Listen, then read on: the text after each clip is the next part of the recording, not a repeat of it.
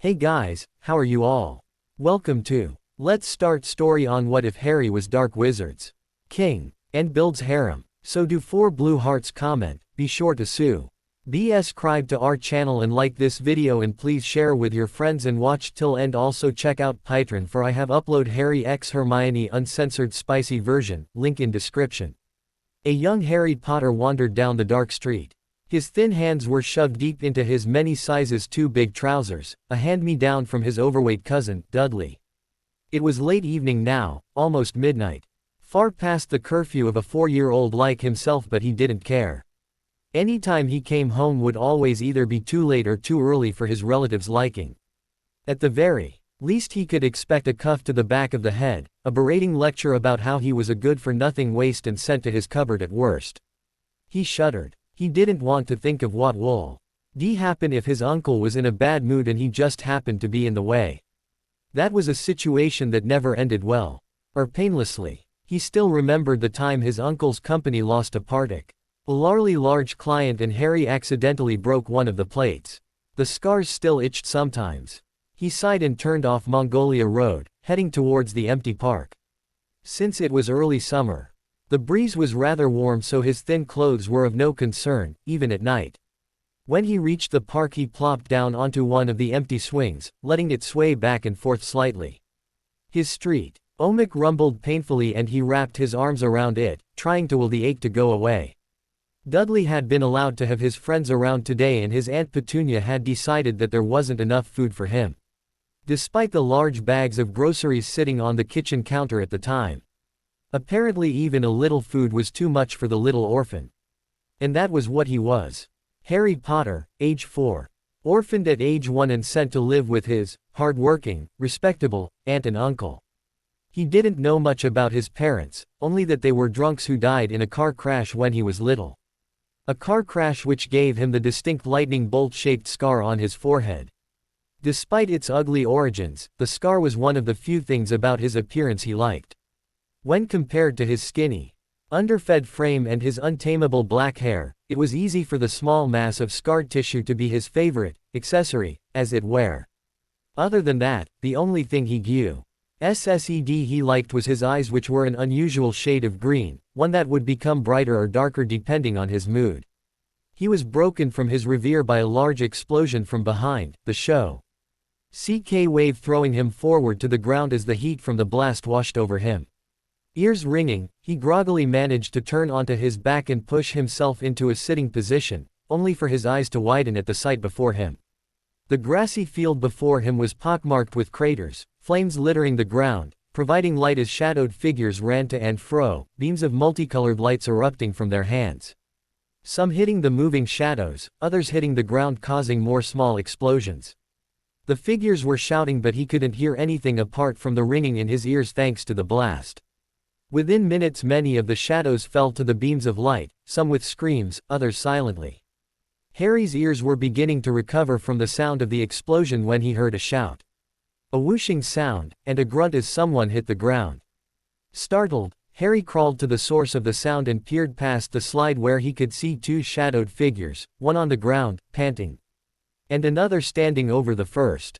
The second figure's hand was pointed towards the one on the ground and Harry saw that the hand clutched a long, smooth stick. "Well, Elizabeth, it looks like I win this time," the first figure taunted, its high, screechy voice that of a man.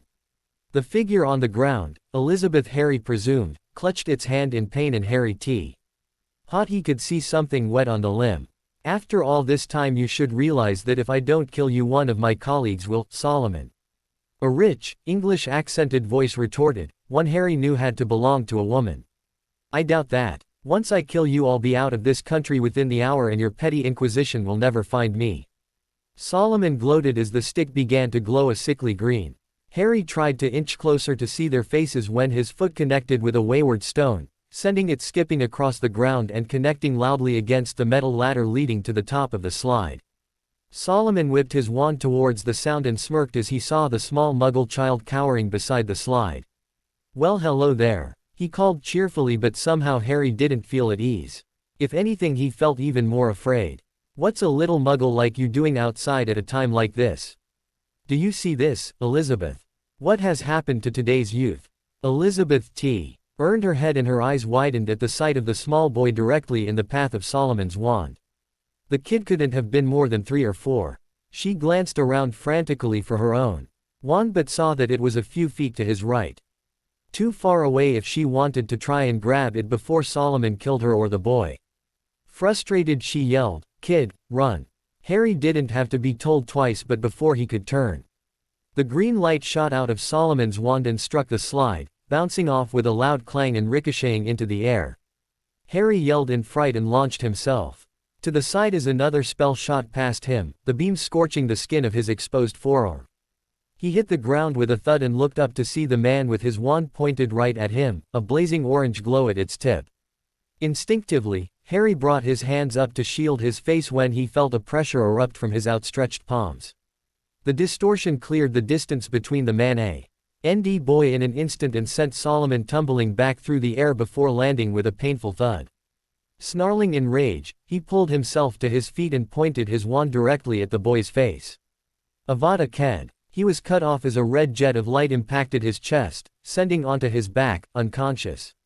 Harry looked up to see the woman, Elizabeth, get roughly to her feet, her wand trained on the man at all times. Wordlessly, she summoned his wand and tucked it into one of her inner pockets before binding him with tight ropes.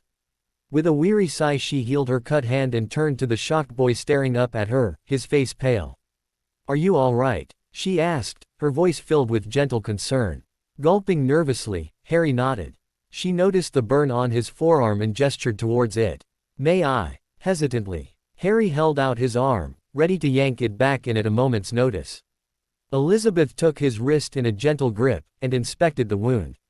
It was nothing more than a graze wick. H was lucky as the curse that caused it would have taken his arm off if it had connected. She dragged her wand lightly across the wound and Harry was amazed to see the scorched skin heal and vanish leaving an untarnished arm in its wake. How did, Harry could only stutter out in a jumbled stream. Elizabeth smirked. "Magic." Harry looked up at her and could finally see some detail now that she was out of the shadows. She was a beautiful woman, that was for certain. Not sexy but beautiful in a more classy way. High cheekbones denoted healthy living, and fine lineage while luscious black hair cascaded down her back as bright blue eyes glittered with compassion and intelligence. She wore no jewelry or makeup save for a light coat of black eye shadow to accentuate her eyes. Glancing down, he saw that she was clad in a dark purple leather coat that fell to her knees over a breastplate made of what looked like black, scaled leather and a pair of black stonewashed combat denims tucked into a pair of heeled boots. She immediately gave the impression of a swashbuckler, at least a noble, high-born one. "Can you tell me your name?" she asked, getting Harry's attention once more. "Harry Potter, ma'am." Elizabeth's eyebrows arched in surprise and her eyes flicked towards his fringe which hid his lightning bolt scar before returning to his face. "Hello, Harry, my name's Elizabeth Bequin. Can you tell me what you're doing out here at this time of night? Won't your, parents be worried about you?"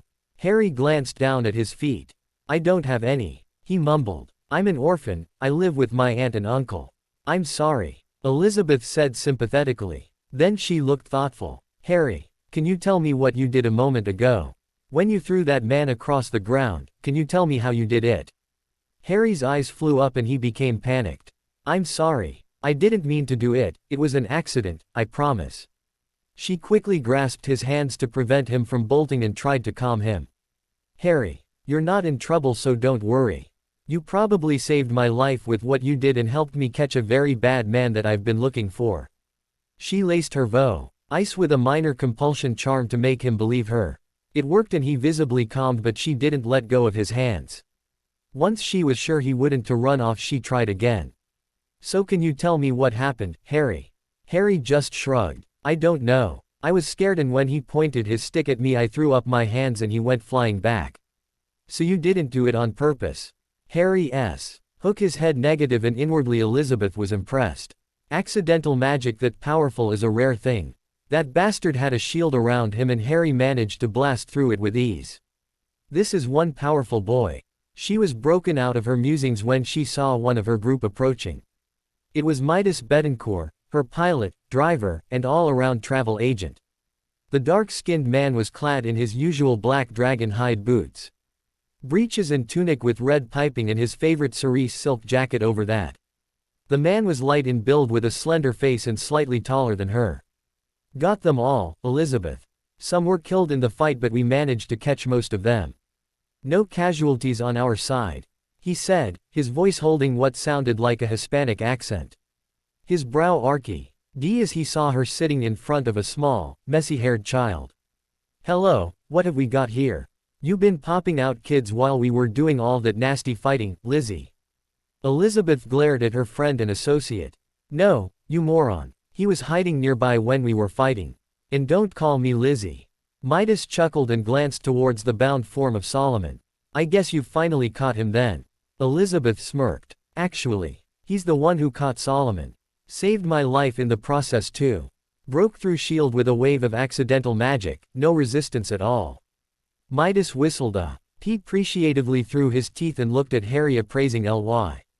The boy didn't look like much if the oversized clothes were anything to go by. He glanced back at Elizabeth, somewhat doubtful. You sure, Beth? I mean he don't look like the kind of person that could break through the shield of someone like Solomon Locke. Elizabeth rolled her eyes. Yes, I'm sure. I saw it with my own eyes. Don't call me Beth either. And for future reference, don't call me Liz, Allie, Liza, Eliby, or, God forbid, boss man, or I'll strangle you with that jacket you like so much. Midas fake shuddered and backed up a step. So angry. So violent. He grinned. I think I'm in love. Elizabeth could only shake her head in exasperation and turn back to Harry, tuning Midas out. Now, Harry, how's about we get you home? Your aunt and uncle might be getting worried. She was surprised as Harry seemed to recede into himself, before giving a small, okay. She nodded and turned back to Midas who was poking Locke's unconscious body with the toe of his boot. Midas, take over here for me. Make sure to get the prisoners back to the base and leave someone to deal with the damage and the authorities. Midas gave a full bow and took out his wand to levitate Locke's body, before leading it over to where the rest of their team was assembled. Elizabeth turned back to Harry, who was gaping at the man floating in midair. She reached out to gently close his open mouth and Harry blinked before smiling, embarrassed. She stood up and dusted off her clothes before reaching out a hand for Harry's. Coming. With only a moment's hesitation, Harry took Elizabeth's hand and she led him out of the park after asking for his address. It was past midnight and they were the only ones in the street, the only sound being the sound of their steps.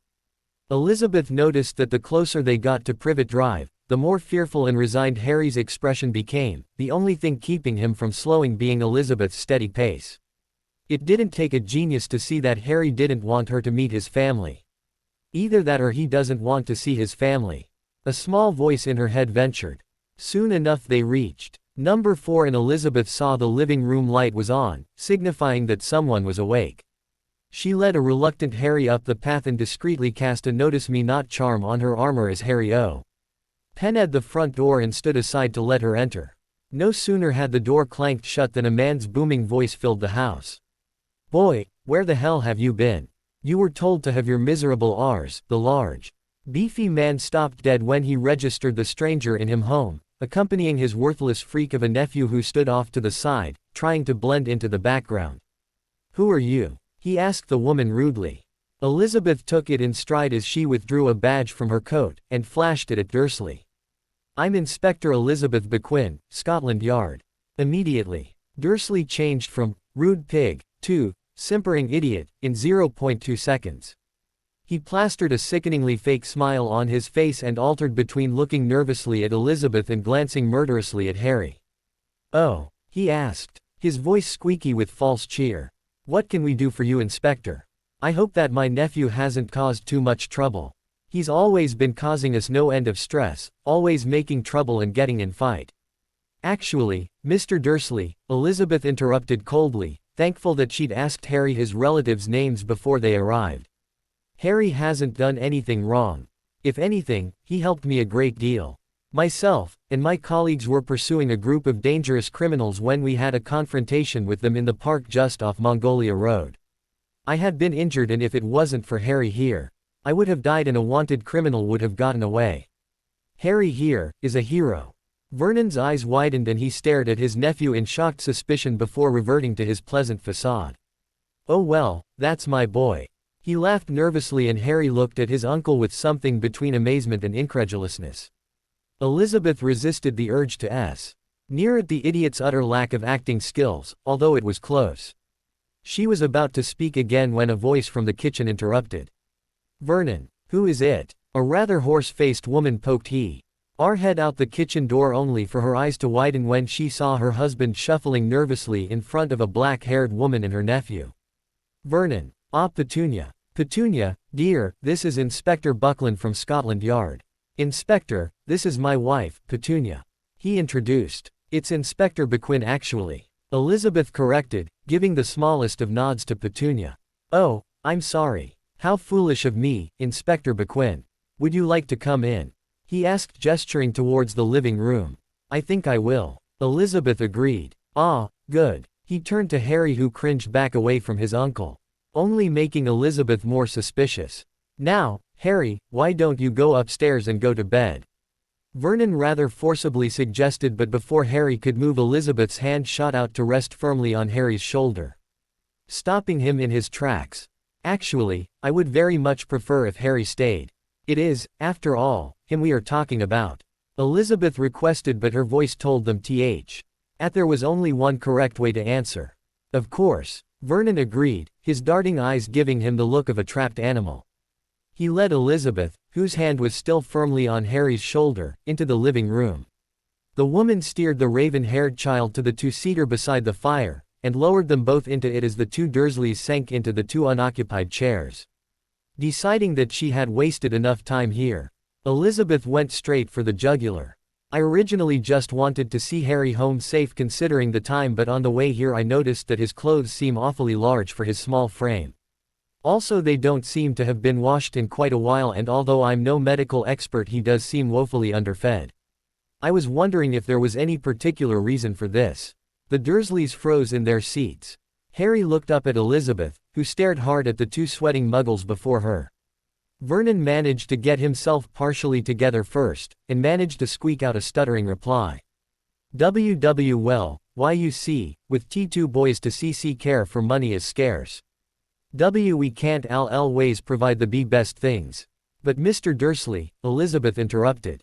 Quote, "On the way in I saw 3 rather expensive cars in the drive, and judging by the large telly over there, the fancy china, refurbished kitchen and the antique vase on the mantel, you don't seem hard-pressed for cash. If you can pay for those rather expensive comforts, then why can't you afford to provide the upkeep for your nephew?" Vernon was practically sweating bullets now. Elizabeth H decided to dig a little deeper and probe the man's mind with a little legitimacy, only for her eyes to narrow further in anger. "Harry," she asked with a voice of forced calm, as to not make the boy think her anger was directed towards him. "I'm going to ask you a few questions, and I want you to answer them as truthfully as you can, all right?" Harry gulped to get rid of the nervousness in his throat, and gave a shaky nod.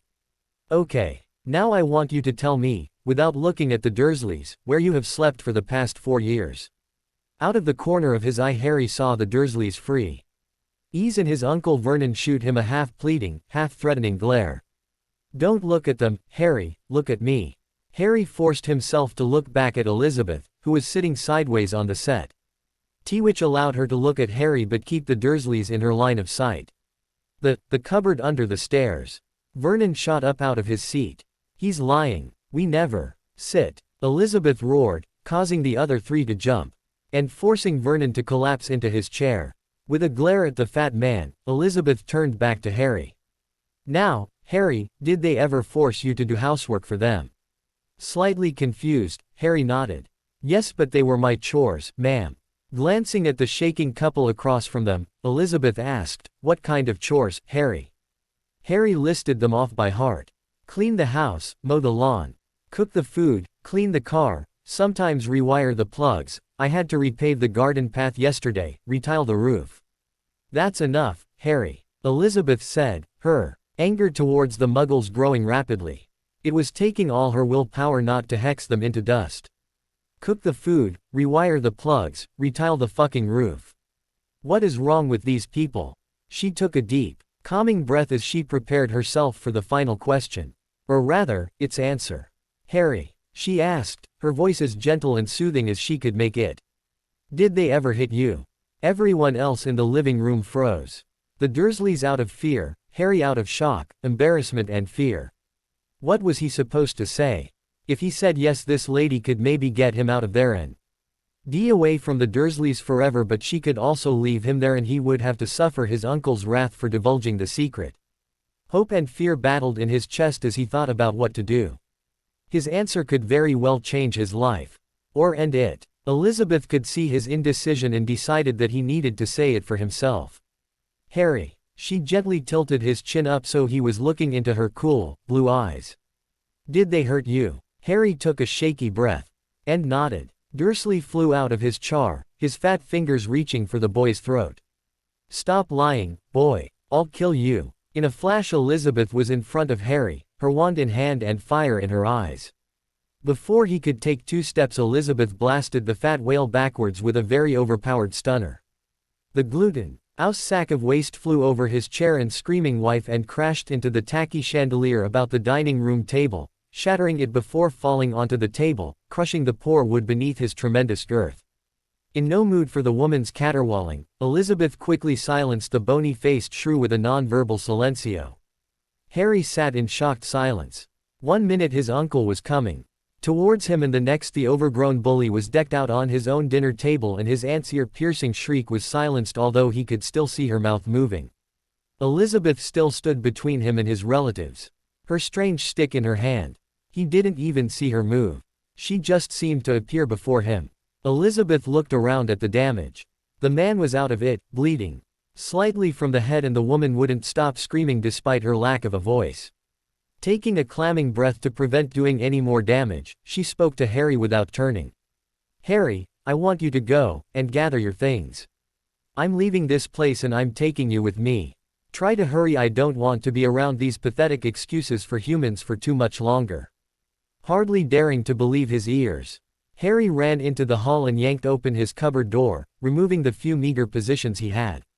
After chucking his few clothes and possessions into a plastic bag that had been lying on the floor, Harry made his way back to Elizabeth. He found her in the exact spot she was in when he had left. It seemed Aunt Petunia had stopped screaming and had ran to her husband's down form, cowering beside him. Elizabeth looked round when he entered and threw him a smile. Ready to get out of here? Harry nodded excitedly, hardly daring to believe this was actually happening. Elizabeth would have laughed at his look of glee if it weren't for the circumstances. She watched as Harry turned to look at his relative. There was no anger, hate or indeed any emotion on his face. It was as if they were just a part of the scenery. What'll happen to them? Elizabeth sighed and threw another glare at the cowering couple. If they weren't muggles I'd have probably already killed them by now. I have the authority to do it but I've never been able to bring myself to kill a muggle, especially with magic. I could also have them arrested but that would take time and effort, and considering who you or I don't want to go through official channels with the British ministry. What do you mean, who I am? What does that got to do with anything? Elizabeth shot him a confused glance before growling at the Dursleys. He could hear her mumbling something that sounded like, stupid, ucking, oh good waste of. She gathered herself and shook her head. I'll tell you later, Harry. As I was saying, killing them is out, so is arresting them. People may get overly suspicious if we wipe your entire existence from their memories, as not many people have the skill to do that, so I think the best choice is to modify their memories to make it seem you ran away. Harry blinked. Wipe their memories? How? Elizabeth grinned and waved the stick in her hand at him. Magic. Don't worry though, they have to pay for the way they've treated you, so I'm going to leave a few surprises for them. An evil grin made its way onto her face. Why don't you wait outside, Harry? I'll be out in a minute. Not really wanting to see what she had in store for his relatives. Harry quickly backed out of the living room and went outside, closing the door behind him. He didn't have to wait long, as 5 minutes later Elizabeth exited. A satisfied smirk on her pretty face. She smiled cheerfully down at Harry. You ready? Harry nodded and was surprised when she took his arm above the elbow and spun. He didn't know what was going on, but all he knew was the uncomfortable feeling of being squeezed through a rubber tube, a few streaks of light and a pressure preventing him from breathing. Then it was over. He stumbled forward, hands on his knees. Gasping for breath, shakily, he looked up at Elizabeth. What was that? Elizabeth smiled sheepishly. Apparition. Basically, near-instant teleportation from one place to another. It takes some getting used to. She walked forward and Harry saw that they were in front of an old warehouse. He couldn't see much because of the darkness and lack of street lights, but he reckoned it to be about 100 feet wide. He watched as Elizabeth raised her stick and gave it a wave, and to his amazement the large shutter to the warehouse slid open with a loud screech to display organized chaos. People ran to and fro, chattering in a mixed jumble as they packed things up. Crates, both packed and half-packed, lay scattered around the place, waiting to be moved. Near the center of T. Room was a large cage containing dozens of bound figures clad in black robes. A dumbfounded Harry followed Elizabeth through the streams of people until they reached what could only be described as the eye of the storm, as people clamored for the attention of the men and women manning tables of what vaguely looked like computers. At the center of it all was the man from earlier, Midas, if Harry remembered correctly. He was going over a chart when he looked up to see Elizabeth approaching with the boy from earlier. He arched a brow. "I thought you were taking him home," Midas said, gesturing to the small boy. Elizabeth just shrugged. "There were extenuating circumstances. I've decided to take him back to the conclave and have him processed." Midas' jaw fell and he gaped at the woman for a full minute before asking, "Are you high?" Elizabeth laughed and closed Midas' mouth. "No, Midas, I'm not high." "But do you know what you're doing?" Midas asked, incredulously. Elizabeth nodded, not at all affected by Midas' shock. "Of course, Midas. The boy is powerful and he has a wealth of potential. Once he is processed, I plan to take him on as my interrogator," she said without a trace of doubt, then smiled. "I think he'll make a fine pupil." "Excuse me, but what's going on?" They turned to see Harry at their side. Both were surprised that the young boy had managed to sneak up on them. Elizabeth smiled and crouched down to his eye level. "Well, we're just tidying up here, then we're going home. I want to take you to my boss and have you made my student." Harry's eyes were wide. "Really? What will I be learning?" Elizabeth just smiled. "Magic." Harry's head tilted to the side. "That's the third time you've said that. What does it mean, and does it have anything to do with what you did to my aunt and uncle? In fact, who are you guys?" Elizabeth stood to her full, not inconsiderable height and folded her arms under her chest. "My name is Elizabeth Bequin. I'm an inquisitor of the Holy Order of the Inquisition. I also happen to be a witch." The headquarters of the Inquisition was located deep under the Himalayan mountains. The complex was massive, dwarfing most modern cities. Kilometers of tunnels housed the most secret organization in magical history from prying eyes. It was protected by innumerable layers of wards, gates, parapets, magical creatures, advanced magical technologies, and a large army of specially trained custodians. The very walls of the place housed ancient and terrible magic, most of which is only vaguely understood by those that called this vast complex home. There was no set design, each area being different from the last. One section of tunnels could be grimy, dank tunnels, long forgotten by the inhabitants, and others were places of unrivaled splendor, consisting of arching domes, golden pillars, and intricate artworks.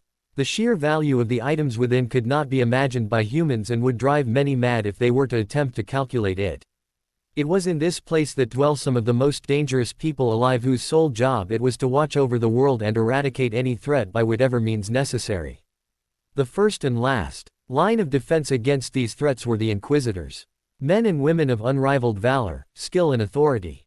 Each Inquisitor is a master of magic, having been trained for years to utilize their potential to its fullest.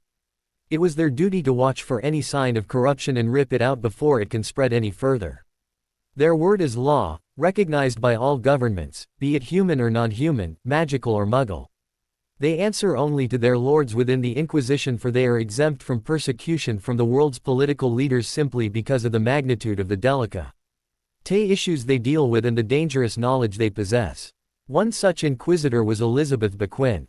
After being found to possess an incredible grasp of magic, coupled with a sharp mind, she was brought to the Inquisition's notice by her future teacher, Gregor Eisenhorn. A girl of noble upbringing, Elizabeth was processed and subsequently enrolled into the Schola Progenium, the academy where all agents of the Inquisition are taught. She stayed there until the age of 17 when she left to continue studying under Inquisitor Eisenhorn for a few years until she gained the rank of Inquisitor at age 22. Over the years she had led famous investigations such as the Proctor incident and the Black Hand uprisings. She had always been a more humane, subtle inquisitor, preferring to use diplomacy and stealth to complete her objectives instead of flaunting her power like most other heavy-handed inquisitors. It was thoughts like these that ran through the mind of Lord Inquisitor Phlebas Alessandro Rorquin. The venerable senior inquisitor was a man well into his 100s but still as deadly as when he was young. Clad in simple red and black robes, the Lord Inquisitor chose to forego the extravagant garb others of his position liked to parade around in, with his golden, eye-shaped signet ring of office on his right ring finger. His head was shaved completely bald, save for the white goatee around his mouth. His eyes seemed to bore into Bequin, and although she had never gotten over the bout of nerves that would erupt in her when she was in the aged warrior's presence, she didn't let it show. Rorquin threaded his fingers before him and locked eyes with Elizabeth. "You wish to take young Potter on as your student?" His voice seemed to carry throughout the cathedral-like chamber, which was empty save for them. "I do, my lord," she replied. "Any particular reason why young Mr. Potter has piqued your interest?" "Sir, while I was battling the dark wizard Solomon Locke, I was injured and disarmed." Locke had been surrounded by a powerful shield at the time, and when he was just about to kill me, Harry accidentally got his attention. Thinking he was a muggle, Locke prepared to kill him, and despite being afraid and confused, Harry had the right intuition to get out of the way, avoiding the attack. So the boy had sharp reflexes and listens to his gut. This doesn't seem like much incentive to train him as an inquisitor, Rorquin stated. "No, my lord, it isn't," Elizabeth agreed. But Harry was injured by Locke, and when he was about to cast a dismembering curse, Harry struck out with a wave of powerful magic, completely blasting through Locke's shields and threw him back several meters, allowing me to retrieve my wand and capture him. Rorquin arched an eyebrow. Power like that at such a young age was rare. If that power was harnessed and focused, then the boy could become quite the adversary. "That does provide a reason for his training," Rorquin conceded. "But what are your plans for the boy? Considering I let you go ahead with this." Luckily Elizabeth had been thinking about that all the way back to headquarters. "Sir, I realize I can't just have him signed to M.E. as my interrogator immediately, and even if I could I would not. He would gain a far more rounded education if he were enrolled into the Schola Progenium, at least for a few years. It would also give him the chance to meet others his age and develop much needed social skills which would help him greatly in the field. I propose that when he is ready he be transferred to my staff as my official interrogator. After a few years I am certain that he will become a fine inquisitor under your command." Rorquin's mouth twitched slightly, a small sign of a smirk. "You've become quite attached to him in such a short time, Elizabeth." The inquisitor blushed also imperceptibly. "I think he has rare potential, sir," she said weakly. Rorquin chucked. "Of that I'm sure." Soon after Harry was enrolled into the Schola Progenium to begin his education. The first few months had served as an induction to magic and allowed the students to learn more about who and what they were. Most of the work had been bookwork, something that Harry wasn't too keen on but knew he had to learn. Failure or refusal to study resulted in harsh punishments ranging from cleaning the classroom with a toothbrush to running laps through the many miles of tunnels. It was 3 months after he began the Schola that they moved on to the more interesting classes. They had been divided up into different groups. These groups decided what you would train to be. Many of the boys were chosen to join the custody's guards, and many of the girls were chosen for the healer training, although there was diversity. After further dividing and sending people off to be trained as things like linguists, tactics officers, decoders, and the such, they finally came to the group everyone aimed for: the Inquisitor trainees. Only 10 pupils out of a class of 400 were chosen. And Harry thanked his lucky stars that he was one of those few. Soon enough Harry learned that training to become an Inquisitor would probably be one of his toughest challenges yet. The workload increased tenfold, with essays being issued on all topics from history to ancient languages and inquisitorial mandate. Alongside this was the combat training, the diplomacy training, the occlumency and legilimency training and many more classes that he didn't even want to think about. At the end of each day they would have to use their non-existent energy to stay up and finish essays or memorize the inquisitorial laws before going to sleep and starting the whole thing over again. Despite the stressful workload, Harry excelled in his studies. He accelerated beyond his group's level of work fast and was taking assignments designed for students several years his senior. His combat marks were phenomenal and his magical control and power were through the roof. He wasn't quite Inquisitor level yet, but he was quickly getting there. It was at the age of 10 when things changed. Elizabeth, who he had kept in close contact with over the years, entered the training hall one day and spoke to the instructor. When she was finished, she walked over to where he was doing push-ups and told him to follow her.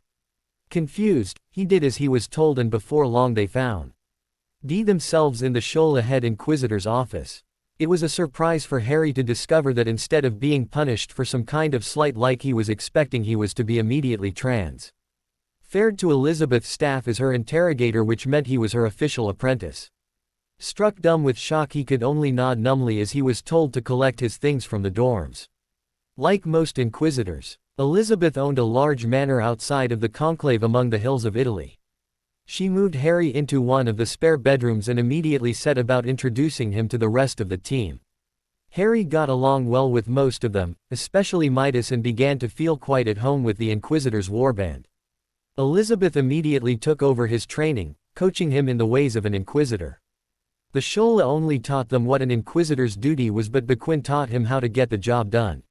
She had explained that being an Inquisitor was one of the dirtiest jobs there. He was, and as such one must know how to play the game. She began taking him with her on missions, even going so far as to assign important tasks to him as a learning experience. Together they traveled all over the planet in pursuit of her investigations, capturing dangerous enemies and discovering fascinating secrets of old magic. Harry loved every minute of it. It was a bittersweet celebration. And a few days after Harry's 15th birthday, he was called to the conclave to stand before Lord Rorken, Elizabeth and 2 other Inquisitors that Harry knew from previous missions. Harry's jaw hit the floor when Lord Rorken told him that Elizabeth had put his name forward for full inquisitorial status, a feat almost unheard of for someone of his age. Elizabeth gave her nomination without hesitation, smiling at her pupil in pride as the other 2 Inquisitors mirrored her words. Rorken nodded in acceptance before adding his own nomination, completing the required number of votes, and told Harry to stand before him. Something the young boy did with little hesitance. Reverently, Rorken presented him with a rectangular box made of dark obsidian, the eye symbol of the Inquisition engraved onto the lid. Harry pressed his thumb to the grinning winged skull at the center of the eye, and winced as he felt something pierce his skin, taking a sample of his blood. The box whirred quietly for a moment, before something clicked and the lid was lifted away to reveal a satin-lined interior holding 2 objects. The first was the signet ring all Inquisitors received at the completion of their training.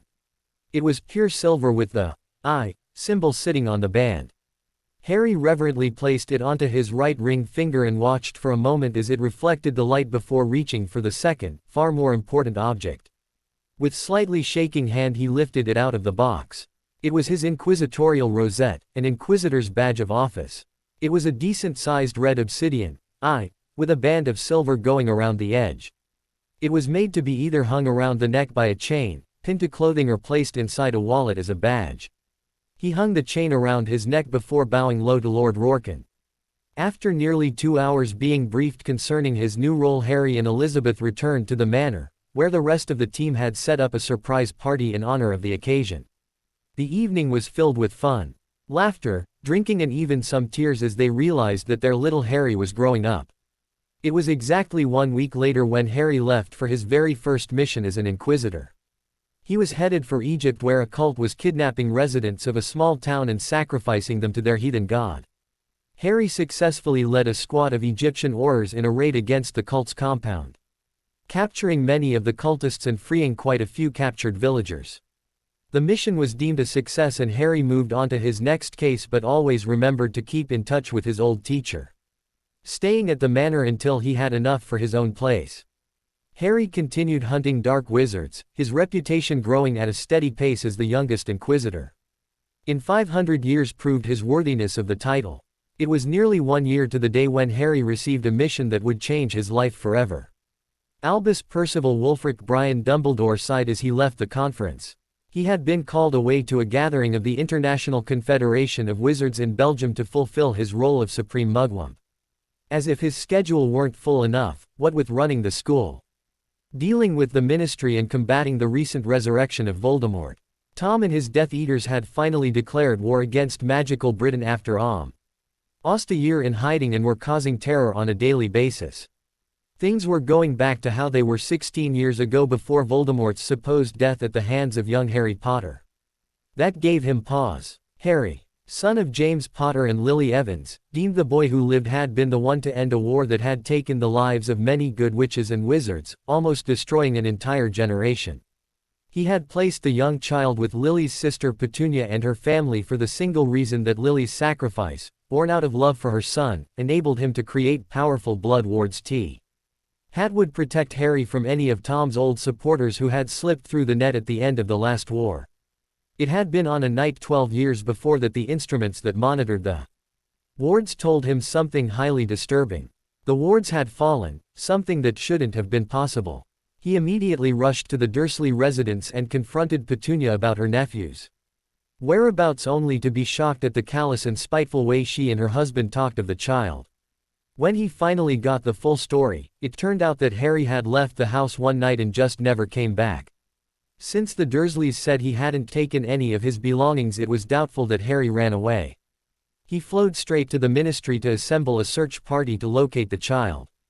The new minister Cornelius Fudge was not amused. He berated Dumbledore for loosing the boy, saying that he should have been put with a respectable wizarding family or left in the care of the Ministry, not left with a family of muggles. Feeling frustrated, Dumbledore cut him off, saying that he was going to joining the search and swept out of the office, leaving a fuming Minister for Magic in his wake. Unfortunately, the search turned up nothing and Harry, despite Dumbledore's objections, was declared dead. It was terrible. There was mass mourning in the streets, small shrines dedicated to the boy on nearly every street corner. A huge funeral and a wing of St. Mungo's was even called the Harry Potter Ward, opened a week after he was declared dead. Incidentally, the day Harry died was declared a national day of mourning. A few days later, Fudge, quietly as to not suffer any political backlash, tried unsuccessfully to have the Potter vaults at Gringotts absorbed into the Ministry coffers. The goblins refused outright, saying that there was no proof that Mr. Potter was dead and that even if he was, it would be against their laws to just hand over the Potter vaults. Fudge left the bank in a rage. Dumbledore sighed as he continued on his way. He needed to get back to Britain soon. The war was heating up and he didn't doubt for a moment that Tom would try to attack the school if he was away for too long. He was just about to leave the conference building when he heard something that definitely piqued his interest. Said that he was just finishing up an investigation in Russia. Heard it was brutal. Yes, but I wouldn't worry too much. Brother Potter may be young but he's very skilled. Albus came to a screeching halt. He couldn't believe his ears. He had definitely heard the name Potter. There was a small chance, but in this time of desperation he dared to hope. When he turned and saw who it was that was talking, his hope grew. 2 inquisitors stood near one of the large pillars at the front of the conference building. It wasn't unusual to see members of the Inquisition in attendance at these meetings, as they liked to keep on top of the current political winds. Making up his mind, Dumbledore changed course, heading straight for the 2 men. "Excuse me, Inquisitors, but may I have a word?" The men turned to see the Supreme Mugwump striding towards them. Glancing at each other, they shrugged. "Of course, Lord Dumbledore," one man said, his long black hair tied back in a ponytail. Dumbledore nodded his thanks. "Thank you. I just couldn't help but overhear your conversation and I wondered if I could ask you a few questions." The second man, this one with short brown hair, shrugged. "I suppose so." Feeling no need to beat around the bush, Albus jumped right in. "I was wondering, the one you were talking about. Did you say his name was Potter?" The 2 nodded and Albus felt his excitement quicken. "And by any chance, is this person's first name Harry?" When they nodded a second time, Dumbledore felt a flood of relief and hope invade his body. Suddenly the future looked a whole lot brighter. Getting back to the matter at hand, Dumbledore spoke to the two inquisitors. "Gentlemen, if I could borrow some of your precious time, could I perhaps ask you of what you know about Mr. Potter?" The two inquisitors exchanged glances. Normally such a request would be met with outright refusal, and the Inquisition would be informed that the person was looking for info about one of their agents, but as Supreme Mugwump Albus Dumbledore had a responsibility to help govern the magical world. Just like the Inquisition, and as such he kept a close relationship with the Inquisitor Lords and was kept apprised of sensitive information that would usually be restricted to the lore. The Inquisitors and a few higher-ranking agents. While he technically didn't outrank them, he still held a respected position. Besides, he could always get the information from one of their lords. Finding no reason not to, the men began telling Dumbledore what they knew of Inquisitor Potter. Harry Potter was bored. It wasn't unusual. He was often bored when he had nothing to do. Whenever he could, he'd be either heading an investigation, training, reading one of his more interesting books, or going to visit Elizabeth and the old team. Sadly, none of those were an option. He'd been in his manor winding down from his latest mission. A real bloodbath, when he had received a summons from the Conclave. This wasn't unusual, he received them tons of times before, but what made this one special was the seal it bore. It was the personal seal of his boss, Lord Rorquin. Quickly, he threw on his best clothes, gathered his newly polished equipment and ran to the flow. One couldn't be scruffy and tardy meeting a lord of the Inquisition after all, it just wasn't done. After taking his private flow back to the Conclave, Harry strode purposely towards the audience chamber. With the nerves he was feeling, he wanted to run as to not be late, but all that would accomplish would be him showing up out of breath after making a spectacle of himself. Like his former mistress, Harry had never gotten used to being in Rorquin's presence. Back in the Shola, Rorquin had been a legend, and meeting him in person was nerve-wracking. Harry nodded to the custodian guards and waited as the large doors to the audience chamber were opened. The chamber was very lavish. The floors were covered by a plush crimson and gold carpet, and the walls were of smooth marble detailed frescoes depicting memorable moments from the Order's history, taking up large sections of wall space. All around the room, display cases held priceless artifacts, both beautiful and dangerous. At the far end, sat on a large throne, was Lord Rorquin himself. Patiently awaiting Harry's arrival. Pushing down his nervousness, Harry strode forward. Rorquin looked up and smiled slightly as he saw his youngest inquisitor coming towards him. "Ah, Brother Potter, you made good time." Harry nodded back. "I left as soon as I received your summons, my lord. It said that there were important issues to be discussed, and I felt that punctuality was key." Rorquin nodded in agreement. "It is, brother. I have called you here to give you your next assignment."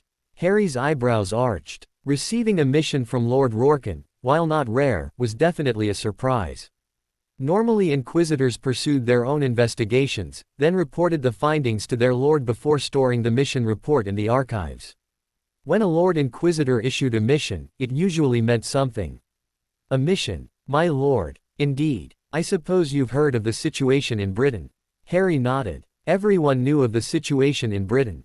With the rise of a Dark Lord, one who he supposedly killed 15 years ago, it was obvious that the Inquisition would hear of it. Unfortunately, most inquisitors were on assignment, and so the Order hadn't been able to give the issue the attention it deserved. Rorquin continued. "Well, the Order feels that the situation has been ignored for far too long, and as such has decided to act. A former associate of mine has contacted me with hopes that I can lend some assistance to help combat the dark wizards who are terrorizing the country. With your personal connection to the case, I feel it would be best to assign this task to you." Harry nodded. He knew that he'd eventually be connected to this case in some way given his background. In all honesty, he could have taken up the case long ago, but he didn't for reasons known only to himself. "So what is the assignment?" Harry asked. "Collaborate with the British Ministry to fight the Death Eaters while actively hunting for Riddle." Rorquin nodded and threaded his fingers. "That's part of it, but not the main focus of your duties." "My lord?" Harry asked, confused. "My associate has asked that you be assigned to his school as a protector, and also to take up a teaching post to teach students how to defend themselves. I believe you've heard of my associate, Albus Dumbledore." Harry's face tightened only very slightly, but Rourken's sharp eyes caught it. You object? The senior inquisitor queried. Harry shook his head, but when he spoke his tone was cool. No, my lord, I would never refuse an assignment, but I feel I must question my duties. Inquisitors are hunters, not teachers. Rourken smirked. I had assumed that given your intelligence you would have been more accepting of the role. Harry's neutral expression didn't change. I mean no disrespect, my lord, but I don't see how I can successfully teach these children anything. Forget the fact that most of what I know about combat is highly restricted and in some cases illegal spells, but the students would be as old and in some cases older than I am. They would not listen to me. Rourken consented. They may not listen to Harry Potter the teacher, but they will listen to Harry Potter the Inquisitor. Harry's eyes widened. You mean for me to reveal myself to them? Rourken nodded. I know that you prefer to work in the shadows, but Albus has implored me to ask you to reveal your identity and rank to the wizarding population of Britain. Harry very nearly let his jaw drop. But, my lord, you know how they feel about me over there. The second they know who I am, my picture will be all over the papers and my foot. Your investigations could be put in jeopardy. Rourken waved away his concerns. That's easily taken care of by a censorship charm, so only people who've met you will know who you are, and I know that you always use a disguise when going undercover, so there is very little chance of someone recognizing you on a mission. Harry forced himself to be calm. It would not do for him to get angry at Lord Rourke. And especially considering the fact that the man could probably kill him with little effort and be well within his rights to do it. My lord, I feel I must ask what this will accomplish. What good will de-ousting me to the British population do? I asked Albus the same question. The short answer: hope. You're a hero to them, a symbol that Riddle can be defeated, and if they knew that you were joining the fight, especially as an inquisitor, their morale would skyrocket. I know you don't like the idea, and to be honest neither did I until Albus called in an old favor. Seeing that Harry didn't understand, Rourken elaborated. During the war with Grindelwald I was serving as a senior inquisitor. I was leading an investigation near Luxembourg when my group came under attack by a large force of Grindelwald's followers. Since we were taken by surprise, we were quickly cut down, myself being injured quite severely by a bone-breaking curse. When I was about to be killed there was an explosion and suddenly Grindelwald's followers were being cut down by spell fire. I looked up and there was Albus Dumbledore taking down enemy wizards left, right and center. He ensured that I was taken away and healed while they rounded up the surviving dark wizards. Since he saved my life, I owed him a favor. This time Harry's jaw really did drop. He called in a life debt. To demand such a thing from an inquisitor of Rourken's standing was. But Rourken shook his head negative. No, Albus isn't one to force someone to do something against their wishes. He never declared a life debt, but I still felt I owed I am a favor, and recently he called me on it. He asked that you give hope back to the hopeless. Become their poster boy, you mean? Harry grumped unhappily, acting his age for a rare moment. Rourken chuckled. In a nutshell, yes. It has been decided you'll go to Britain in a few days and work with the Ministry and Albus to bring Riddle down, and when term starts you'll take up the position of defense against the dark arts professor at Hogwarts. You'll still be under your own command, but you have to protect the school and its students at all costs. Harry sighed. I really must object the post, sir. Rourken held up a hand, cutting him off. Enough, Brother Potter, it's already been decided. You'll hunt Riddle and his Death Eaters while teaching and protecting at Hogwarts, where your true identity will be revealed. Understood. Harry sighed and nodded, knowing that the conversation was over. He gave a respectful bow before turning on his heel and marching out of the chamber. He had a mission to prepare for. Harry sighed as he entered his home, feeling a sense of calm surround him despite the disheartening mission Lord Rourken had given him. Shrugging off his heavy coat, Harry cast a glance at his surroundings. The Ocean House, it was called. Built into the side of a cliff in Sicily, the entire place seemed more like some tropical resort than the home of a deadly inquisitor. The location was really a luckily find, he thought. The section of cliff the manor had been built into was natural, looking as if someone had taken a giant ice cream scoop and carved out a section of the rock face, allowing the entire manor a beautiful view of the sea. With many wings, plenty of staff, enough training facilities to suit his needs, and many recreational places, Harry and his staff wanted for nothing. There was a soft pop at his feet, and Harry looked down to see one of the older house elves at his feet, dressed in the same miniature maid's outfit all the female elves wore. "Hello, Master Harry," the small creature greeted, bowing low with a smile on her face. "Hello, Mincy," Harry greeted. "How have things been while I was away?" "Quiet, Master Harry, although Master Bruce has been making his own food again," she answered, with a small, slightly frustrated frown at the end. Harry chuckled and shook his head. Mincy absolutely hated it when someone made their own food or cleaned up after themselves. Not what proper masters should be doing, she always claimed. "I'm sure it was a simple mistake, Mincy," he placated, reciting the same words he always did when Bruce set her off. "The little elf, Ed disbelievingly and shook her head slightly before looking up at Harry with another smile. "Is there anything Mincy can get, Master? How about a bacon sandwich?" "Right away, Master." With another pop she vanished. Harry smiled indulgently and walked off to his favorite place in the house, the sea terrace. With a large table in the center and the one wall being one large window overlooking the sea. The terrace was the perfect place to relax. Lowering himself into one of the plush sofas, Harry allowed himself a sigh but smiled when a plate bearing 2 bacon sandwiches appeared beside him. Taking a bite and laying down on the comfy piece of furniture, Harry thought over what Lord Rorken had told him about the mission. One of the most talked about topics was dear old Albus himself. Harry already knew most of it, having looked into the old man's files himself, but it still provided some good insight. Dumbledore, to say the least, was a master of manipulation. While he never coveted power or position, Dumbledore seemed to already have it. Besides being headmaster, chief warlock and supreme mugwump, Dumbledore often considered himself the leader of the light in the wars against Riddle. A fact no one contested. As such, the old man often got his way with a word here or a speech there. All because he defeated Grindelwald during his rise. Harry snorted. He'd seen the report on that final battle.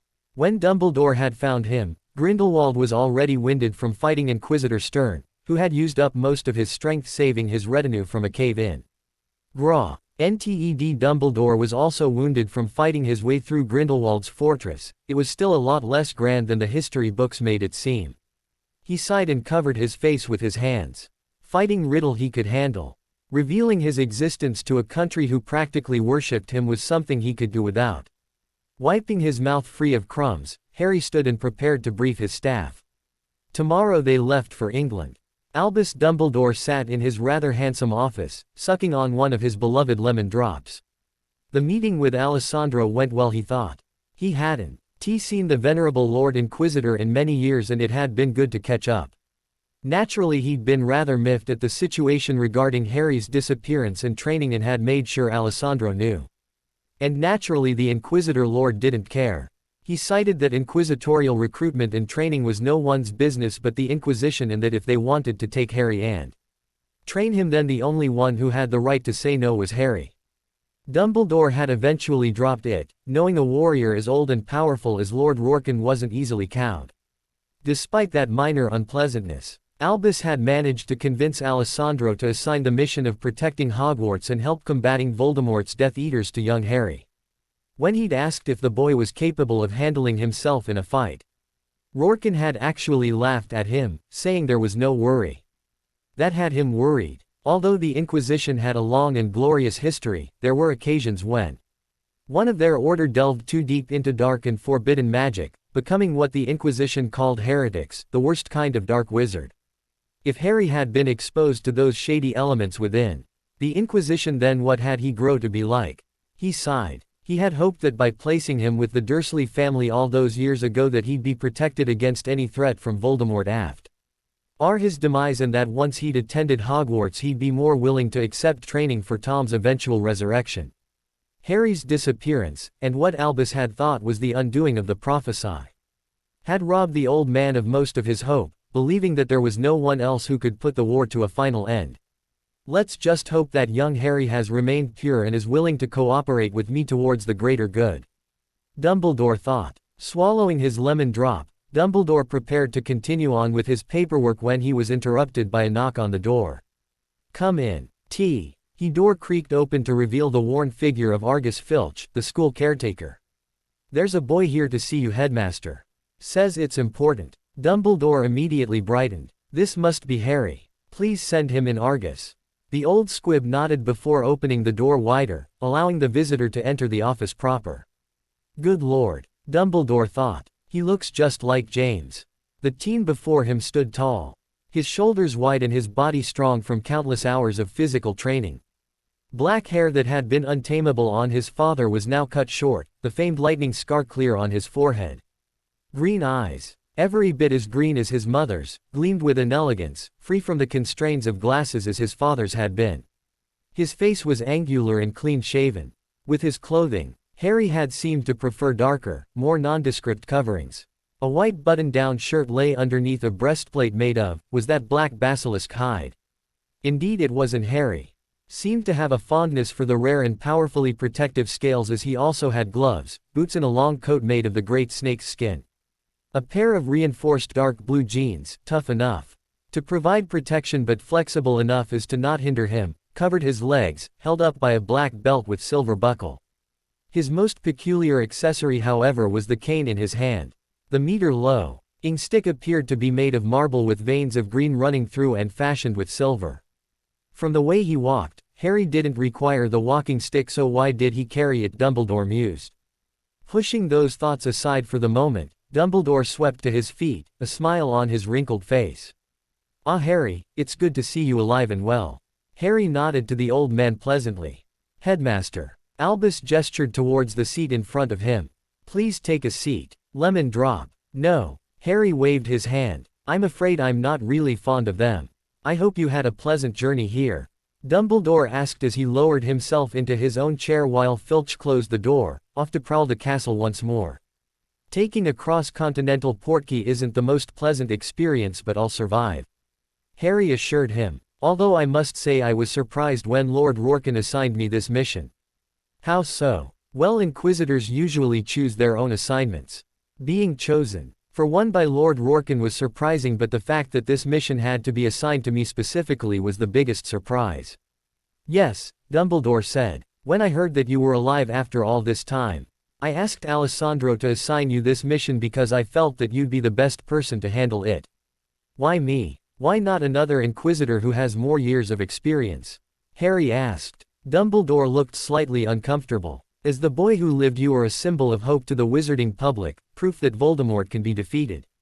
Also, if you were to join the battle, knowing what you are, Voldemort and his Death Eaters would be less inclined to fight." Harry nodded in agreement. "True, but if you remember, the wizarding community isn't all that comfortable with the Inquisition. They believe that an Inquisitor sniffing around means they'll be taken in for questioning, and never seen again. But surely only those that are dark should fear repercussions from the Inquisition."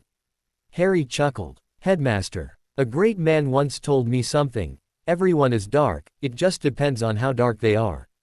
There's a good measure of truth in that statement. Dumbledore frowned. "That's not a very productive way of thinking, Harry. There's another way of putting it. Everyone is light, just some more than others. One makes you suspect everyone while the other makes you suspect no one. I prefer the first as it helps you survive." Dumbledore hummed in thought, but didn't pursue it. "Now how about you fill me in on what has been happening in Britain? You'll have to forgive me. I haven't been keeping up to date with the goings-on." Harry started things off, his face becoming a mask of professionalism. "A year ago, during the third task of the Triwizard Tournament, the school champion, Cedric Diggory, was transported out of the school grounds by a portkey made by what later turned out to be an escaped Death Eater. From what we can gather, Voldemort used Cedric in a ritual to regain his body. We believe that Voldemort took Cedric's magical core to stabilize this new body." Harry looked thoughtful for a moment. "I think I know what ritual you're talking about, but if I'm right, you need magic. Bone and blood from 3 different sources. Do we know what those sources were?" Dumbledore nodded. "Yes. Voldemort used Cedric's magic, the bone of his Muggle father, and," the old man looked saddened. "I'm sorry, Harry, he used the blood of your Aunt Petunia. She's dead." Of all the reactions Dumbledore had been expecting, the one Harry gave would have been the last on that list. Instead of a gasp of surprise or outright denial, Harry blinked, then clapped his hands together once with a laugh. "You're joking." Harry asked in disbelief, a small smile starting to creep onto his lips. He leaned back in his chair, gazing up into space with a small pleasantly surprised look on his face. I'll be damned, I guess evil really does die. He shook his head to break his thoughts and turned back to a stunned Dumbledore. I'm sorry, Headmaster, you were saying. Harry, are you okay? He asked, slightly concerned for the boy. I'm fine, he said pleasantly. Perfectly okay. Why? It's just that I've never seen anyone actually laugh after being told that one of their family has died. Harry snorted. Please, Headmaster, I'm fine. I won't lose any sleep over that woman's death, and to be perfectly honest, the world's a far better place with her gone. Dumbledore was now even more concerned but decided to set aside that conversation for later. Well, after Voldemort's resurrection, I tried unsuccessfully to convince the minister that Voldemort had indeed returned and that we should begin preparations for war. Cornelius, however, decided that Voldemort simply wouldn't be back and so decided not to take action. Over the last year he and the Daily Prophet have been trying to discredit me and convince the wizarding world that I was going senile. It was only after Voldemort tried unsuccessfully to break into the Department of Mysteries that the truth became known and the Ministry finally acted. Harry was silent as he digested this information. What was Ddle looking for in the Department of Mysteries? Dumbledore took a deep, contemplative breath and Harry instantly knew he wouldn't be getting the full truth. I believe he was searching for the reason for his defeat by your hands. Whatever it was, we know he hasn't found it yet. Harry just stared levelly at Dumbledore for many long minutes and the older man began to squirm under that intense emerald gaze. He was looking for the prophesy, wasn't he? Dumbledore choked on his own breath and began to sputter incoherently. Harry allowed a victorious smirk to grace his features and mentally gave himself a round of applause for catching the great Albus Dumbledore off guard. Finally Dumbledore managed a few words. How did I know? Harry leaned forward and gestured for Dumbledore to do the same. In a stage whisper, Harry said, you're not the only one with a seer. Dumbledore's eyes widened. You have a seer in your employ? No. Harry flopped back in his chair. The Inquisition does. Quite a few actually, but you didn't hear it from me. I don't understand, Harry. If you already know that you're the only one who can defeat Voldemort, then why didn't you come back to Britain sooner? 2 reasons. 1. I was busy. And 2. I don't believe in prophesy. Dumbledore was incredulous. Busy. What could have been more important than defeating Voldemort? How about defeating any one of the countless other Dark Lords, ladies, cults, organizations, fanatics or any other deranged individual that has been terrorizing the wizarding world? Harry asked. My priorities don't just include the wizarding population of Britain, Dumbledore. I have an obligation to every other nation out there, be it wizard, muggle, goblin, werewolf, vampire or otherwise. Plus the fact that I only made Inquisitor status a year ago means that I couldn't drop everything and come running to save your asses even if I wanted to. Now, what has been done to counter the Death Eaters? Harry, I feel I need to ask. Dumbledore. Harry warned. Move on. The headmaster sighed. After it was revealed that Voldemort had indeed returned, the minister was quick to raise the DMLE budget back to what it had previously been. With a 20% increase. He has yet to send out emissaries like I suggested, and the Dementors have abandoned Azkaban, freeing the Death Eaters that were imprisoned there. We know that both groups are with Voldemort now. Beyond that there is nothing to add. Harry rubbed his temples. It seems Fudge has made a wonderful mess of things. Dumbledore chose this time to bring up an issue of great importance, to him at least. Harry, in regards to revealing your identity to the people, I would suggest a public. No, Harry interrupted. That plan went to hell the second you mentioned the word public. Let people find out whenever. I'm not going to be paraded around like some show dog. I'm sure the world will know after you announce my post as Defense Against Dark Arts teacher at the Sorting Feast, so leave it till then. That's still a few weeks away. People could do with the reassurance that don't care. Dumbledore sighed, seeing that Harry wasn't going to let this go. All right, Harry. Well, go along with your plan, but I still think mine would be best. And I still don't care. Now before I go, there are some things you should know. I need private quarters here with room enough for up to 6 different people at once. There also may be times when I will have to leave the school at a moment's notice. When this happens, you will not try to hinder me, or God forbid, have me followed. Any person tailing me that does not work for me will either end up in St. Mungo's or a graveyard. I will also have a number of my staff with me. These people have inquisitorial clearance and may enter the castle whenever they wish. Make no mistake, Dumbledore, I'm an inquisitor, not a teacher, so don't be expecting grade A teaching skills. My priority is defeating Riddle and the safety of this school. Harry stood from his chair and stretched, feeling his back crack wonderfully as he did so. Cracking his neck, he looked at Dumbledore. There are some things I need to do. Is there an address where I can find you? Dumbledore spoke very clearly. The headquarters of the Order of the Phoenix is located at number 12, Grimmauld Place, London. Harry felt location slip into his memories and nodded. Good. If I need you for anything, I'll find you. Until then, I'll see you at the sorting. With that, Harry swept out of the room, leaving a slightly dumbfounded and winded Dumbledore to his thoughts. Harry appeared in Diagon Alley, and a second later, a small glamour charm was cast upon his scar, hiding it from view. As he walked down the winding street towards the leaky cauldron, Harry sighed. This would most likely be one of the last times when he could walk around this country looking like himself without getting mobbed. I'm so not looking forward to seeing the tabloids when they hear about me. Breaking from his thoughts, Harry gave a distracted wave to the wall behind the leaky cauldron, and the bricks moved aside to allow him passage into the tavern. Pushing past the other patrons, Harry strode over to the bar and waved to get the owner's attention. I'm looking for Mr. Fwester's room. Ereticus Fewester was one of his common aliases. The name belonging to a fictional potion supplier from Manchester. The barman, Tom as Harry would later find out, looked over the register and tapped the correct name. Here we are. Fewester, room 143. Cheers. With that, Harry made his way to the correct room and tapped the door softly. He felt someone's magical signature on the other side of the door in a second. Who is it? Your fairy godmother, Harry called back sarcastically. The door opened a crack, and one violet eye stared back at him before the door was opened fully. Harry was greeted by a vision of pure erotic beauty. A woman, who appeared to be in her mid-20s with skin as fine and as pale as porcelain, stood before him. Luscious black hair fell in a cascade over her exposed shoulders and neck, tumbling down her back.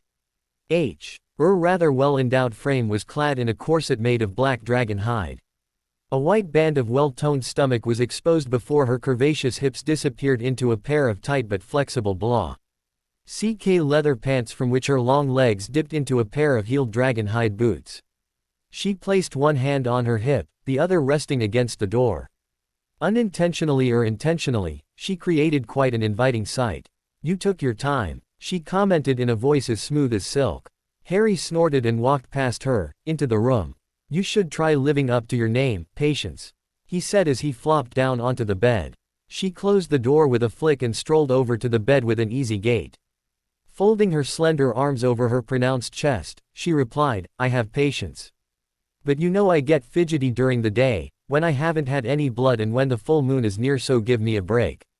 Harry rolled his eyes. Vampires. So much drama. Patience Keyes was Harry's first ever addition to his staff. Or rather, she was his staff for a time. Barely a month after getting his rosette, Harry was tracking down a potions master in France had been trying to off the Frank minister and his family for quite some time. The man was a mediocre dueler at best but had in his employ a small coven of vampires from Italy to protect him from anyone trying to claim the substantial bounty on his head. When Harry had tracked the group down to an abandoned cathedral on the outskirts of the city, he had in mind a cunning plan to corral the group, separate the potions master from his vampire guards and swiftly kill or capture them all. The plan was foolproof. Then Patience happened. Just as he had been about to set off his meticulously thought-out plan, the entire wall across from where he was hiding caved in, crushing a number of vampires beneath the heavy stonework. Out of the smoke Patience leapt, claws slashing and teeth gleaming. She basically danced around the other vampires, her attacks reducing them to smoldering piles of ash. Out of the corner of his eye, Harry saw the potions master making a run for it and took off after him, cornering the wizard in the top of the cathedral spire. Just as he'd been about to execute the man, a bloodied Patience came out of nowhere and threw Harry across the room. She had grabbed the potion's master by the throat and had been about to sink her teeth into him when a rather strong banishing charm from Harry sent her tumbling ass over tit. From there it degenerated to nothing more than an all-out brawl. It only stopped and they both noticed something fly past them and out the window. That little bastard of a potion's master had been a moth animagus. That hadn't been in the reports.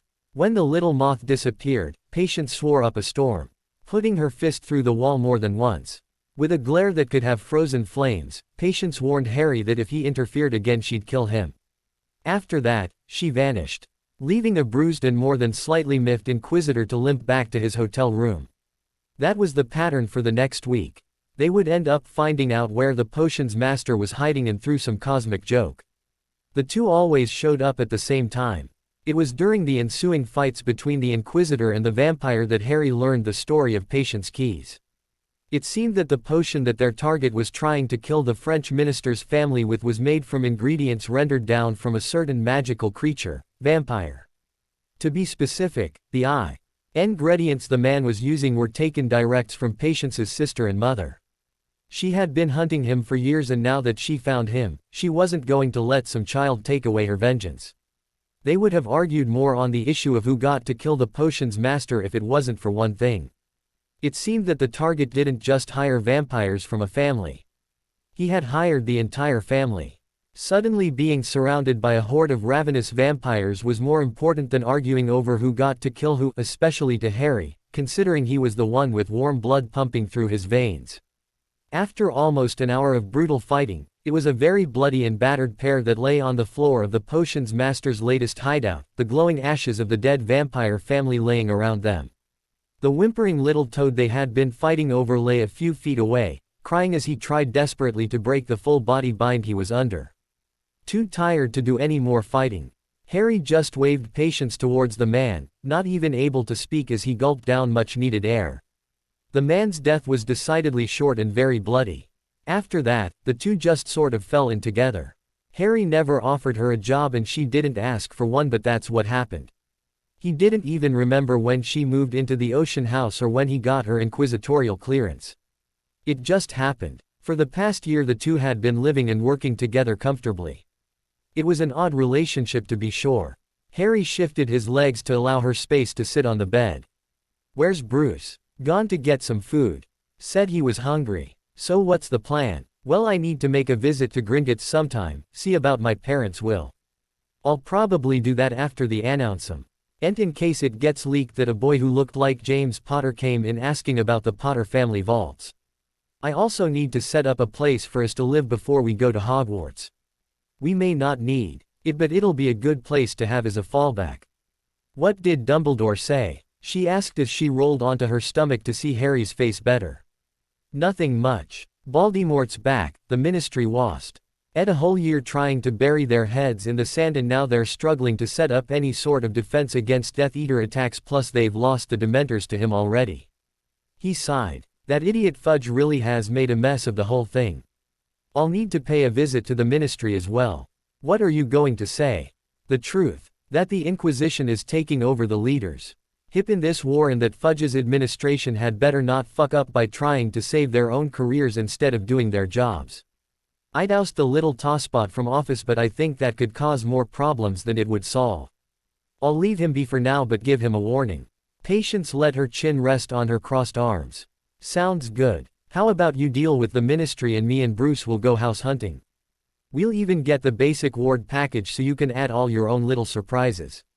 Harry smiled down at her. "Why are you so good to me? You pay me a shitload of money. Let me live at that resort you call a home for free, and I can go on as many missions as I want without any governments trying to drive a stake through my heart." She replied with a coy smirk.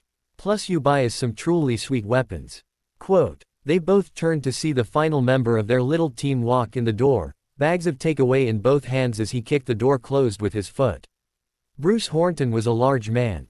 A very large man. Large as in, Yetis could have been his ancestors large.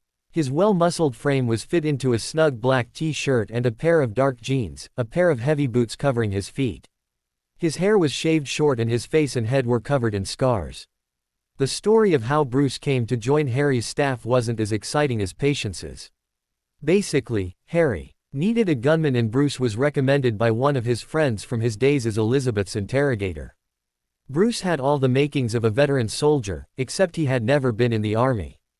Most of what he knew of handling a gun came from screwing around with his dad's rifle collection as a kid. There had only been one thing that could have been an issue. Bruce was a muggle. Harry didn't care, and either did Patience, but it could have been a problem with any magical government.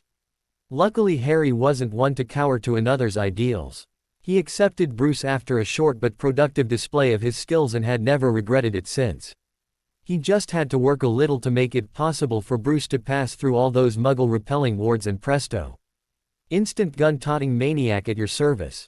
Harry and Patience both owed their lives to Bruce's sharp eye many times over.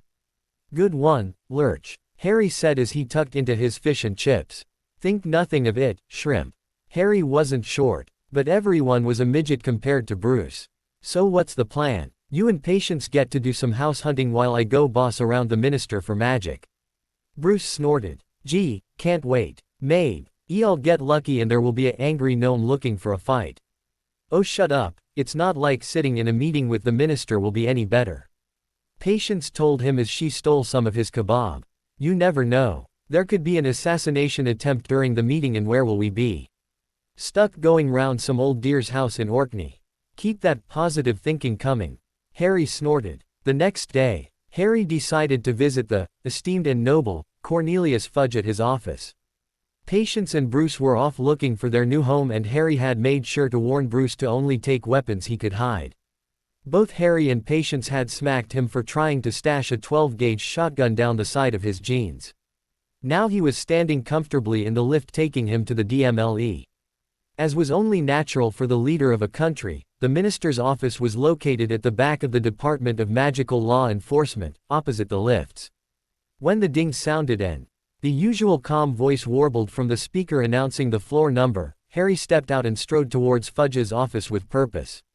He glanced around at all the Aurors running around, noticing small green skulls floating above maps tacked to the walls. It was probably a list of all the homes the Death Eaters had visited so far, Harry guessed. After casually swerving to avoid a rather haggard-looking witch carrying a growling crystal ball like it was a bomb ready to go off, Harry soon found himself standing before the office doors of the Minister for Magic. Or rather, standing before Aurors standing before the office doors of the Minister for Magic. "Good morning, lads. Mind if I go in?"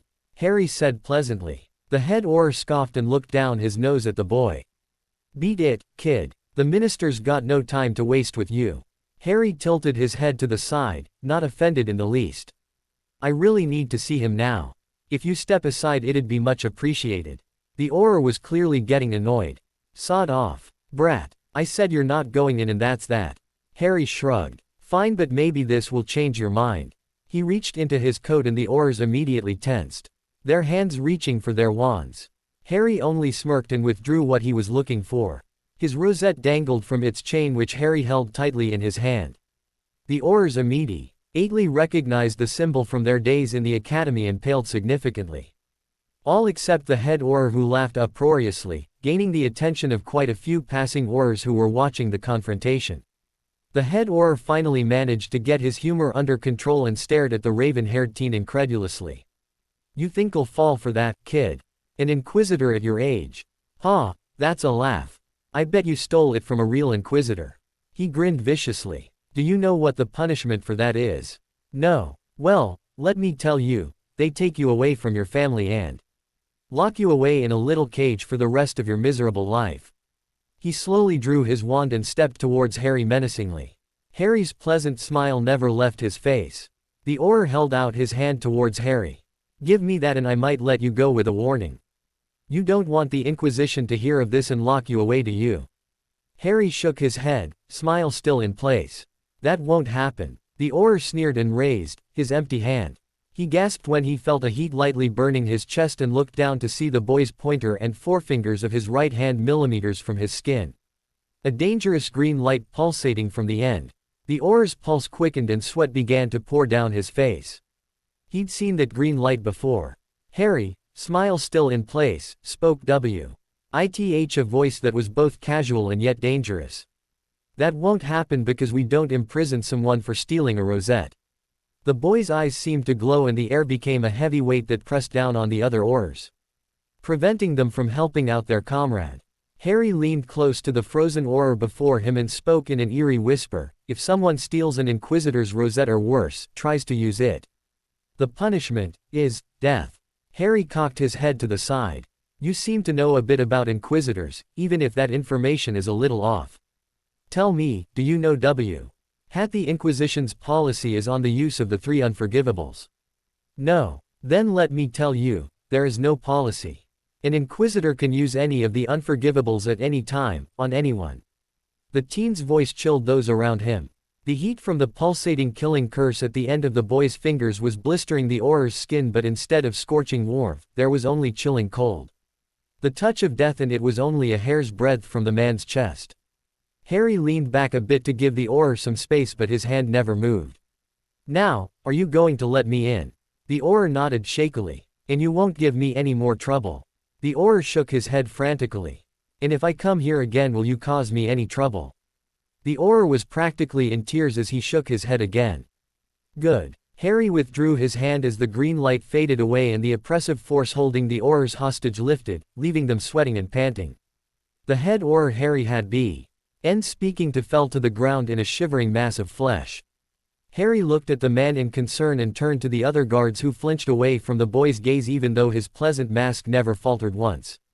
You should probably take him for a drink or something to settle his nerves, perhaps take him home altogether, he suggested. The oarers nodded fearfully and hauled the man to his feet before dragging him away between the cubicles, drawing many confused stares.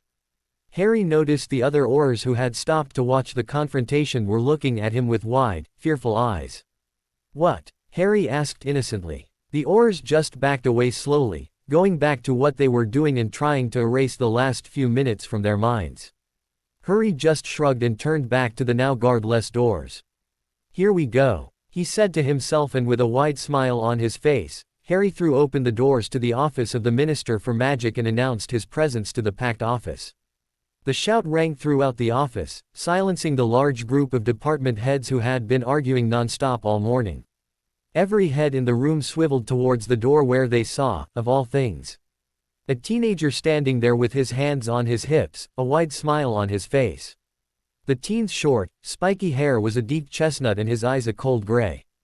Harry just stood there, his large smile taking up most of his face as he watched the heads' faces turn from surprised, to confused, to bemused, and then to slightly annoyed. Cornelius Fudge, however, bypassed the middle two completely and went straight to a blustering rage. Jumping out of his chair, the small man slammed his hands on the table in what he must have thought was a threatening manner, his face turning a rather fetching shade of puce. What is the meaning of this? Who are you and how did you get in? Where are my oars? Harry didn't seem perturbed by the outburst and strolled casually into the office. Okay, first, don't shout, it's rude. Second, clear this room out. You and I need to have words. Fudge blinked at the boy in front of him before his face became a mask of anger again, causing Harry to sigh in annoyance. I don't know who you think you are, boy, but you can't simply waltz in here and order me around. I'm the Minister for Magic, I demand respect. Harry rolled his eyes and simply held up his hand, his rosette still on display for all to see. Deep down, Harry always loved it when things like this happened. Pompous, self-glorifying politicians trying to throw their weight around ONL. Wide to pale in horror as they realize they may have just pissed off a person who could legally kill them for simply taking the last chocolate donut from the break room or something. Harry made sure every eye in the room could see the small, eye-shaped pendant in his hand, the light bouncing malevolently off the silver skull on the front of the blood-colored stone. Harry made eye contact with each person in the room. His cheerful facade stripped away, and in its place was the cold, unforgiving face of an inquisitor. When Harry spoke, he made sure his voice carried the full weight of his authority. I am an inquisitor of the Holy Order of the Inquisition, and I am here to find out why this ministry failed to prevent the civil war now engulfing its country and, if possible, to rectify your mistakes. Harry tucked his rosette back into his coat pocket. Now, if you don't mind, would you all get out so I can speak with Minister Fudge? It wasn't a request. The gathered department heads basically threw themselves at the door, not wanting any inquisitorial eyes to fall on them. The room was nearly clear when Harry held out an arm, stopping a middle-aged, red-headed witch with a monocle. Madam Bones, I presume? Harry asked cordially. The head of the DMLE nodded somewhat hesitantly, but her voice was strong. Yes, Inquisitor. Please stay. I believe that we'll need your expertise in many matters. Harry said. This time it was a request. Madam Bones blinked in surprise but nodded and retook her seat in front of a very nervous minister's desk. Harry waited until the last witch shuffled out of the room before he closed the doors and began applying the standard privacy spells, plus a few of his own. No one would hear this meeting. As Harry worked, a very frazzled-looking Cornelius tried to break the silence. Aye, if I may ask, Inquisitor, why are you here? Have you gone deaf or do you simply not listen? Came Harry's cold reply, making the minister flinch as if struck. On second thought, don't answer that. It's become painfully clear you don't listen. I don't understand. The minister stammered, becoming more nervous by the second. Oh, Harry asked as he looked over his shoulder at the minister, his fingers continuing to move in intricate patterns as the wards were raised.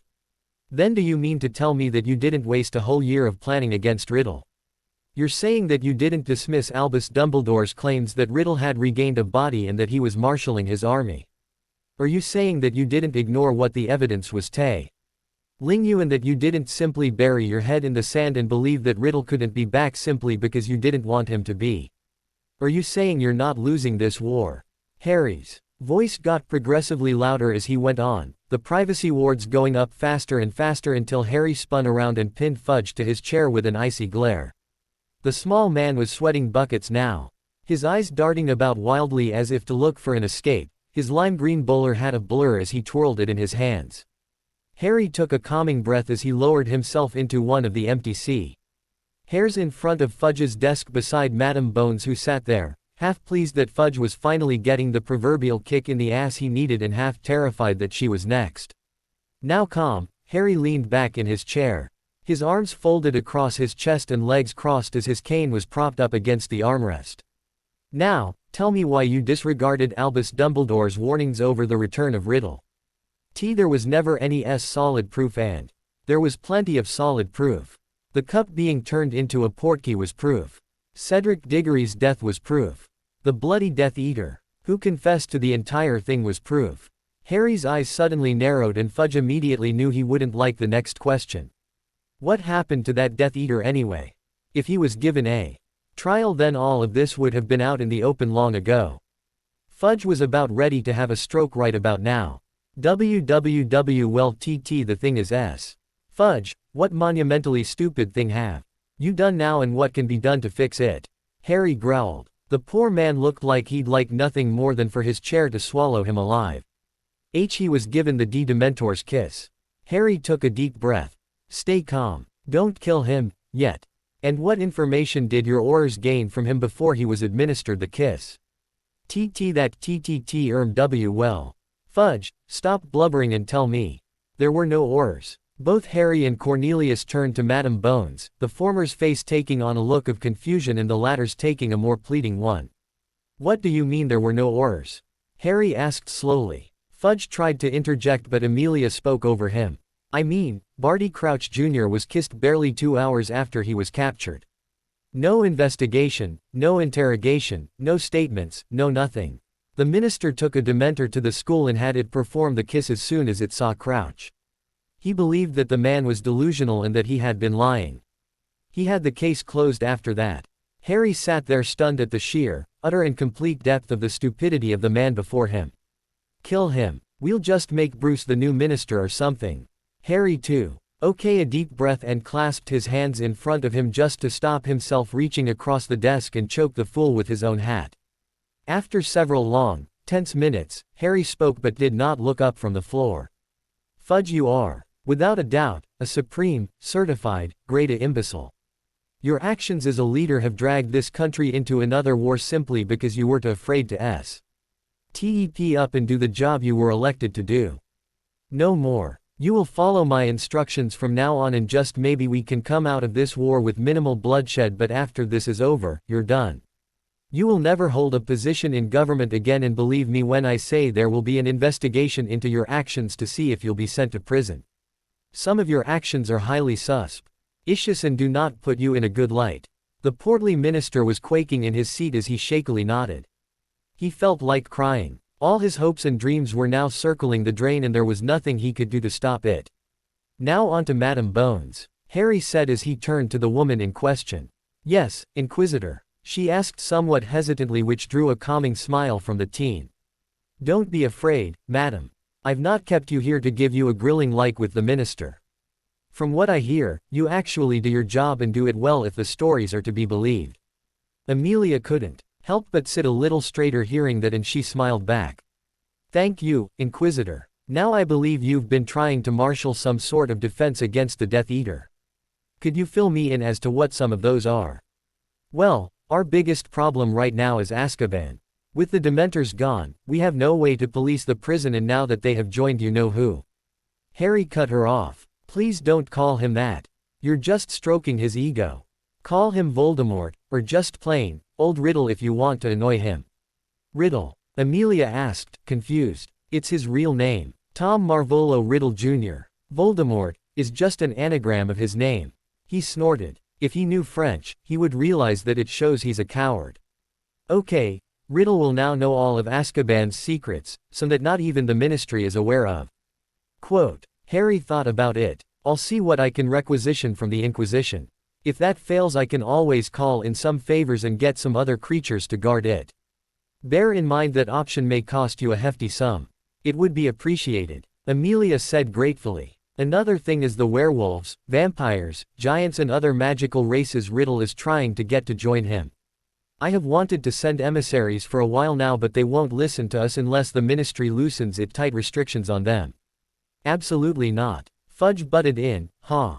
Ving regained some of his composition after the tongue lashing he received. "Those laws are there for the protection of," he trailed off as Harry turned to him with a dangerously arched brow. "What those so-called laws are doing is driving any potential allies straight into Riddle's camp. I don't know many of the members of these races in Britain, but I do know that most are not evil. Most just want to live their lives in peace, and the current administration is preventing that. They're going to end up thinking that the only way to be fairly represented is by joining Riddle's cause. It won't be for blood, or violence, or money, or any of that. It will be so that they can finally get out from under the Ministry's oppression, and by the time they realize that Riddle's promises are hollow, it'll be too late." He leaned forward in his chair slightly. "I can easily force these laws through, but I won't, because even though it will help during the war, the other races will think that the second I'm gone, everything will revert back to how it was before, and I'm inclined to agree with them. I prefer to work with a government, not have it work for me, but that's what'll happen if you don't start shaping up." Fudge sighed in defeat. "I'll see what I can do," he said weakly. "The wizarding population is not going to like this. They aren't the only people the Ministry is supposed to be watching out for. There are more people in this country than just the wizards." He turned back to Madame Bones, his face softening somewhat. "Is there anything else?" "Yes. There is a substantial block on what Aurors can and can't do in a fight. When confronted by Death Eaters, the only thing of use that they are allowed to use is a stunning spell which can easily be blocked. Needless to say, my Aurors end up to fighting someone using the Unforgivables." Harry tapped his chin in thought. "Send me lists of what spells they are allowed to use, how many people can use each spell, and what spells you think they should learn. Be they restricted or not. Let's hold off on allowing them use of the Unforgivables like in the last war, but if things come down to it, I'd much rather have a lot of dead Death Eaters than a lot of dead Aurors." Amelia nodded. "I agree. I'll draw up the list as soon as I can and have it sent to you. Just out of curiosity, where are you living?" Harry shrugged. "I'm somewhat between homes at the moment, but you can find me at Hogwarts after the term starts." "Hogwarts?" Amelia and Fudge were surprised at this. "Why would you be at the school?" Harry shifted in his chair uncomfortably. He hated telling people this, he always felt so embarrassed. "Dumbledore has pleaded to my superior that I be placed at Hogwarts to defend it from attack and teach the students to defend themselves while I work to end Riddle. I'm afraid that once that happens, Any private meetings would have to be either here, at Hogwarts, or at a similar location, as I believe my appearance could cause a commotion. Now they were even more confused. It was Amelia who spoke. I know that the appearance of an inquisitor would cause some kind of a stir, but the way you're acting would suggest there would be a stampede of some kind. Harry sighed and allowed the glamour that he had thrown up when he opened the office door to fall, revealing his true face, scar and all. To say Amelia and the minister were surprised would be a severe understatement. Between Amelia knowing James Potter's face from his days as an Auror and Fudge having read the files on the Potter parents, and of course the Scar T. He quickly realized who it was sitting in front of them. Harry. Amelia gasped, her eyes wide. Why, you're Harry Potter, aren't you? As sharp as ever, Amelia. Harry said playfully. But you're dead. Fudge stuttered, one hand pointing shakily towards the last Potter. Harry looked down at himself. Am I? Shite, now I won't qualify for the Inquisition's company health plan. I really wanted that free pen, too. We thought you were gone. Amelia exclaimed. Dumbledore said you'd vanished and the search parties had turned up nothing. I'd have been very surprised if they did. I was taken in by the Inquisition. All this time and you were alive. Fudge muttered in disbelief. It was then an idea popped into his head. We should set up a press con. No. The minister blinked and looked at the suddenly stern Inquisitor. Harry, no press conferences or anything else that will reveal me to the public. They'll find out when the headmaster reveals my position as the defense against the dark arts teacher at the sorting feast. They will not know about me until then. Harry wasn't joking with this. But Harry, Fudge began imploringly. Harry raised a hand, instantly shutting him up. First of all, I never gave you leave to call me by my first name. You'll address me as Inquisitor Potter or just Inquisitor. Second of all, I wasn't making a suggestion, Fudge, I was giving an order. Go against it at your own peril. Outside of the Inquisition and my staff, only 3 people know about me being in the country, so if my name appears in the paper, I'll have a very short list of suspects to go through. Understand? Oh, of course, Inquisitor Potter. Good. Harry stood from his chair, his hand grasping his cane as he did so. The glamour made its way onto his face once more and he turned to leave. The wards around the room falling with a few twitches of his fingers. If anything comes up, I'll contact you. If you need to see me and it's urgent, leave a letter for Articus Fewster at the bar in the Leaky Cauldron. I'll be over as soon as I receive it. With that, he pulled open the door and swept out of the office. I should be returning to my office now, Minister. Amelia said as she too got to her feet. The minister didn't even reply as he nervously fidgeted with his hat, too preoccupied with worrying over what the Inquisitor would do to him and his administration. As she left the office, Amelia couldn't help but smirk. Maybe they'd finally have a chance in this war. The last week and a half of the summer went by without a hitch. After a little searching, Patience and Bruce found somewhere for them to live. Their latest abode was an old warehouse on the outskirts of Glasgow. It was rather large, with 3 floors empty save for a few of the larger machines from the previous owner and a few offices. Since they bought the lease from a Muggle, there was no ward package to go along with it, much to Harry's joy. When he arrived to check the place out, he took one look around before going outside and raising all manner of wards around the property, an evil grin on his face. As an Inquisitor, Harry was used to living in less than desirable conditions, so the matter of making the place habitable was a rather simple affair, one which Patience had taken up with much help from Harry. She had him cast a few powerful Scourgify spells on the areas they had chosen as sleeping spaces, with a few small spells to ward off insects and vermin after conjuring a comfy bed, a few sheets, and casting a few wards on the area to keep out the cold. Since coming under Harry's employ, he had taught her quite a few things, one of which happened to be runes. She wasn't a master at them by a long shot, but she could get by, and as such she was left on her own after having Harry conjure a few metal pipes. Some careful carving and some assembly later, and they had themselves a working shower complete with hot water. After all this was done, it was a simple matter of cleaning the place up so they wouldn't catch anything. If they needed to, they could always add more along the way. There had been no word from the ministry, other than Amelia leaving the list of spells at the Leaky Cauldron. Looking over it, Harry's suspicions were confirmed. The Aurors were more than capable of taking down a dangerous wizard on the streets. They were not capable of fighting a war. He had Joe TTED down a few suggestions for usable spells off the top of his head but decided to set aside time to make a full list later. The war was still in the beginning stages and had yet to heat up, so he had time. When September 1st rolled around, the trio were ready to depart for Hogwarts. Since Harry needed to meet with the staff, they decided to just apparate to the school boundaries and wait for the train there. Harry also wanted Patience and Bruce to make a sweep of the grounds before the students arrived, so the plan was settled. Now Harry and Bruce found themselves standing before Patience's calculating eye. Feeling very much like two kids who were about to head off to school, which, in a way, they were. "Remind me why we're standing here," Harry grumbled as Patience's eyes swept up and down him. Her head tilted to the side slightly. "Because," she said as she swept an imaginary ball of dust off his shoulder. "We're going to be presenting ourselves to the wizarding world and we need to dress accordingly." Bruce rolled his eyes. "Geez, what is it with women and clothes? What does it matter what we wear?" She glared at him lightly, but he wasn't fazed. He'd been on the receiving end of her glares long enough to have built up an immunity to them. "It matters because we need to show these people that we are not some silly school teachers or hired security. We're agents of the Inquisition and we demand a certain level of respect and, I'm sorry to say this, Harry, but you'll need all the help you can get." "What do you mean?" Bruce asked. Harry remained silent. He knew what she was talking about. Patience sighed as she straightened Bruce's collar. "Well, Harry would be 6th year if he was a civilian.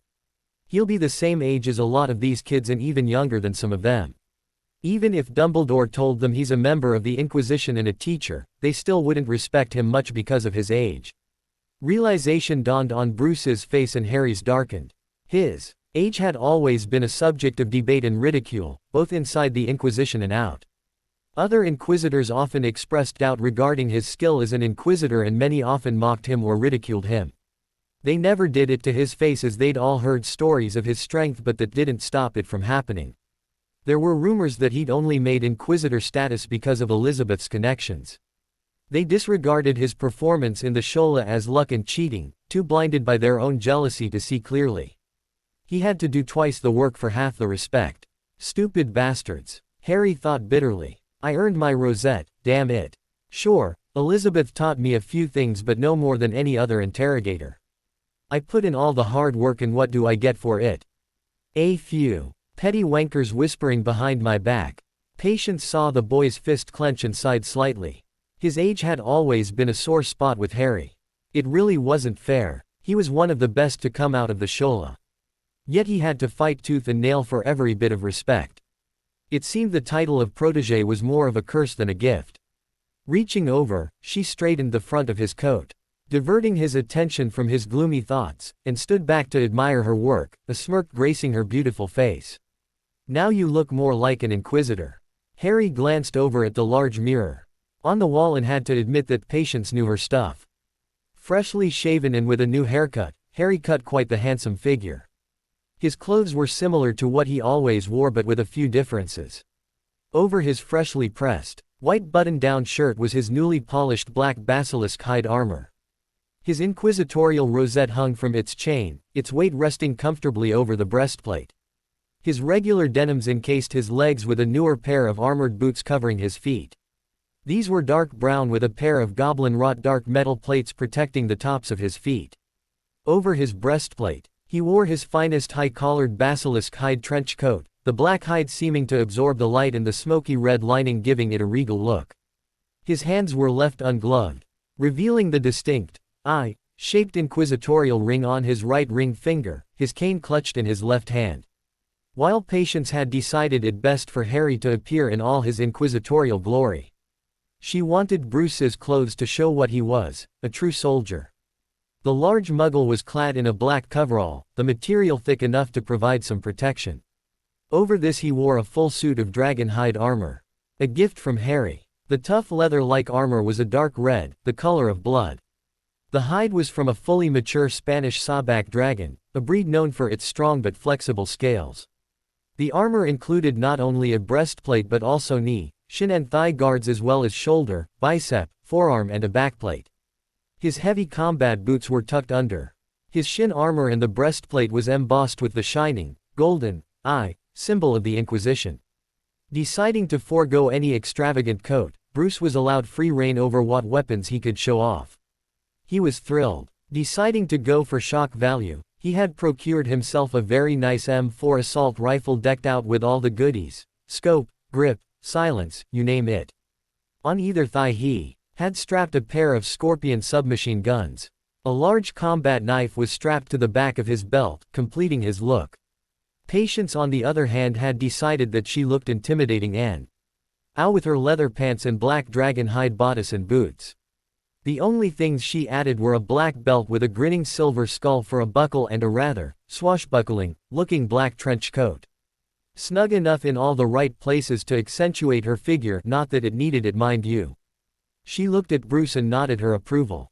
However, when she looked at Harry, her violet eyes narrowed, causing him to tense. "What?" he asked somewhat hesitantly. If she demanded that he go and try on something else, he was making a break for it. "I don't know. It's missing something." She looked thoughtful for a minute before her eyes lit up and she snapped her fingers before rushing off into Harry's room. The young Inquisitor looked at his gunman and the two shrugged at her strange behavior, listing it as another one of the many mysteries of women. After a few seconds, she emerged again with something clutched in her hands. Harry hadn't been able to catch a look at it before Patience. C's arms encircled his waist under the coat and a weight settled against his thigh. When she stepped away, he could see what it was and a smile graced his features. It was a Desert Eagle .50. The weapon was made of mostly chrome with a few darker metals thrown in, the overall effect rather striking.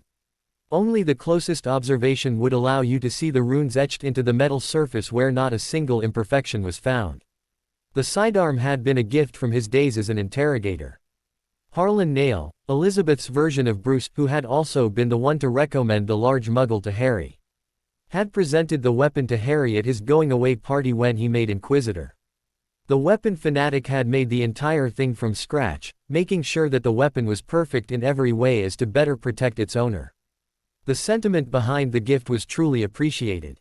Normally Harry wasn't one for guns, but he'd often make an exception for pistols, shotguns or single-shot rifles. He got by with his magic perfectly well, but sometimes it was worth it for the shock value you could only get when a crazy teenage boy suddenly waltzes in, firing off some noisy muggle contraption. The Inquisition wasn't stupid enough to write something off just because it was used by muggles. If it helped an assignment go smoothly, they were all for it. Patience looked over him with a smile of satisfaction.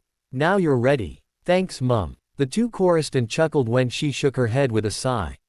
Making sure they had everything, the three trooped outside to just outside of the wards. Harry glanced back at the hideout one last time before turning to his two employees.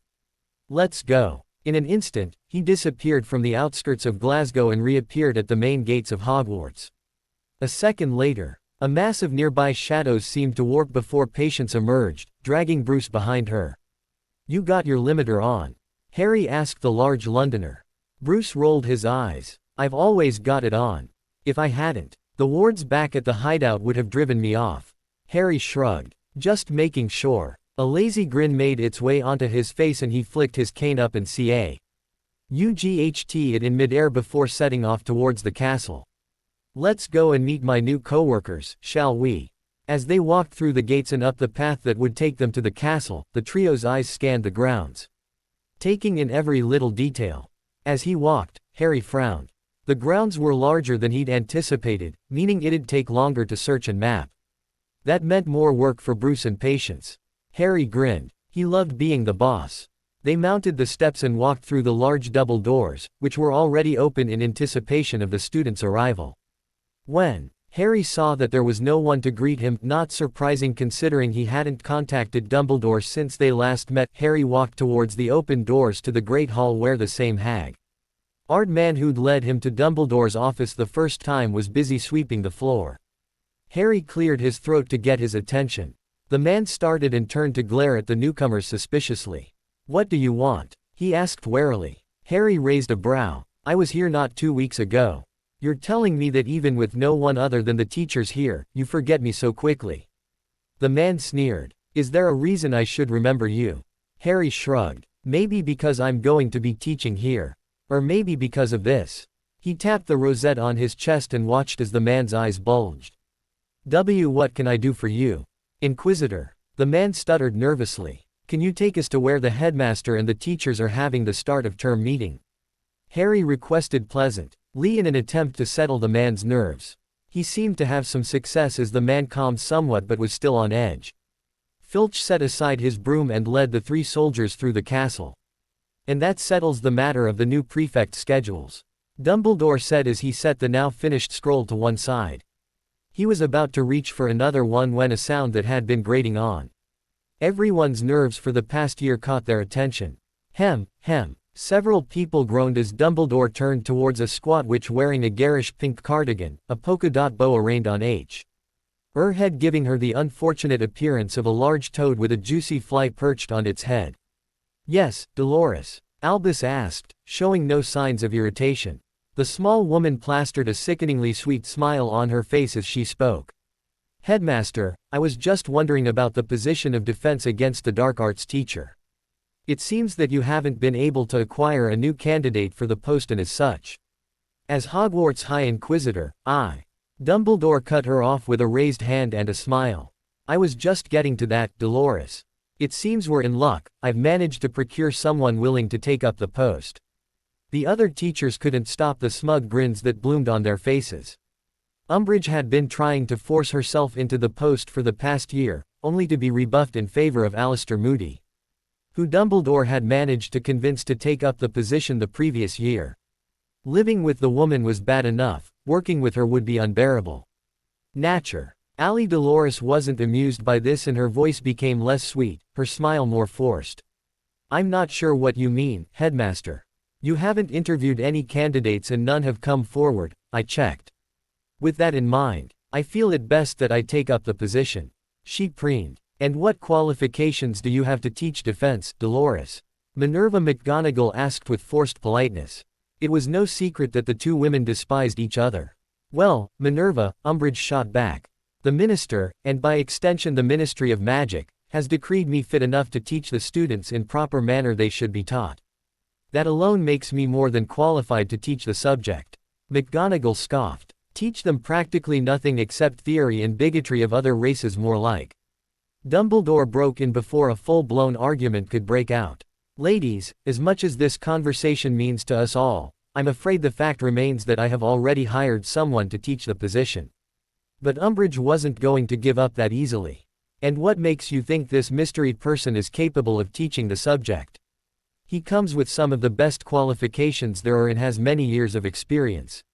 I won't lie, it took a lot to convince him to take up the position, but in the end he agreed. He didn't feel the need to tell them that he hadn't talked to Harry as much as he went over his head to the boy's boss and pretty much begged for him to be sent to the school.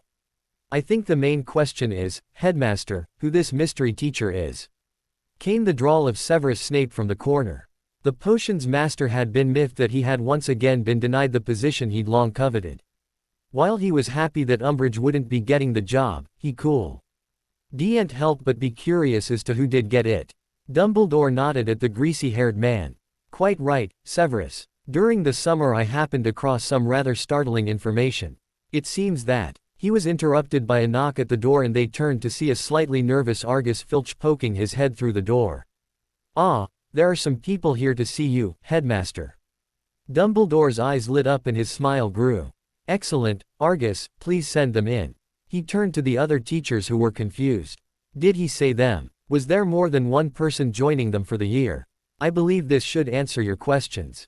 The door was opened fully and in stepped a woman who drew the men's breath away. Her violet eyes glided over the room and its occupants before she moved aside with cat-like grace.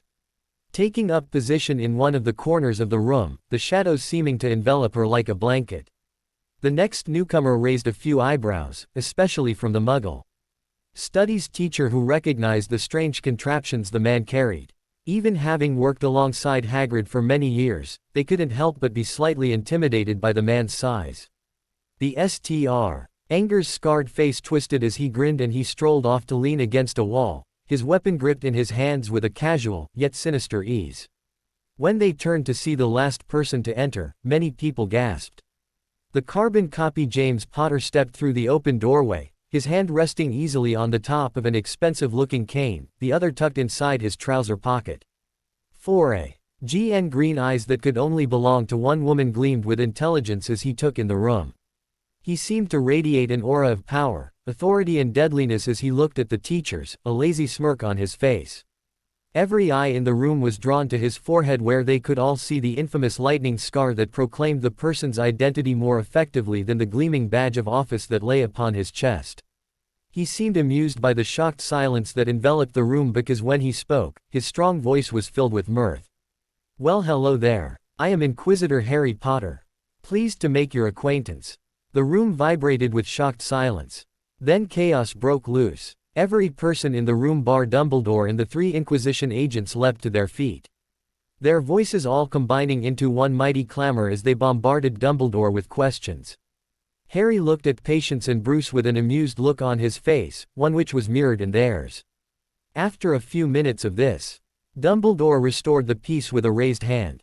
"I understand that you all have questions and I will do my best to answer them, but I must ask that you speak one at a time. Now I believe Minerva has something to ask." McGonagall shakily stood. "Albus, what is going on? I thought Harry Potter died years ago." Dumbledore knew this would be asked first.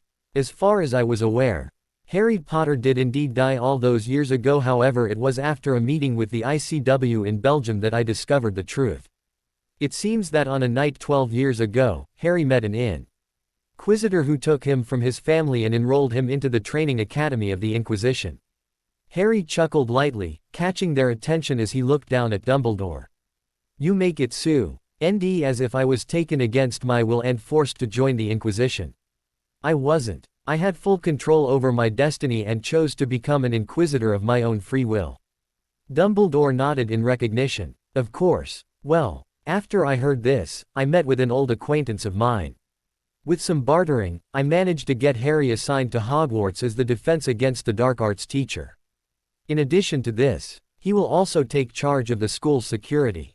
I believe that with his knowledge, he would perform well in both roles. But, he's just a child, Albus." Harry twitched slightly it was only Patience's heightened sight that caught it. He looked at McGonagall with a surprisingly stern voice for a teenager. "Ma'am, I may be young, but I assure you, I am capable of teaching the children and more than capable of dealing with Riddle and his Death Eaters.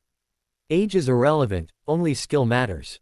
The teachers blinked at the boy's logic while Dumbledore nodded. "I agree. I have been told that Harry is one of the best to ever hold the title of Inquisitor. I have also been told that he is a protege the likes of which is seen only very rarely. I have complete faith that he will perform admirably." "And who are they?" Flitwick asked, glancing between the 2 Order agents at opposite ends of the room. Harry took this one. He flicked his head towards the shadows where his favorite vampire lay in wait. "That is Patience K. Wise and the man over there is Bruce Hornton. They are my most trusted staff members." He felt no need to say they were his only staff members, it kept them guessing. Minerva glanced between the 2. "I don't recognize either of you. Did you attend school abroad or did the Inquisition take you in as well?" Patience gave a sort of shrug that was almost invisible in the darkness surrounding her.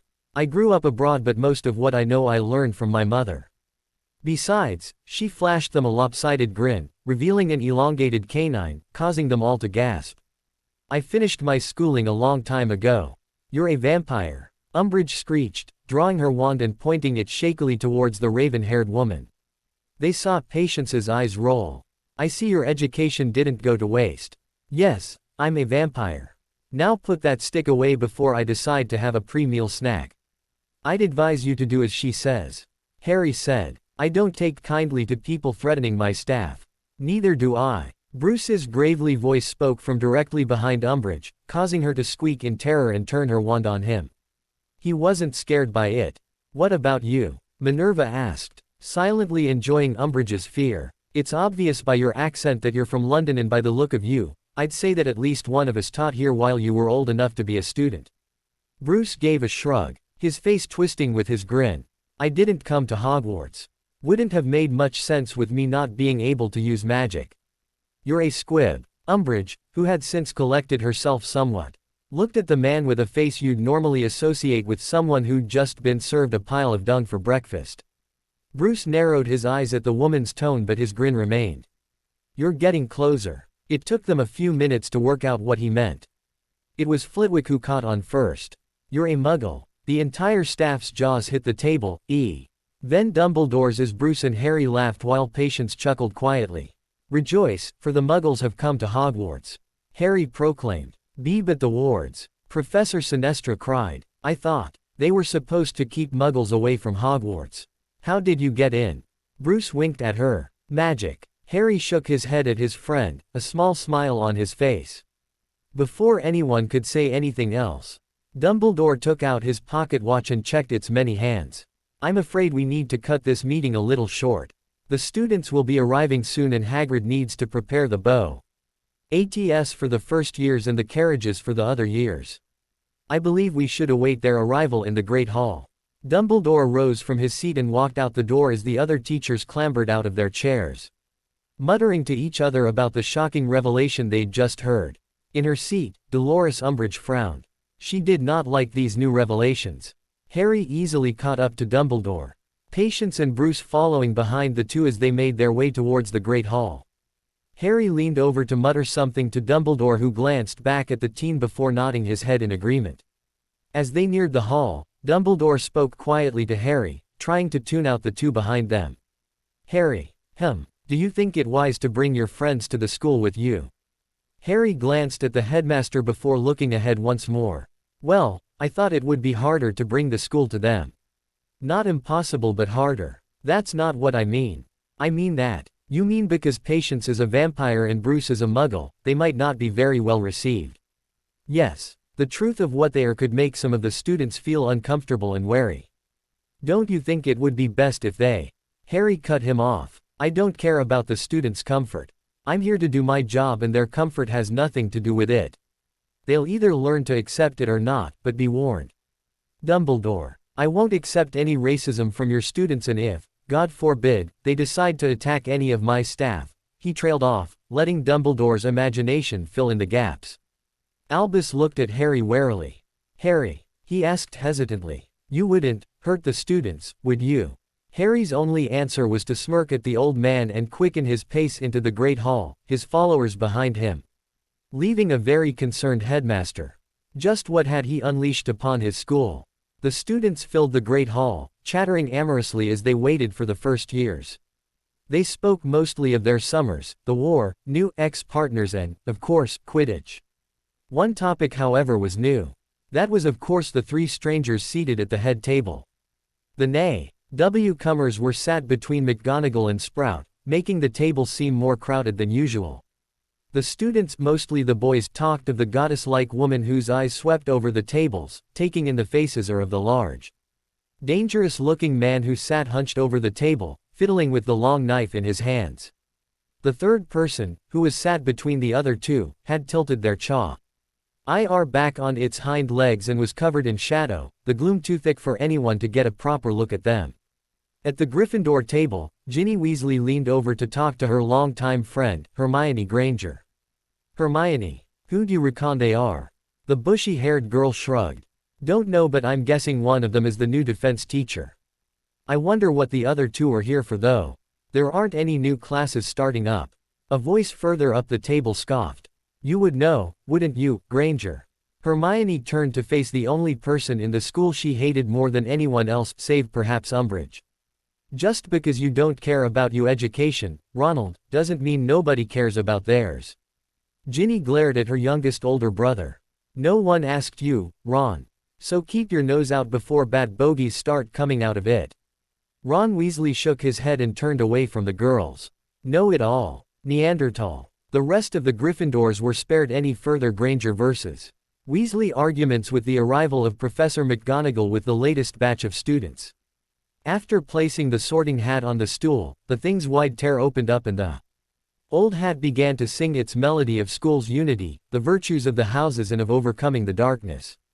As its last note ended, the school broke into applause, prompting McGonagall to start the sorting with Appleby, Hughes, Ravenclaw. When the sorting finished with Willow, Sam, Gryffindor, McGonagall placed the stool off to one side as Dumbledore got to his feet, a welcoming smile on his wizened face.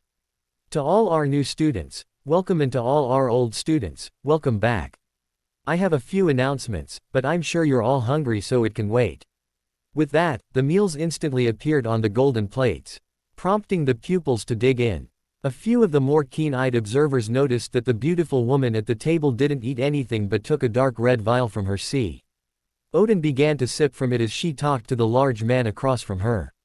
After devouring yet another scrumptious meal, the students turned to the head table for Dumbledore's annual announcements. He did not disappoint. As per usual, the Forbidden Forest lives up to its name and remains off limits. Also, Mr. Filch has informed me that the list of banned objects in the school has reached record levels, reaching an impressive 350 items in total. A full list can be viewed in his office. I am also pleased to inform you that Madam Umbridge will be staying with us for another year. The only people to clap at this were the Slytherins and Dumbledore. The hate just seemed to roll off the others in the school, even the teachers. Umbridge was oblivious to it all and just sat here with a sickening smile on her fat face. After the meager applause ended, Dumbledore faced the gathered school once more, his face becoming serious. At this point, I also remind each and every one of you to remain vigilant.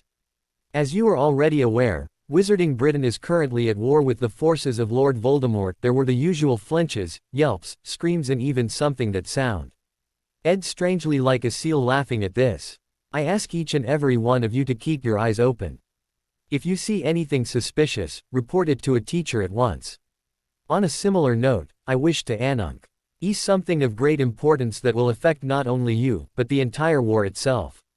His calm blue eyes swept the sea of students before him, every one of them hanging on his every word.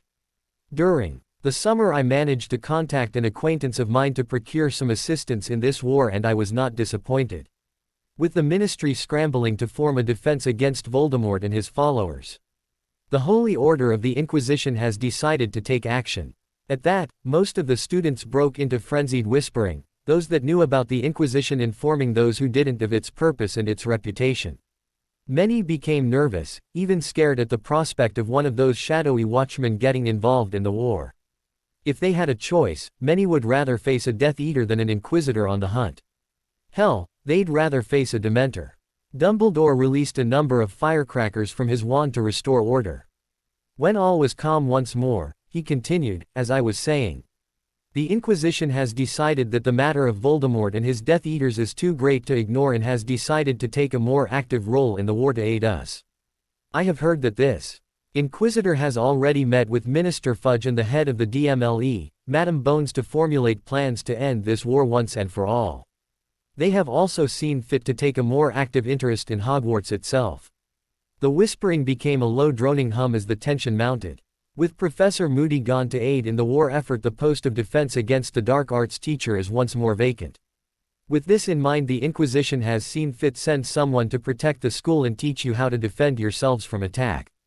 The whispering reached its peak, threatening to spill over into full-blown talking as one of the strangers, the shadowed figure in the center, stood from his chair and began to make his way around the table. The mystery person stepped from the shadows as Dumbledore finished his announcement.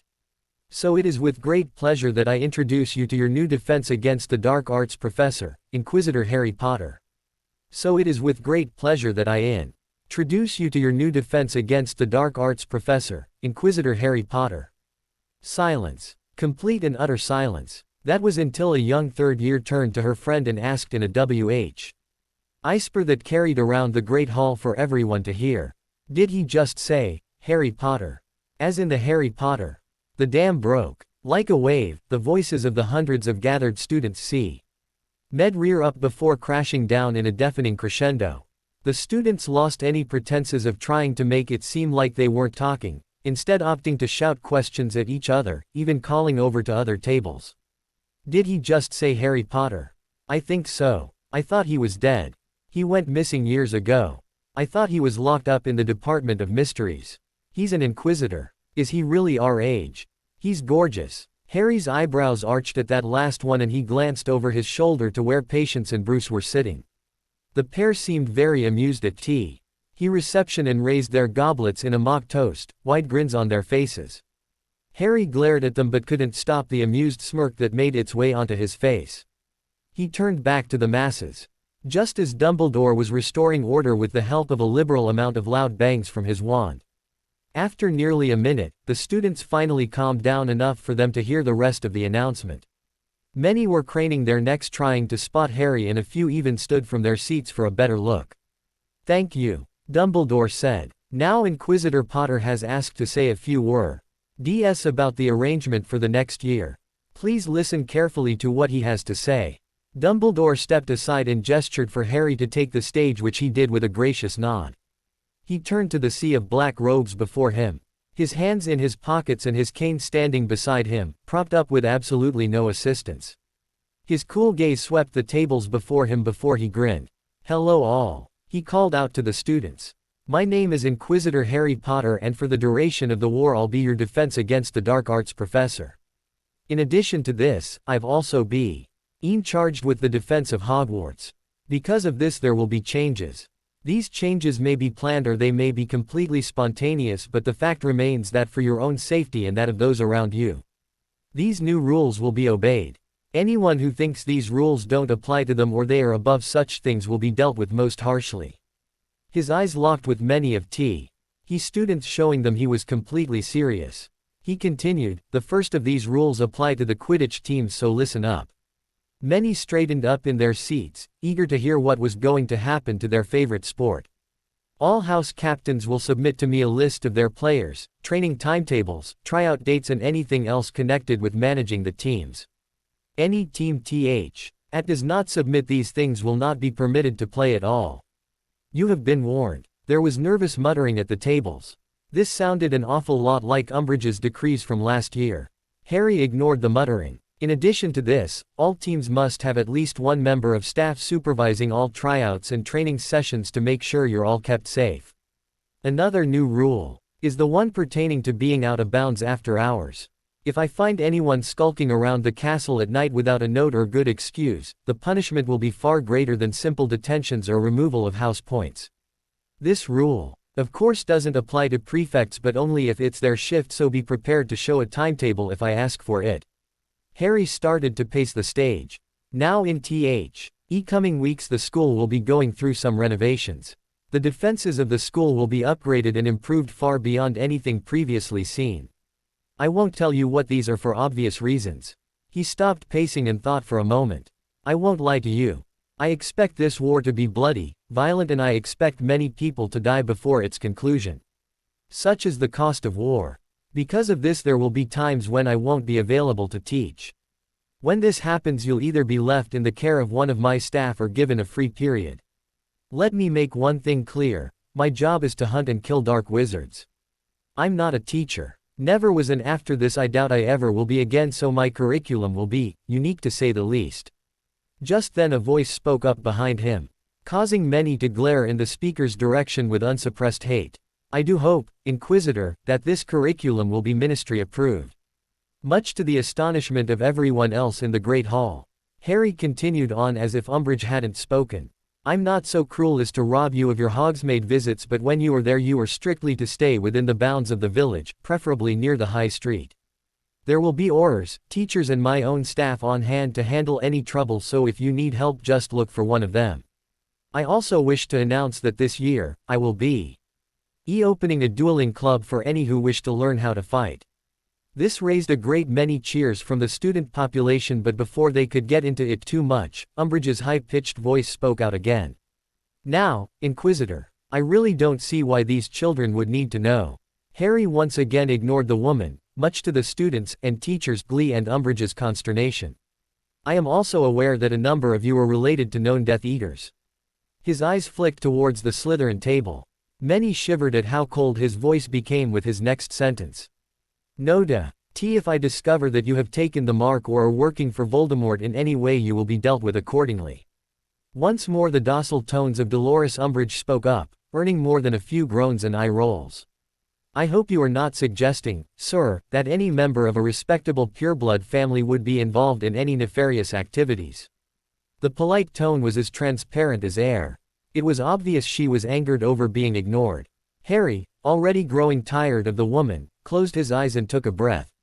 Headmaster, he said, his back still to the head table. Dumbledore looked up. Yes, Inquisitor Potter. If she speaks again without me knowing who she is, I'm going to throw her through the window. He glanced over his shoulder at the old man. And I won't open it first. Jaws dropped and many were forced to cover their mouths to smother their laughter at the lookout sheer outrage on Umbridge's face, while most of the others wore wide grins, happy that someone was finally standing up to the bloated toad. Dumbledore had to speak over Umbridge's shocked splutters. This is Dolores Umbridge, and by ministry decree she is Hogwarts' resident High Inquisitor. Harry's eyebrows shot towards his hairline as a look of disbelief crossed his face. He turned to Umbridge, who was standing there with her arms folded, a rather smug smile on her face. Harry looked her up and down, then burst out laughing. He couldn't help it. The thought of this woman, if she could be called that, as an inquisitor was. He clutched his cane for support as he laughed. He barely registered. Bruce chuckling along with him and Patience looking down at her plate intently, losing the battle with the smile trying to fight its way onto her face. Dolores was now even angrier. How dare this boy laugh at her? The undersecretary to the Minister for Magic himself. She grit her teeth. And what, may I ask, is so funny? Harry got his hilarity under control, wiping away a stray tear as he stood up fully. I'm sorry. It's just the thought of you as an inquisitor is. He started snickering again, and many of the students joined in, seeing the look on Umbridge's face, which only made her even angrier. Harry stroked his chin in a thinking pose as he looked at her. We need to find you a new title. Can't have you pretending to be an inquisitor now, can we? What shall we call you? Umbridge looked and sighed. The title of High Inquisitor was bestowed upon me by the Minister for Magic himself and is a title recognized by the Wizengamot. Harry smirked and shook his head. Sorry, it's all a matter of copyright. Unless I see a disclaimer, you're going to have to change it. He glanced at Patience, who glared back, and he smirked. She knew he was poking fun of her hobby. She should have read to clear the internet search history. Harry clapped his hands behind his back and spoke as if scalding a young child. We'll leave your new title for another day, though I don't want you going about with the title of High Inquisitor. It might confuse people, so we'll just call you Madam Umbridge. He turned to the students who were watching the exchange with a great deal of glee, and in some cases, Slytherin's disdain. Do you all understand that? Yes. They all chanted back, grins on many faces. Good. Harry turned back to Umbridge, whose face was becoming a cherry red. You can sit down now. He turned to walk away when she shouted after him, You can't do this. The Minister. Harry spun to face her, all traces of pleasantness gone. Many students shivered as the look on his face reminded them of Professor McGonagall on one of her worst days. When he spoke, it was with firm authority. The Minister no longer has any control in these matters. He has shown his incapability to perform the duties given to him as Minister for Magic, and as such the Inquisition has been called in to fix your mess. Now see here. Sit. Harry barked. Umbridge's ass hit the chair so fast. It was a miracle that it didn't break from the impact. All were silent as Harry spoke. This was Inquisitor Potter before them. Harry's eyes locked with Umbridge's, but he spoke for all to hear. The second that I accepted the mission, this became an inquisitorial matter. We have jurisdiction, not the Ministry of Magic, not the Wizengamot, not even the International Confederation of Wizards. When I saw the floundering of the ministry, I stepped in to make sure that it didn't collapse in on itself with mindless bickering and blind racism. I won't rush in and force things to be the way they should be, but I will force the ministry to do it. He pulled his rosette from around his neck and held it aloft, clenched in his fist so that every eye in the hall could see it, the crimson jewel gleaming in the light as he turned to the mass of students. I carry with me an inquisitorial seal. It is a small, unassuming object contained in a neat box of obsidian. It is a modest thing, relatively plain, adorned with a single motif and a simple motto. Yet with this little object I can sign the death warrant of an entire city and consign 10,000 souls to oblivion. This is my authority, and cleansing the world of dark wizards is my duty. It is a duty that I do not intend to fail. Draping the rosette around his neck once more, Harry reached inside his coat and withdrew a short but thick cylinder made of black marble. Veins of red running through it. Both ends were capped with ornate silver, and the thing looked like it could be opened up if the line running down its length was anything to go by, which was secured by an equally ornate lock. Harry held this up. This is an inquisitorial edict signed by both myself and my superior in the Inquisition. As of this moment Tom Marvolo Riddle Jr., aka Lord Voldemort, is hereby declared extremis diabolus. From this point on, Riddle is a heretic. The punishment for this crime is death, and I fully intend to see this sentence carried out. He turned to the shocked and awed form of Dumbledore, who sat gaping at the boy, no, man before him. I'm done here, headmaster. With that, Harry strode from the Great Hall, Patience and Bruce following behind, leaving behind a stunned Hogwarts left to ponder the force that was Harry Potter. Later that night, many people were talking. The topic: their newest defense against the dark arts professor, Harry James Potter. He's amazing, Ronald Weasley exclaimed to the room in general. The Gryffindors were all gathered in their common room, discussing the shocking revelations they had just heard. After being dismissed from the Great Hall, they all left for their house, each talking of the newest teacher. And did you see the look on that old toad's face? Ron continued, looking like someone had just named him captain of the Chudley Cannons. She's never looked like that, not even when she and McGonagall were arguing. Did you see her face when he mentioned throwing her through the window? Katie Bell asked, a wide grin on her face.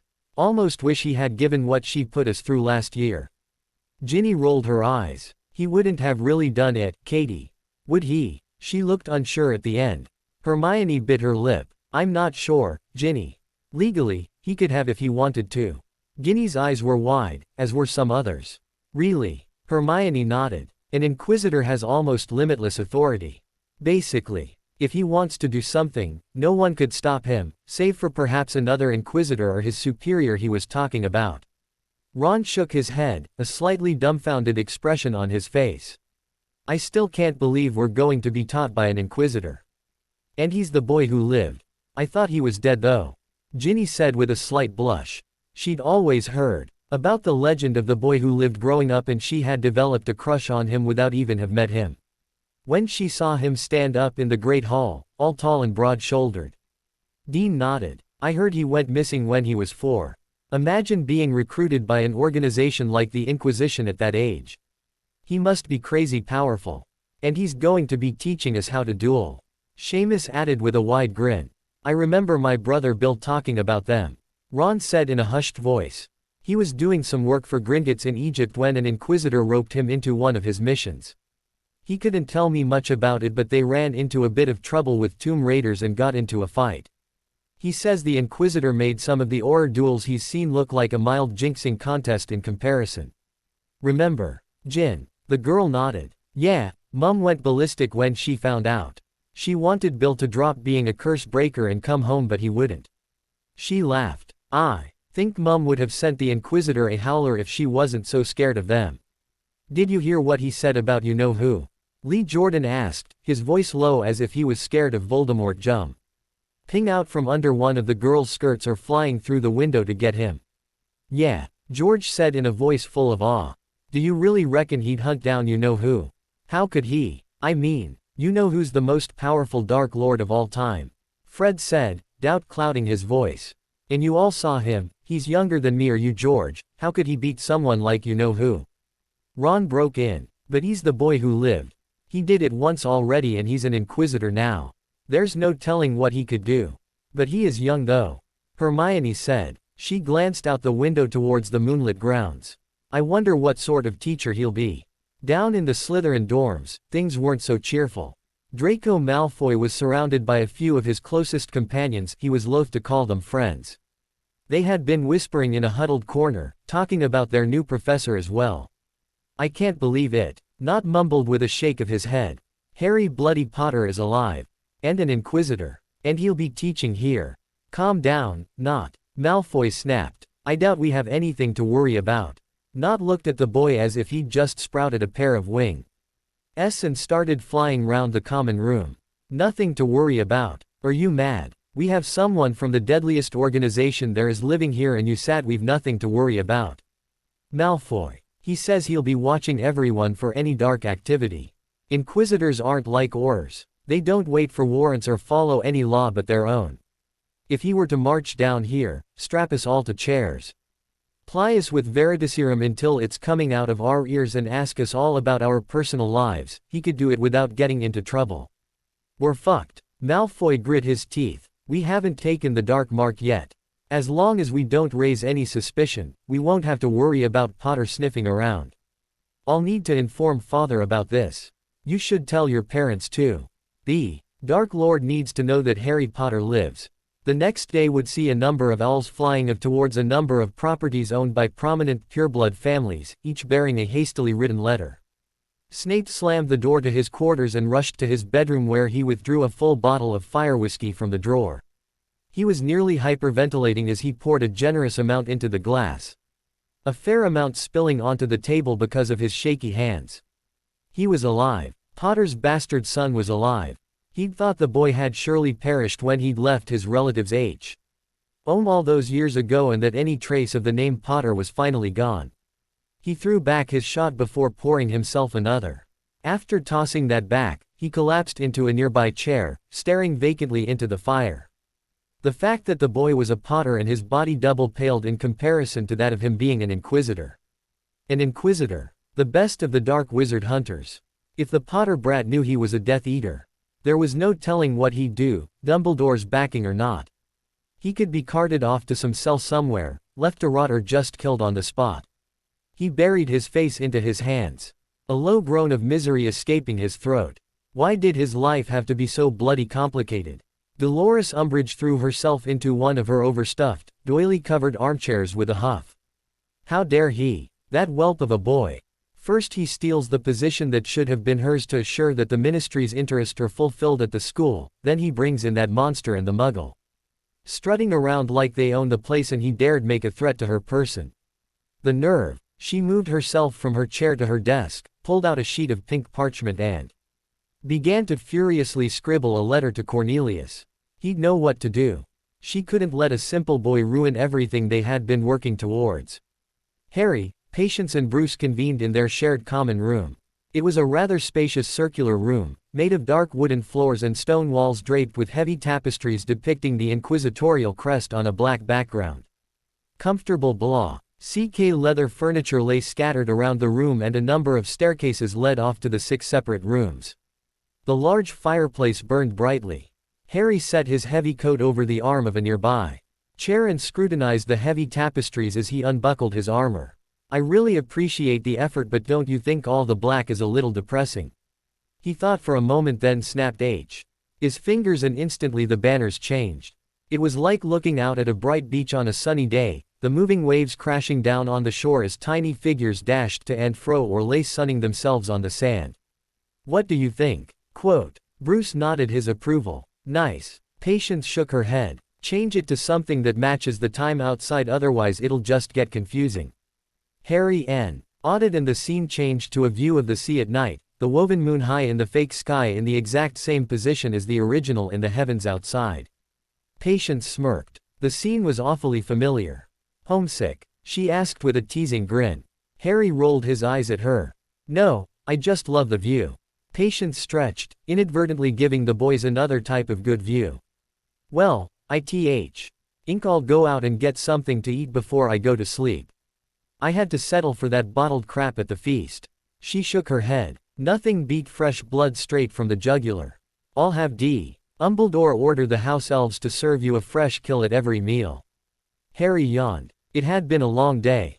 Patience just shook her head. Nah, I'll settle for the bottles at mealtimes in the school. The hunt makes the feast all the more succulent. A wide predatory grin made its way onto her face, her fangs elongating slightly in anticipation as she crossed over to the window. She threw it open and placed one leg on the sill, the night breeze pulling at her hair slightly.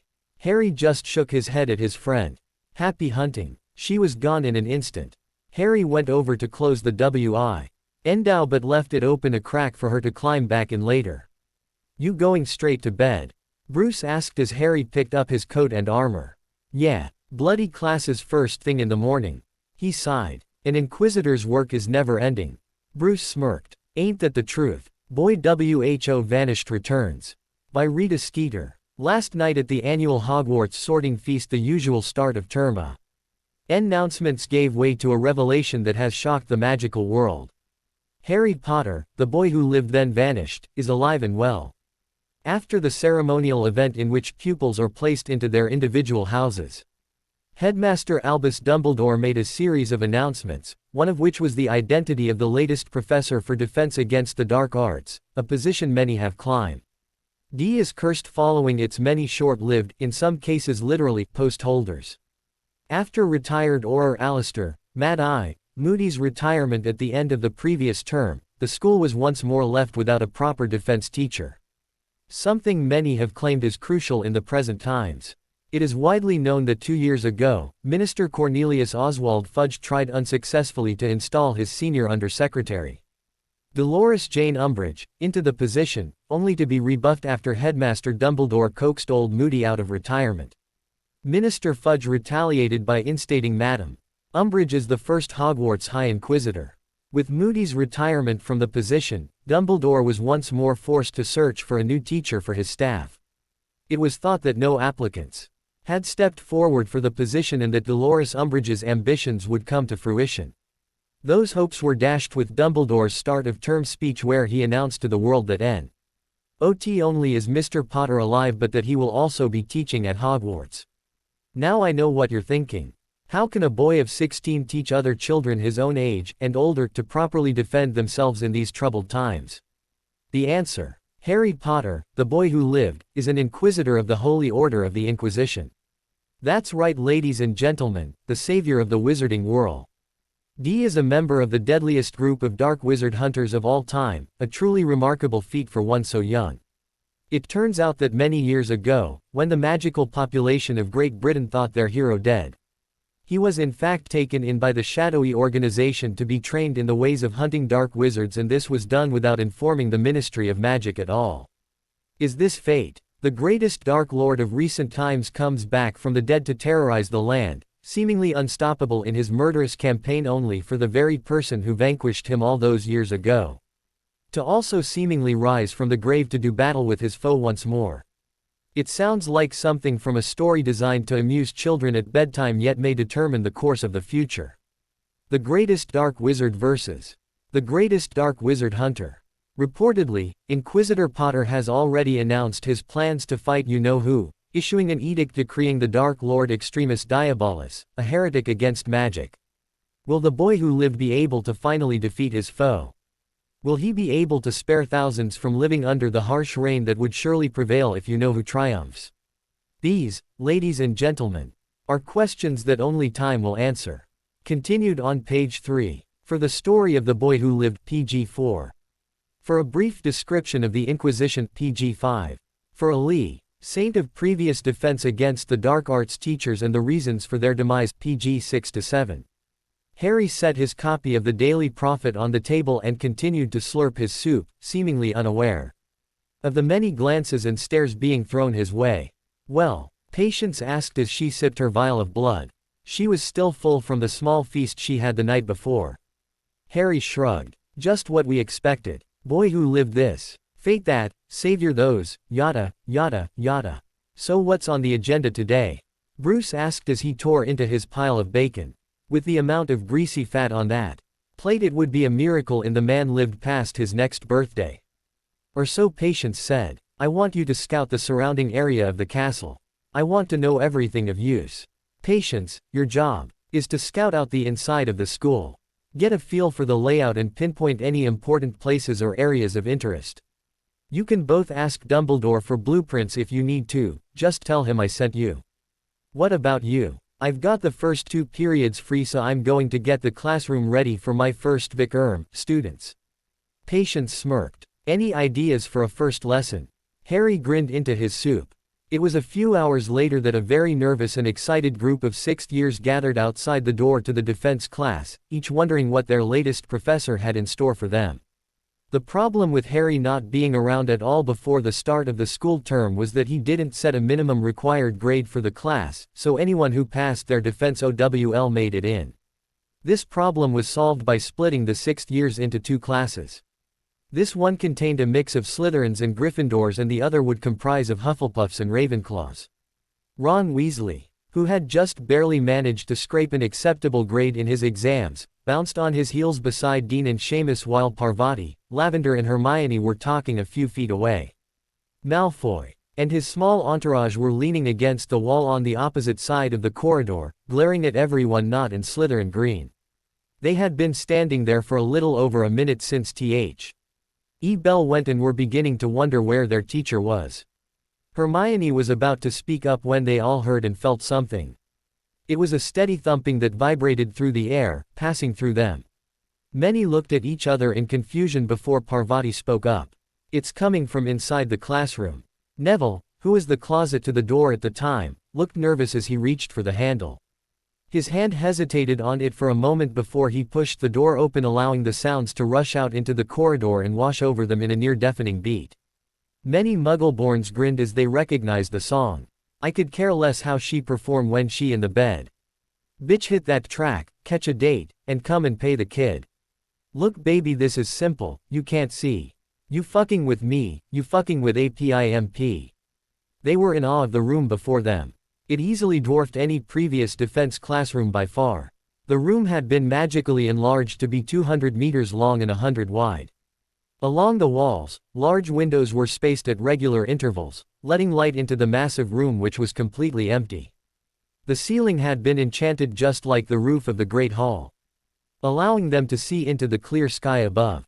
Along the walls near the door were hooks for their bags and robes, and a few meters from them was a spiral staircase of metal which seemingly went up to a square in midair.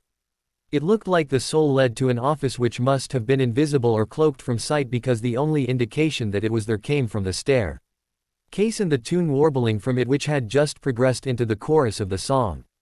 I don't know what you heard about me, but a bitch can't get $1 out of me. No Cadillac, no perms, you can't see that I'm a motherfucking PIMP. They heard the faint sound of movement over the steady thumping and saw a pair of legs poke out of the hole before their teacher strolled down the staircase from what must have been his office, swaying slightly to the music. He had kept his heavy coat from the night before as well as the button-up shirt and denims, but had chosen to forego his armor, and his rosette was gone too. When he noticed them, the music from the hope slowly faded. When he stepped off the last step, the entire staircase shuddered before retracting into the floor, the hole it led to CL. Osing as well, leaving no indication that there had been anything there at all. Harry grinned at their dumbfounded expressions and just waved them towards the hooks on the wall. Leave your bags, cloaks and outer robes on the hooks. You won't be needing them. The class snapped out of their dazes and hurried to follow their orders, eager to begin. When that was done, they grouped back in front of Harry, slightly confused as to what they should do now. With a smile, Harry waved his hand and, much to their astonishment, conjured a dozen or so padded leather chairs and couches. Once everyone was seated comfortably, Harry conjured himself a chair and sunk into it, folding his legs and propping his head up on one fist, his other hand lying on the other armrest. With a small pop, a parchment and a quill appeared before a startled Tracy Davis and plopped down onto her lap. Please sign your name so I know who's here, Harry instructed. As that went underway, he began. Welcome to NEWT Level Defense Against the Dark Arts. As you've probably already realized, there are more than the average number of students here than you'd expect in a NEWT class. That's because I haven't been in country long, and even if I had been, I would have most likely let anyone with a pass grade in so that as many people know how to defend themselves as possible in these times. As I said at the sorting feast, my ways of teaching will be different than what you're used to. You're going to be focusing mainly on the more practical side of defense, but that's not to say there won't be bookwork. He quickly added, seeing their hopeful faces. He looked around, meeting many people's eyes. There is a war on. As a result, there will be battles which you may be drawn into either willingly or unwillingly. It is my job to make sure you survive those battles, or at least come out in enough pieces to survive, either will do. This will mean extensive work or you're half. By the end of this year, hell, by the end of this month, I expect most of you will wish me a slow and painful death with what I put you through. If at any time during the year I feel you are not performing to the best of your ability, I will kick you out of this room so fast no potion or spell in existence will be able to remove the boot print from your cheeks. If I think you are falling behind, I will help you catch up, and if You see any of your classmates having trouble, then help them. Let me make one thing clear. Harry's eyes narrowed dangerously, pinning them all to their seats. I will not tolerate racism, bigotry or any other kind of bullying. If I see anyone picking on someone else, I will kick their ass. Not figuratively, I mean I will literally throw you to the ground and kick the shite out of you, then make you apologize before allowing you to find your own way to the hospital wing. Be it in this classroom or out on the grounds, that is what'll happen to anyone who thinks themselves better than others. Ari folded his arms across his chest and sighed. As Professor Dumbledore has seemingly forgotten the fact that as an Inquisitor, most of what I know of combat is either highly restricted or too far above your level. I'm at a bit of a conundrum. I have a number of civilian-level dueling spells I can teach you as well as the standard NEWT-level spells, but for the next 2 years, assuming you last that long, we'll be focusing more on practical skill and not the amount of spells you can use. If the class shows sufficient skill, I may move you onto spells used by Aurors, but I doubt you'll advance that far. There was an overly loud snort and everyone's eyes were drawn to a pale, skinny boy with slicked back platinum blonde hair and gray eyes who sat upon one of the padded chair like it were a throne. The boy looked at Harry with disdain and a good dose of superiority, to which Harry raised one black eyebrow. You, the pasty one who looks like he just swallowed dragon shite, what's your name? The non-Slytherins in the class laughed at the stunned look on Malfoy's face before it was replaced by a scowl of contempt. Draco Malfoy, heir to the ancient and noble house of Malfoy, he said with clear pompousness, looking as if he expected Harry to fall to his knees in reverence. If he was going to be disappointed. Well then, Mr. Malfoy, do you have something to add? Harry asked. Yes. Malfoy's gray eyes seemed to look down his nose at Harry. I was just wondering how on earth Dumbledore expects us to learn anything from someone younger that the students he'll be teaching. Obviously you're not that strong. You've been told to stay in a school and not help the Aurors like a proper Inquisitor. If I had to guess, I'd say you were only put here to get you out of the way of the adults. The class gasped at Malfoy's guts at saying that to a teacher. Malfoy himself didn't look too concerned as he sat there with a victorious smirk on his face. The smirk quickly gave way to a look of fear when Harry reached into his coat sleeve, right where you'd keep a wand. The class drew a collective breath as Harry started to withdraw his hand, wondering if they were just about to witness their teacher killing the boy. Harry's hand slid from the sleeve, his black basilisk hide wand holster clutched in his hand. He held it up for all the class to see before he chucked it to the floor a few feet away from him. Too far to retrieve in a hurry. Harry once again folded his arms across his chest as he stared levelly at Malfoy. Curse me. Every set of eyes in the room widened in shock. None more than Malfoy's, who looked like a deer caught in headlights. What? The youngest Malfoy squawked. Curse me. Harry repeated as if it was the most natural thing in the world. You say I must not be that powerful. I'm giving you a free chance to prove it. Draco glanced at the other students in the class before regaining some of his bluster. He slowly began to draw his wand from his robes, eyes watching Harry to see if he'd make a scramble for his discarded wand, but the boy who lived just sat there patiently. Quickly, Malfoy pulled his wand and pointed it right at Harry. Rick. Before he could utter another syllable, a bright blue spell slammed into his chest, sending him flying backwards, his heavy chair crashing to the ground. Malfoy flew over the heads of the stunned group of 6th years, tumbling through the air before landing painfully on the hard floor of the room. Groggily, he tried to rise to his feet, but faster than anyone could see, Harry had crossed the room, hoisted Malfoy into the air and slammed him into the wall beside the door, pinning him a foot above the ground by his throat. Draco gasped as his air supply was cut off by the strong hand steadily crushing his windpipe. He thrashed like mad, but Harry's hand didn't lose its grip, nor did his arm waver under the weight of the 16-year-old he held in the air. The class sat in a stunned silence, as their professor applied a bit more pressure, making Draco's face become a dark purple, the veins around his eyes standing out taut. None were sure if they should step in, and many were afraid that if they should, they would be the next ones with a hand to their throat.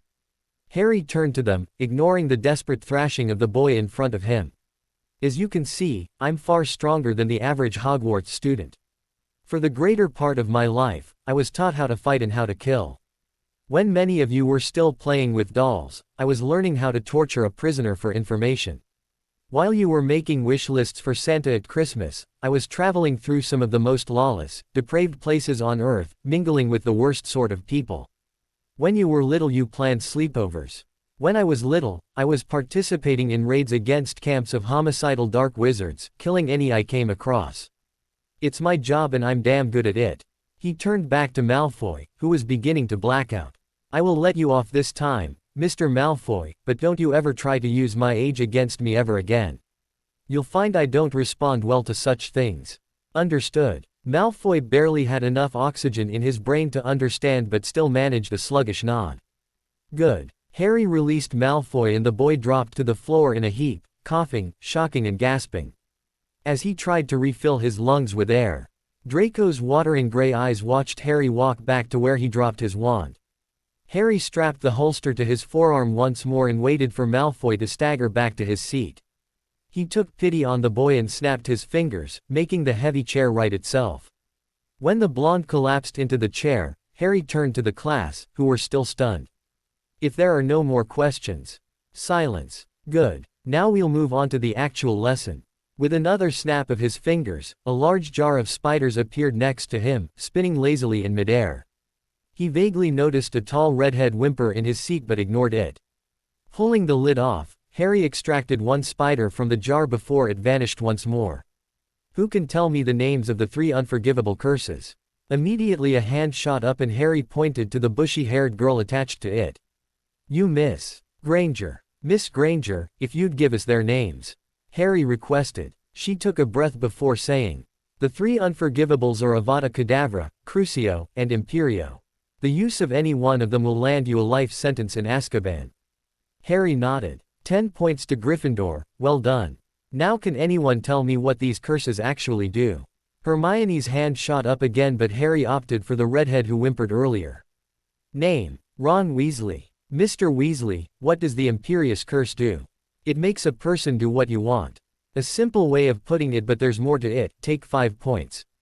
The Imperious Curse gives the caster full control over the target provided they have enough skill to actually cast the spell and sufficient willpower to maintain it.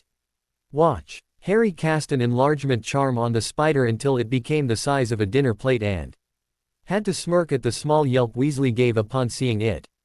For the student's sake, he drew his wand before pointing it at the spider and incanting, Imperio. Immediately the spider sprung to life. Jumping off his hand, Harry ordered it to do an intricate series of gymnastics before moving on to it performing Riverdance. The class all laughed at the amusing antics of the creature, even Ron with his phobia. Only Harry didn't laugh and when he spoke his voice seemed to drain the cheer from the room better than any Dementor. The very fact that you find this funny sickens me. This is just a small example of what the Imperious is capable of but what if I showed you the full extent?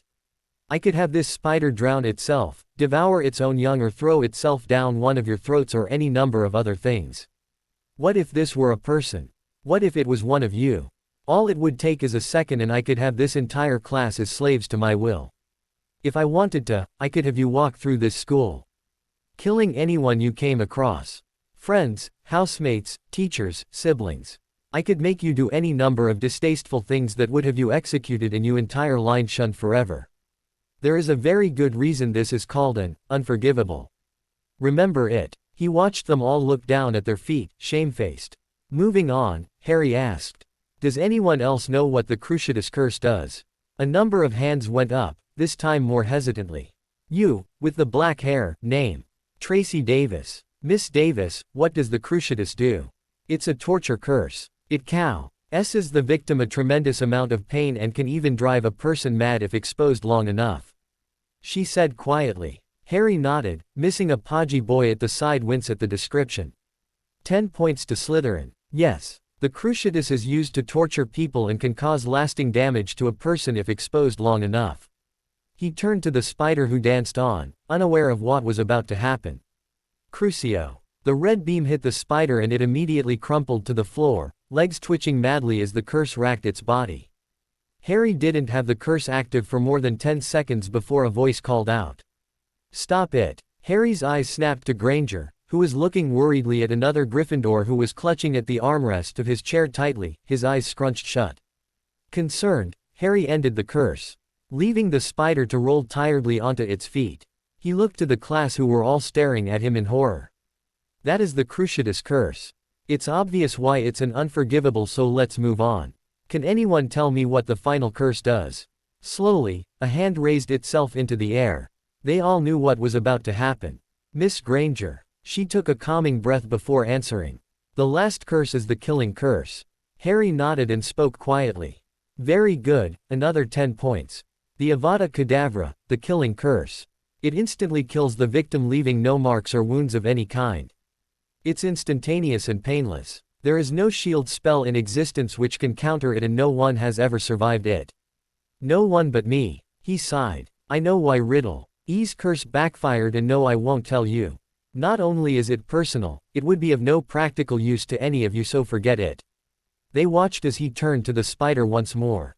The arachnid, seemingly sensing what was coming, tried to scamper out the window, but Harry's wand tracked it before he spoke. Avada Kedavra. The room was filled with green light, and a second later, the spider hit the floor, dead. The class sat in silence as Harry put away his wand after banishing the corpse. He was quiet for a moment before he spoke. The three unforgivables. Avada Kedavra, Crucio and Imperio. SA3 spells alone can make a man into a monster. They are so named because of not only their effects but also the addictive feeling that accompanies them. Acts once considered unthinkable sudden why become reality when a witch or wizard falls for the power these curses can give, and it is through this that heretics are created. Even if the initial use is for a good cause, the instant the spell leaves your wand, the corrosive effects take hold, and it is for that reason that inquisitors alone, who are trained from a young age to resist these effects, are permitted use of the three unforgivables. Even then the effects are difficult to resist. He turned from the class and began to slowly make his way towards the door. His next words were so cold, it sent a chill down their spines. If I discover that anyone has ever used or attempted to use an unforgivable for any reason, then I promise you, there will be no force on this earth that will stop me from hunting you down and cleansing that taint through the only viable option, death. The door clicked shut behind Harry just as the bell went. It would be another 5 minutes before the students gathered their things and left the class as well. Harry flopped down onto his bed, face first and fully clothed, with a groan of both pain and misery. It was in this state the patients found him. So how was the first day? She asked as she leaned against the doorframe, her arms folded across her chest and an amused smirk on her full lips. Harry didn't even lift his head to look at her. I have seen hell, and it is filled with children. It can't have been that bad. This time Harry did lift his head, if only for the express purpose of glaring at her. It was worse. I was trying to teach some of the first years how to perform Expelliarmus, so I had them divide up into pairs. One kid turned his partner's hair into goo, and it took me nearly 20 minutes to get her to calm down. I tried to send her to the hospital wing, but she wouldn't leave the class. Patients laughed. So what did you do? Harry gave a sort of shrug. The only thing I could do. I disillusioned her, threw her over my shoulder and carried her to the hospital wing myself. Patience shook her head. You're a cruel man doing that to a child. It wasn't like she was missing an arm, it was only some goo. Why'd she make such a big fuss over it? She shook her head patronizingly. This girl is just starting her school career and she doesn't want to go through the next 7 years being known as the goo girl. You don't understand kids at all, do you? I do so understand kids. No, you don't. You might if you were one, but you spend too much time trying to act like an adult. Harry frowned. I am an adult. I'm emancipated and an inquisitor. Patience nodded as she moved further into the room. She perched herself on the edge of the bed, her dark eyes locking with Harry's. In the eyes of the law, yes, you are an adult, but the fact remains that you're still young. You're one of the most mature people I know, Harry, and I have no doubt that you'll become one of the best inquisitors around, but at what cost?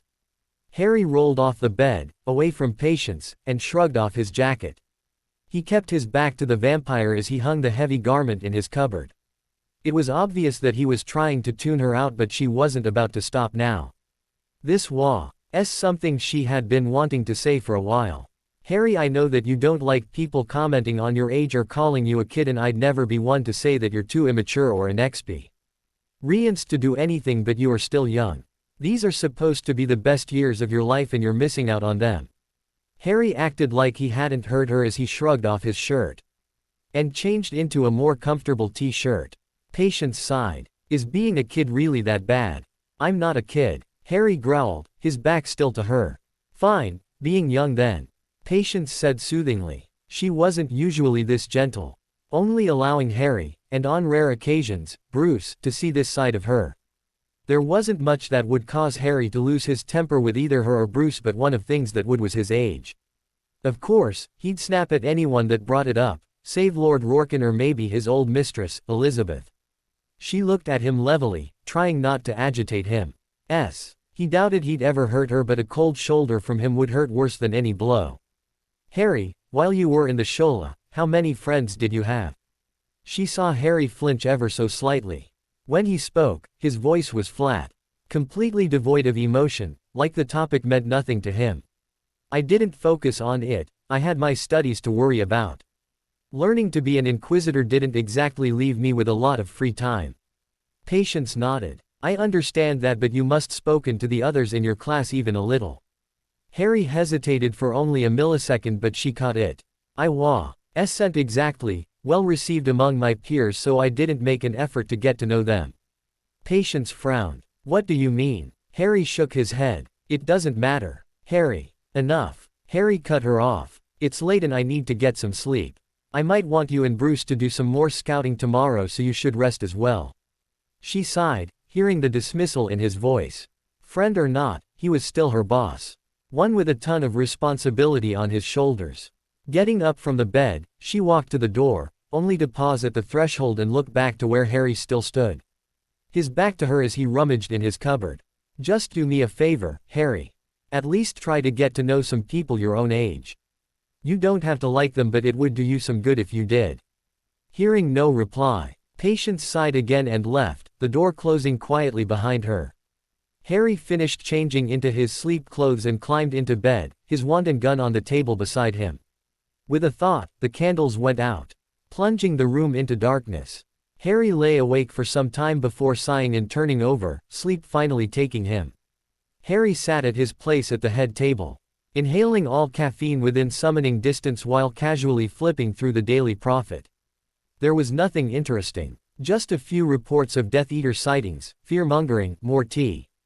Hots on the boy who lived rising from the dead and a notice about a sale at Flourish and Blots. Bored, he tossed the rag aside and reached for the bacon when a shuffling sound from above drew his attention.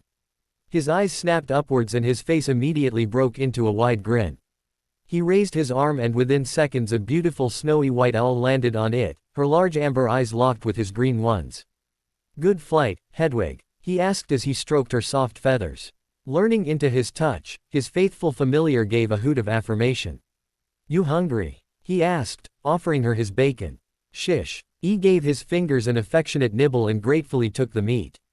He pushed the plate towards her and filled a goblet with cool water for her to drink.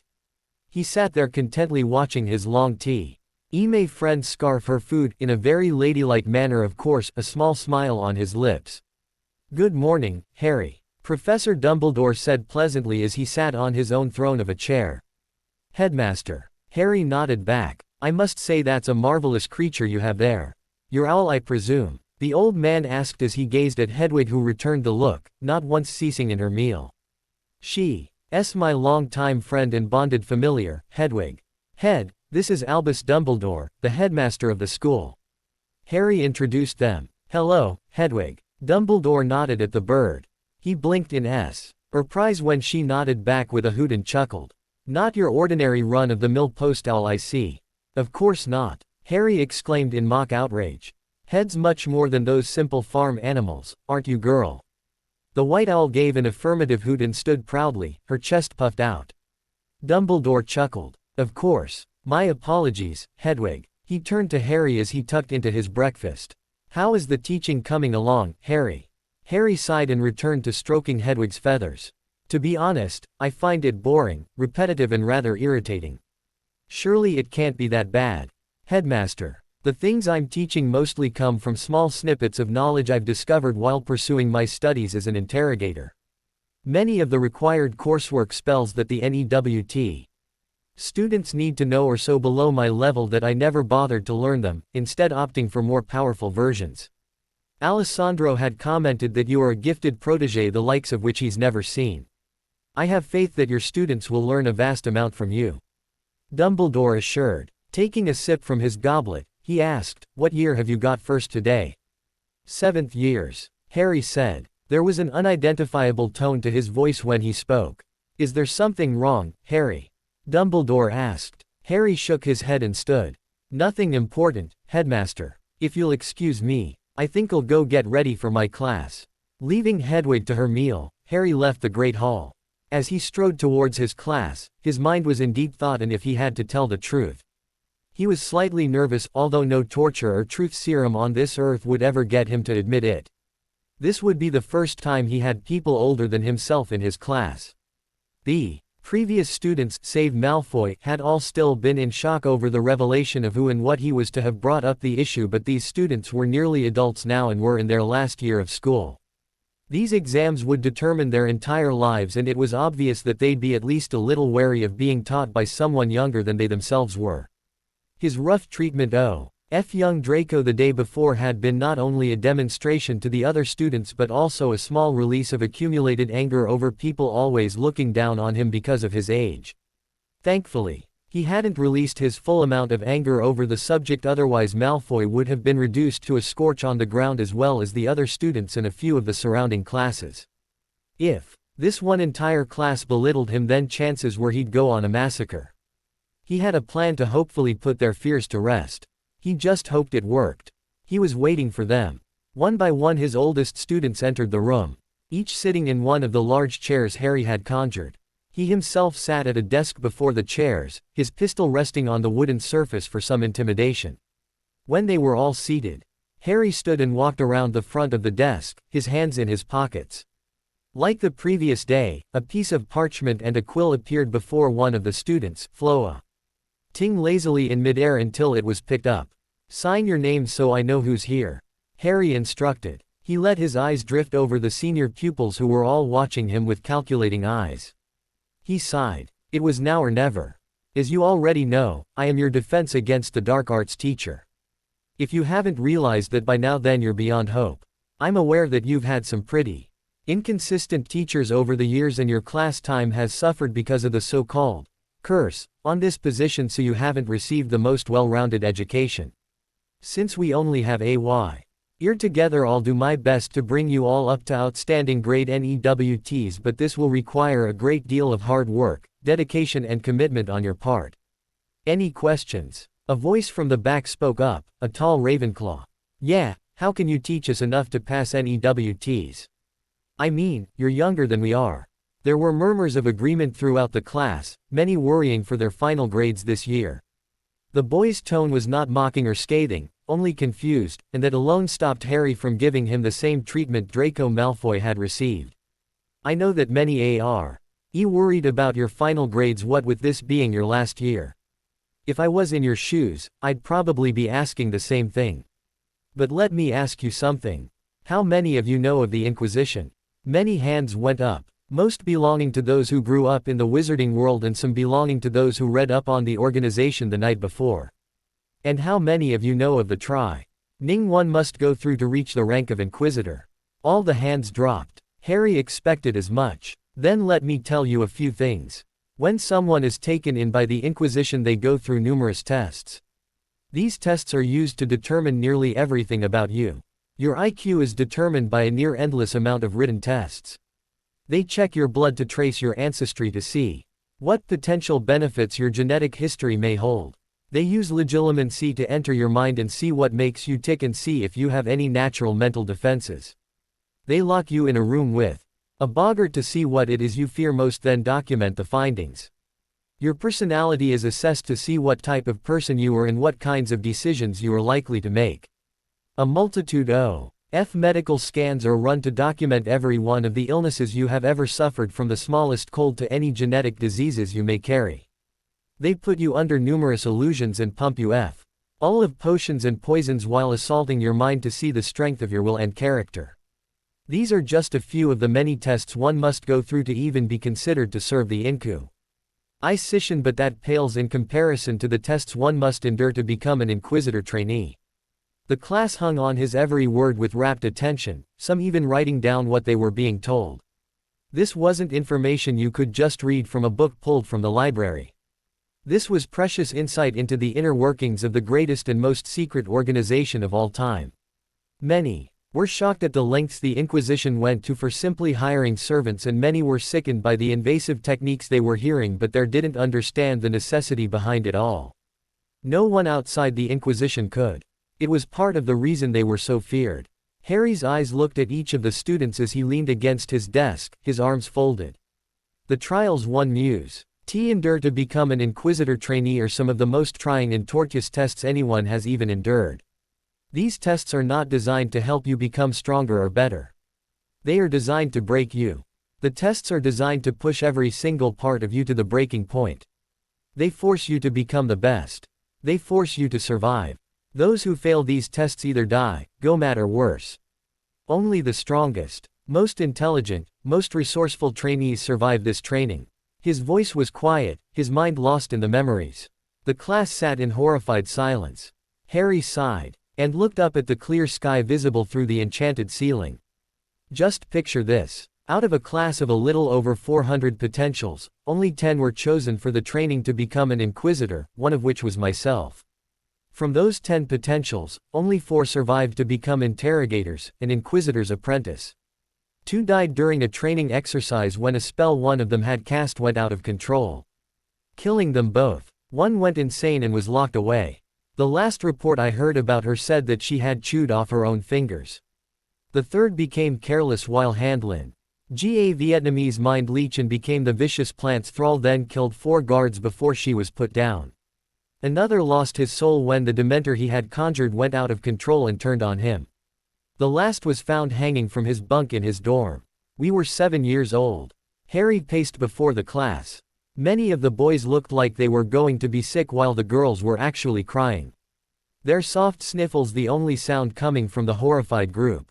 The thought that children had undergone such ordeals was a terrible, haunting prospect, and it was almost guaranteed that a few of the more sensitive of the 7th years would be having nightmares tonight.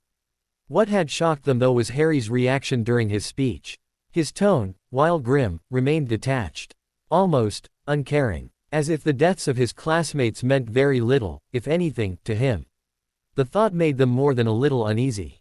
They didn't know the full story though.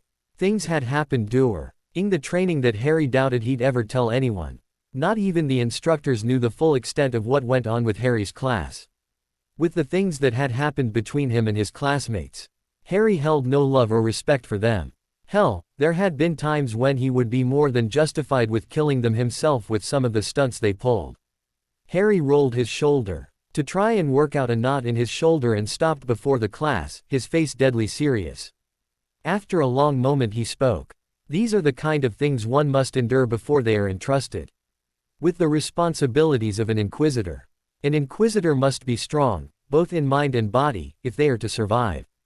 We face some of the deadliest threats that the world has ever known, a great deal of which is kept hidden from the rest of the world for their own safety. Just like the wizarding world would go far to keep the secret of magic from muggles, the Inquisition would go even farther to keep its own secrets. Many have accused us of being tyrannical, power-mad murderers. This isn't true. Inquisitors are entrusted with unlimited authority because we have unlimited responsibility. We have an ongoing mission to protect the world from any threat, and, while the methods some Inquisitors use can be called into question, this duty is entrusted to only the most dedicated individuals. I won't lie. There have been cases where an Inquisitor has gone too far or become lost in their own power and have been declared heretics, but fortunately these are rare occurrences. Harry conjured a glass of water. His throat parched after so much talking. The class were quiet as he drained the glass, lost in their own thoughts. Harry set the glass down with a satisfied sigh. Finished, he turned back to the seated teenagers before him. I hope know that you have an idea of my training and qualifications. Your fears for your education have been eased. Now, we've spent enough time talking. I'm going to conjure dummies, and I want you to attempt to non-verbally cast the Constrictor curse. Later that night, Harry sat in the common room of their quarters reading a list of previous attacks by Death Eaters. Listed by both date and location. Bruce was in Hogsmeade for a few rounds and Patience was once more on the hunt, so he was all by himself. He was almost done reading when the perimeter char M on the portrait that guarded the door chimed, announcing a visitor. Harry set aside the parchment and strode over to the portrait hole and opened it to see Professor McGonagall standing on the other side, as prim as always. "Good evening, Professor," Harry greeted, leaning against the wall. "Inquisitor." She nodded. "The headmaster has asked that I collect you and bring you to the meeting." Harry was confused. "Meeting? The first week staff meeting, Inquisitor. The first Friday after the students' return is when the teachers meet to discuss the coming school year and bring up any problems." McGonagall said. "Oh, let on then." Harry followed her out into the corridor and towards the headmaster's office. He had left his coat in his room and was now clad in an open waistcoat over his shirt, the top few buttons of which were undone. Without the heavy basilisk hide coat, you could now easily see the shoulder harness that held the underarm holster for his pistol and the basilisk hide wand holster strapped to his left forearm. You could also see more of his strong frame without the bulky garment covering it up. His shirt stretched over his wide shoulders and his sleeves strained slightly against the muscles in his arms. Honestly, it was the closest thing to casual McGonagall had ever seen on him. Granted, this was the second day she'd seen him since he was a child, but still. "I must say," McGonagall observed as they walked through the corridors, "that was a rather unique portrait you have guarding your quarters. I don't believe I've ever seen it around the school."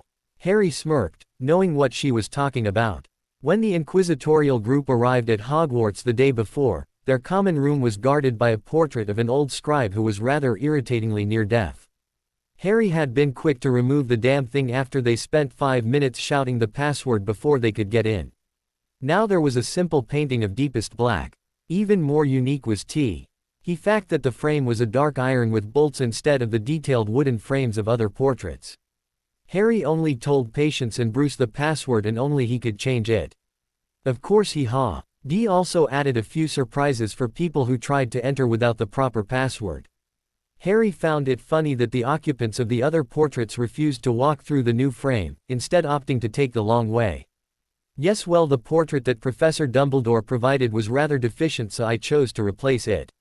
I think it'll suit its purposes." Harry shrugged. McGonagall looked slightly irritated. The portrait's occupant seemed rather confrontational. Harry chuckled. "He's just dedicated to his job." The old Scotswoman hummed disbelievingly but said nothing as the gargoyle statue guarding the headmaster's office drew near. "Mars Bar," she said briskly. The stone creature shifted aside and allowed them to step onto the revolving staircase as it whirled up towards the office door. Harry wouldn't admit it, but he thought this particular means of getting into someone's office was rather cool. It was what inspired the staircase in his own classroom leading to his office. Since they were expected, McGonagall ignored the griffin head knocker and pushed the door open. The office hadn't changed at all since Harry had last visited it during the summer. Same portraits watching them, same bookcases filled with tomes, same little silver instruments that the old man had used to monitor Privet Drive during Harry's incarceration there, although they were now moving, which meant that they were keyed to another set of wards now. It was easy to tell, Harry had the exact same instruments. Dumbledore sat behind his impressive desk, the teachers seated before him as well as Bridge, who sat with the little checkboard Harry had seen her clutching nearly the whole time he'd been at the school. "Ah, Minerva, Harry, thank you for coming." Dumbledore nodded to them, his patented gleam in his eyes. He waited for the two of them to sit before continuing. "As is tradition, we meet today to discuss our latest batch of pupils and to bring up any issues which anyone has been thinking about. So, how has everyone's classes been?" McGonagall started things off. "My classes started off as they usually do. The students are a little distracted having just come back from holiday and I have had to tell more than one person to get on with their work. Beyond that there's nothing to be said, although we have just been back for 2 days.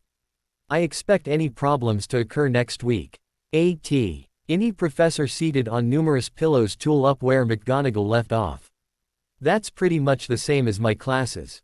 No problems to speak of, but check back next week and see." A short but strong low. Oaking woman in grubby overalls spoke up next. This seemed to be the standard pattern. Not much to say. She shrugged. The most trouble we had in herbology so far is probably when a young Hufflepuff neglected his earmuffs when we were repotting the baby mandrakes. She shook her head. There's always one every year. A tall, pallid man with dangerously greasy-looking hair spoke next, his tone conveying nothing but extreme boredom. Somehow there have been no disasters so far this year, but with the usual dunderheads that swamp the school every year, I wouldn't expect it to last long. The big saint problem would have to be one of the Gryffindors who sabotaged a girl's potion. I have taken house points and issued him a detention accordingly. Actually, Severus, I spoke to that particular stud. Ent already, as well as the girl whose concoction he knocked over. They both swear it was an accident and the girl repaired her file and simply refilled it with another dose of her potion, so there was no harm done. I restored the house points and revoked the detention, although I did deduct 5 points for carelessness. McGonagall interrupted, her eyes daring the man to challenge her. He looked like he was going to retort, but Dumbledore cut him off. Well, let's hope that is the biggest disaster we have this year, he said with a smile before prompting the next teacher to continue. They all reported their year so far. Each as bland as the last. For a school full of rambunctious teens, Hogwarts was pretty boring so far. If my entire year is like this, I'll kill myself. Harry thought, only high years in the Inquisition allowing him to keep his attention on the meeting. When the flying instructor, Madame Hooch, finished her report, it was Harry's turn. The teachers looked towards their youngest and newest colleague, wondering how the week went for him. Harry stretched his legs out in front of him, working out the stiffness in them as he answered. Nothing big to report on my end. A few minor bumps here and there.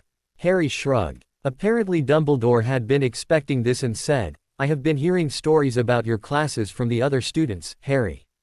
They seem to be the talk of the school. I was wondering if you could elaborate on them for us.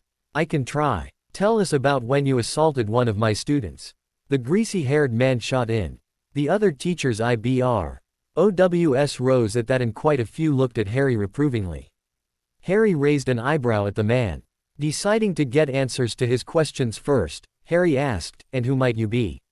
It was Dumbledore who answered. This is Severus Snape. He's our resident potions master as well as head of Slytherin House. There is also Minerva McGonagall, out-deputy headmistress, transfiguration teacher and head of Gryffindor House. Pomona Sprout, our herbology teacher and head of Hufflepuff House.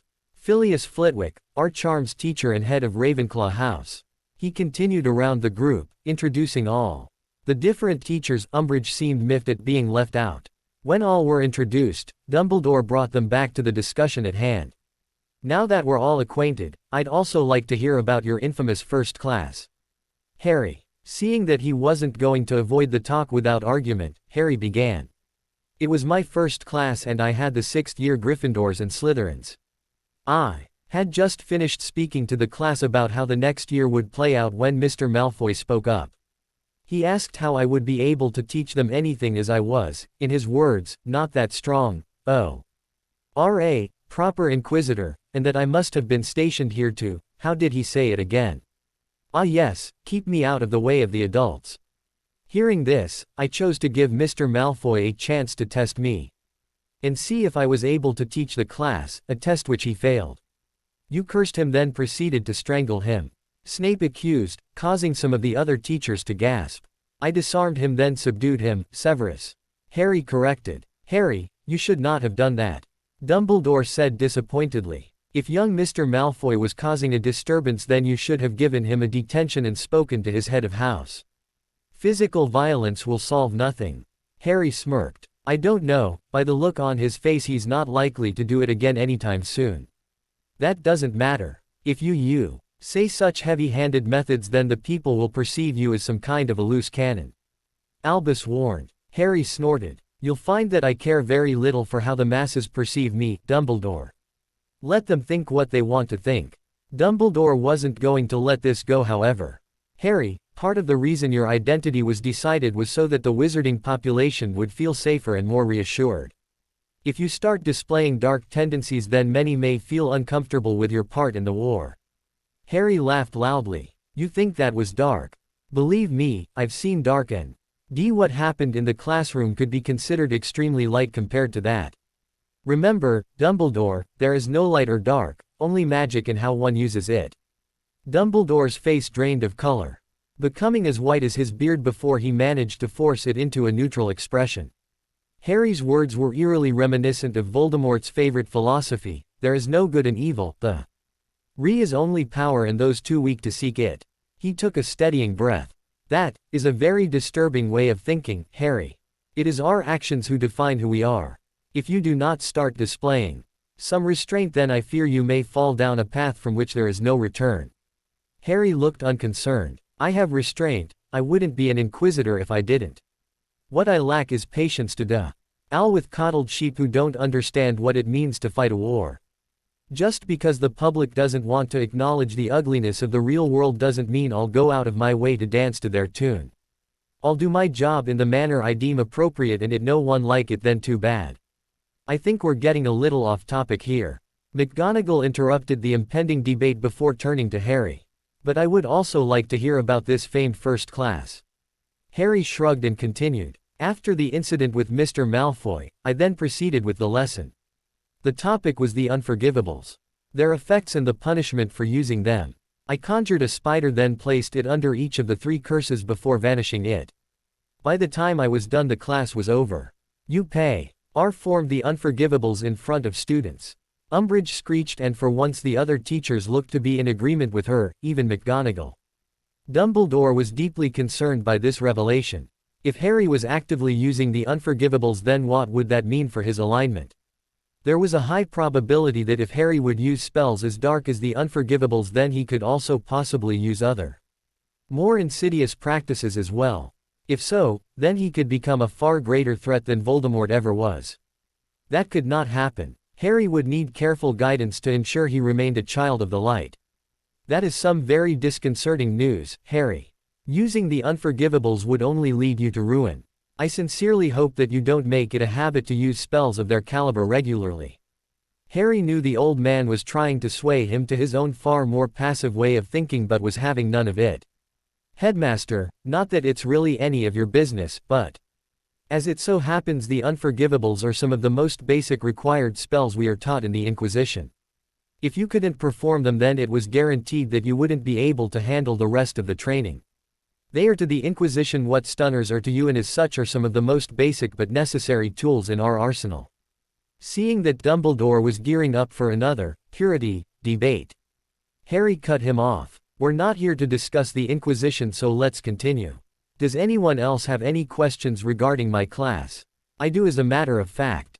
The tiny Professor Flitwick squeaked up. Is there any reason why 2 of my 7th-year girls had to receive calming drafts after bursting into the hospital wing in tears after your class today? That actually caused Harry to grimace. I'm sorry for that. I was trying to waylay the concerns the 7th-years were feeling over having someone as young as myself teaching them, and I admit I may have revealed some of the Inquisition's more brutal teaching methods. I tried to play it down enough as to not startle some of the more sensitive students. Obviously I failed. I'm sorry, Professor. Flitwick nodded in acceptance. After taking their potions they calmed down, and I had a talk with them after dismissing them from classes for the day. Just do me a favor and try to be a little more tactful in future. I'll do my best, Harry said sincerely, and he meant it too. He didn't usually have to deal with people as emotional as teenagers or children, what with most of the circles he ran in being comprised of battle-hardened warriors and deranged criminals. He glanced towards the clock and saw that he needed to end this meeting now. He stood from his chair while saying to Dumbledore, "If you'll excuse me, I'm afraid I need to take my leave. I have an important matter to attend to at the Ministry, and I need to get there before it closes." Dumbledore looked like he wanted to say more to Harry, but reluctantly nodded before Harry turned and left. He walked through the castle, passing Filch and his cat, before making it back to the inquisitorial group's lodgings. As he came within range of the black portrait guarding the rooms, there was movement. From within the darkness of the painting, a low red light sparked to life. The light grew and flowed until the painting's occupant stood before Harry.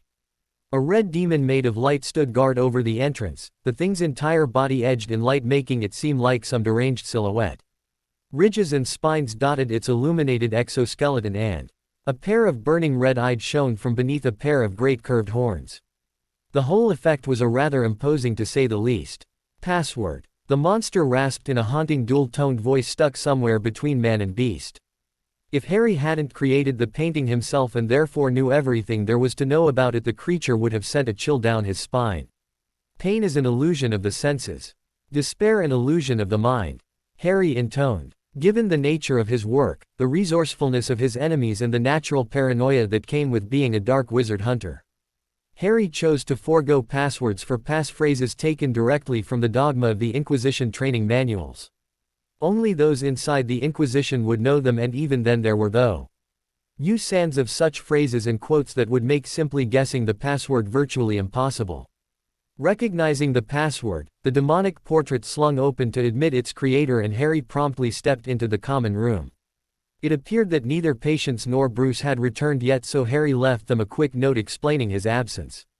He then swung his coat around his shoulders and grabbed his cane before walking over to the large fireplace and grabbing a pinch of the green powder from the small urn on the mantel. With wards and runes being two of his chosen specialities, it was rather simple to slip his own private secure flow route from inside the castle. The wards around the old school were extremely old and strong, but not invincible. With age comes wear, and with how long the Hogwarts wards had gone without a recharge, it proved rather easy to slip a route out and set up a few security procedures along the way. Thankfully, while it was easy for a master wardsmith to burrow a way out of Hogwarts, it was infinitely more difficult to try to bore their way inside, bordering on the impossible. With this knowledge in mind, Harry tossed the magical powder into the flames a moment before following while saying, "Ministry of Magic Atrium." Numerous fireplaces flashed before his eyes before he stepped out into the large main reception of the Ministry of Magic. Pausing moment, airily to lighten his hair to a more chestnut color and change his eyes to a stormy gray while concealing his scar, Harry marched towards the lifts with a purpose. He managed to catch one just as it emptied and pressed the button before anyone else could get in with him. The second the doors clattered closed, Harry went to work. His cane shrunk in his hand until it was the size of a toothpick wick. H was then placed safely in one of his inner coat pockets. Reaching into his sleeve, he withdrew his wand, grasping it firmly in his hand. There was a good chance Riddle would have his people watching this particular section of the ministry, and if so, then he would be prepared. Tapping the wand to his head once, Harry cast a powerful disillusionment charm followed by a notice me not charm rendering him almost completely invisible to all but the most attentive viewers.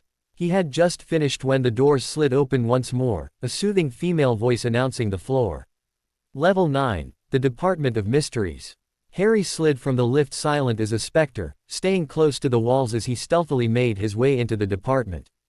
It was deathly silent, but his steps made not a sound, his breathing calm and controlled. He slipped from shadow to shadow, never seeing or hearing any sound other than his own shallow breathing. It wasn't long before he reached the door he was looking for. He cracked the door open a touch and peeked through into a circular room with a dozen doors identical to the one he was looking through arranged around the wall. He stepped through, closing the door behind him. The second it snapped shut, everything shifted. The walls revolved at blurring speed, the doors forming a single black bar as the walls spun. Harry calmly waited for them to stop before reaching into his coat and pulling from it his rosette. He approached the door directly in front of him and grasped the handle, then tapped the rosette with the tip of his wand, and from the bottom slid a small skeleton key. Harry slid the badge cum key into the lock and gave it a twist, hearing a satisfying click. He opened the door enough to see through into the room beyond, his sharp eyes scanning area. The room was long and rectangular, lit by lamps hung low on golden chains from the ceiling. The room was fairly bare save for a few desks surrounding an enormous tank in the center of the room. The tank was filled with a deep green liquid in which swam what looked like a number of giant brains. Stray thoughts, Harry observed idly, having recognized the creatures from his studies. Not finding what he was looking for, Harry closed the door, but this time the room did not move. One of the special features of a rosette is its ability to act as a skeleton key for nearly any and every kind of lock there is, providing the Inquisitor with near unlimited access to wherever he needs to go. Mentally marking the door's position, Harry moved on to the next one and cracked it open a bit. The first thing to register was the ticking. Alone, the sound of a clock ticking might be normal, if a little annoying after a while, but the sheer amount of ticks made the room give off a near-deafening crescendo that made it hard to concentrate. The second thing that registered was the beautiful, dancing sparkled light that illuminated the room, revealing the cause of the noise to be a completely inordinate amount of clocks that adorned nearly every surface available. At the far end of the room was a giant bell jar that seemed to contain a swirling wind through which flew a tiny hummingbird. Harry watched as it flew upwards in the jar, getting bigger and more mature as it ascended before it seemed to grow old and fall towards the ground only to be encased in an egg from which a baby hummingbird once more took flight. Off to one side was a glass-fronted case filled with hourglasses in various sizes. This must be the time room. Third time proved to be lucky when the next door he opened led into a large, cavernous chamber filled with row upon row of shelves upon which sat thousands of glass spheres filled with a mystical blue substance. Bingo! Harry thought victoriously. He slipped inside, silently closing the door behind him. His eyes scanned the numerous shelves. The small plaque on the side of the shelf pronounced that he now stood between rows 56 and 57. The question was, how was he going to find what he was looking for in all this? A noise caught his notice and he slipped backwards into the shadows as an old hunched man clad in heavy robes designed to ward off the cold of the room shuffled from one of the aisles. His nose buried in a thick tome. He muttered to himself as he walked, his gnarled fingers sliding down the pages, obviously looking for something. Deciding not to let a good opportunity go to waste, Harry waited until the man hobbled past and leveled his wand at his back. Imperio! The young soldier mumbled inaudibly. The second the spell hit him, the man went slack, the heavy tome falling from his loose fingers. Harry's wand gave a twitch and the book landed silently. Another twitch and a privacy field encased the man as Harry moved up behind him, his green eyes scanning the darkness for any movement. "What's your name?" Harry asked him. "Willamont Belbuum," the old man croaked, his eyes unfocused. "What's your occupation?" "I'm the curator for the Hall of Prophecy in the Department of Mysteries, but I'm commonly known as an unspeakable." "Is there anyone else here tonight?" "No, everyone leaves early on a Friday but I stay late. I like the quiet. So the only people in this department are me and you." "Yes." "Good, good. Do you know the location of all the prophecies in this room?" "Yes." "Where is the prophecy for Harry Potter and Lord Voldemort?" Even under Harry's complete control, the man still managed a shudder and a whimper at the name. "Row 97. Thank you. Now, Willamont, I want you to take your book and go to the bathroom and don't come back for 10 minutes. When you walk away from here you'll forget we ever had this conversation or that anyone was ever here, understood?" "Yes." "Then go." Harry removed the privacy field and watched Belbaum pick up his heavy book and trot off down the hall before vanishing around one of the shelves. When he was out of sight, Harry swept down the rows of shelves as quiet as death itself, his eyes counting off the aisles until he reached number 97. His eyes scanned the rows of spheres until he saw the one he wanted. SPT to APWBD. Dark Lord. And Harry Potter. Come to Papa. Harry muttered with a slight smile. He knew that the protections on the prophecies meant that only those they were created for could touch them. Even the wizard who put up the protections couldn't remove them after they had gone up. He fished around in his pocket for a moment before withdrawing a sphere identical to the one before him which contained a little message from him to Tom should the RK Lord manage to penetrate the ministry again. Biting his tongue, Harry reached out, his hand hovering over the real prophecy and with cat-like speed, swapped the real one for the fake. He held his breath for a moment, waiting to see if any giant boulders came rumbling after him, but apparently that only happened in Indiana Jones films because no such trap was triggered. Harry grinned and tucked the prophecy safely away in his pocket. It would have to be destroyed soon and in a way that would prove impossible for Riddle to recover. He had a few ideas of how to go about it, each more spectacular and overdramatic than the last. His task complete, he left the Department of Mysteries as silently as he came. Many miles away, concealed behind some of the strongest, deadliest and most obscure RDS around lay a expansive manor house surrounded by vast grounds filled with neatly trimmed hedges, bubbling fountains and paved paths. It was bordered on all sides by a tall perimeter wall built to withstand intense physical and magical assaults. The design was early Victorian in nature with every ledge, balcony and arch speaking of the profound worth of the owner. The interior was no different and if possible, even grander. Hardwood floors polished to a mirror sheen lay covered by lush Persian rugs of deep red. The walls were a light cream with varnished wooden borders and the fixtures were made of the finest silver available. Expensive artworks dotted the walls and small ornate tables arranged in the long corridors held exquisitely carved statues and other collector's pieces. With 3 floors, a large wine cellar, wide ballrooms and many more wonderful additions, the manor was truly a marvel. Not exactly the place you'd expect to serve as the command center of a group of sadistic, murderous dark wizards. In the center of the largest, and therefore most magnificent, ballroom sat a large throne carved from deep black wood with a high back and overstuffed cushions that looked completely out of place amongst the grandeur of the rest of the house. The tormented skulls that were carved into the wood had magically enchanted wooden snakes that would slither through empty sockets and out of silently screaming jaws and made the thing look like a seat fit for Lucifer himself. And perched on this grotesque piece of furniture sat a creature that had once been called man but had become twisted and mutated in his quest to gain immortality. Lord Voldemort, once known as the charming but reclusive Tom Riddle, sat with his chin propped up on his fist, his crimson orbs gazing out of he large windows into the black night beyond the glass. He had changed since his rebirth. Once he was naught but a shadow before the rat Wormtail found him and, with much guidance from Voldemort himself, created for the Dark Lord a stunted homunculus body to inhabit which was sustained through a mix of unicorn blood and milk from his faithful Nagini. When his plans came to fruition at the apex of the Triwizard Tournament, Voldemort had finally regained his true form but was weak and emancipated from the rigors of the rebirthing process. He had been skinny and tired easily but a few months had changed that. What was once frail and weak was now strong and powerful.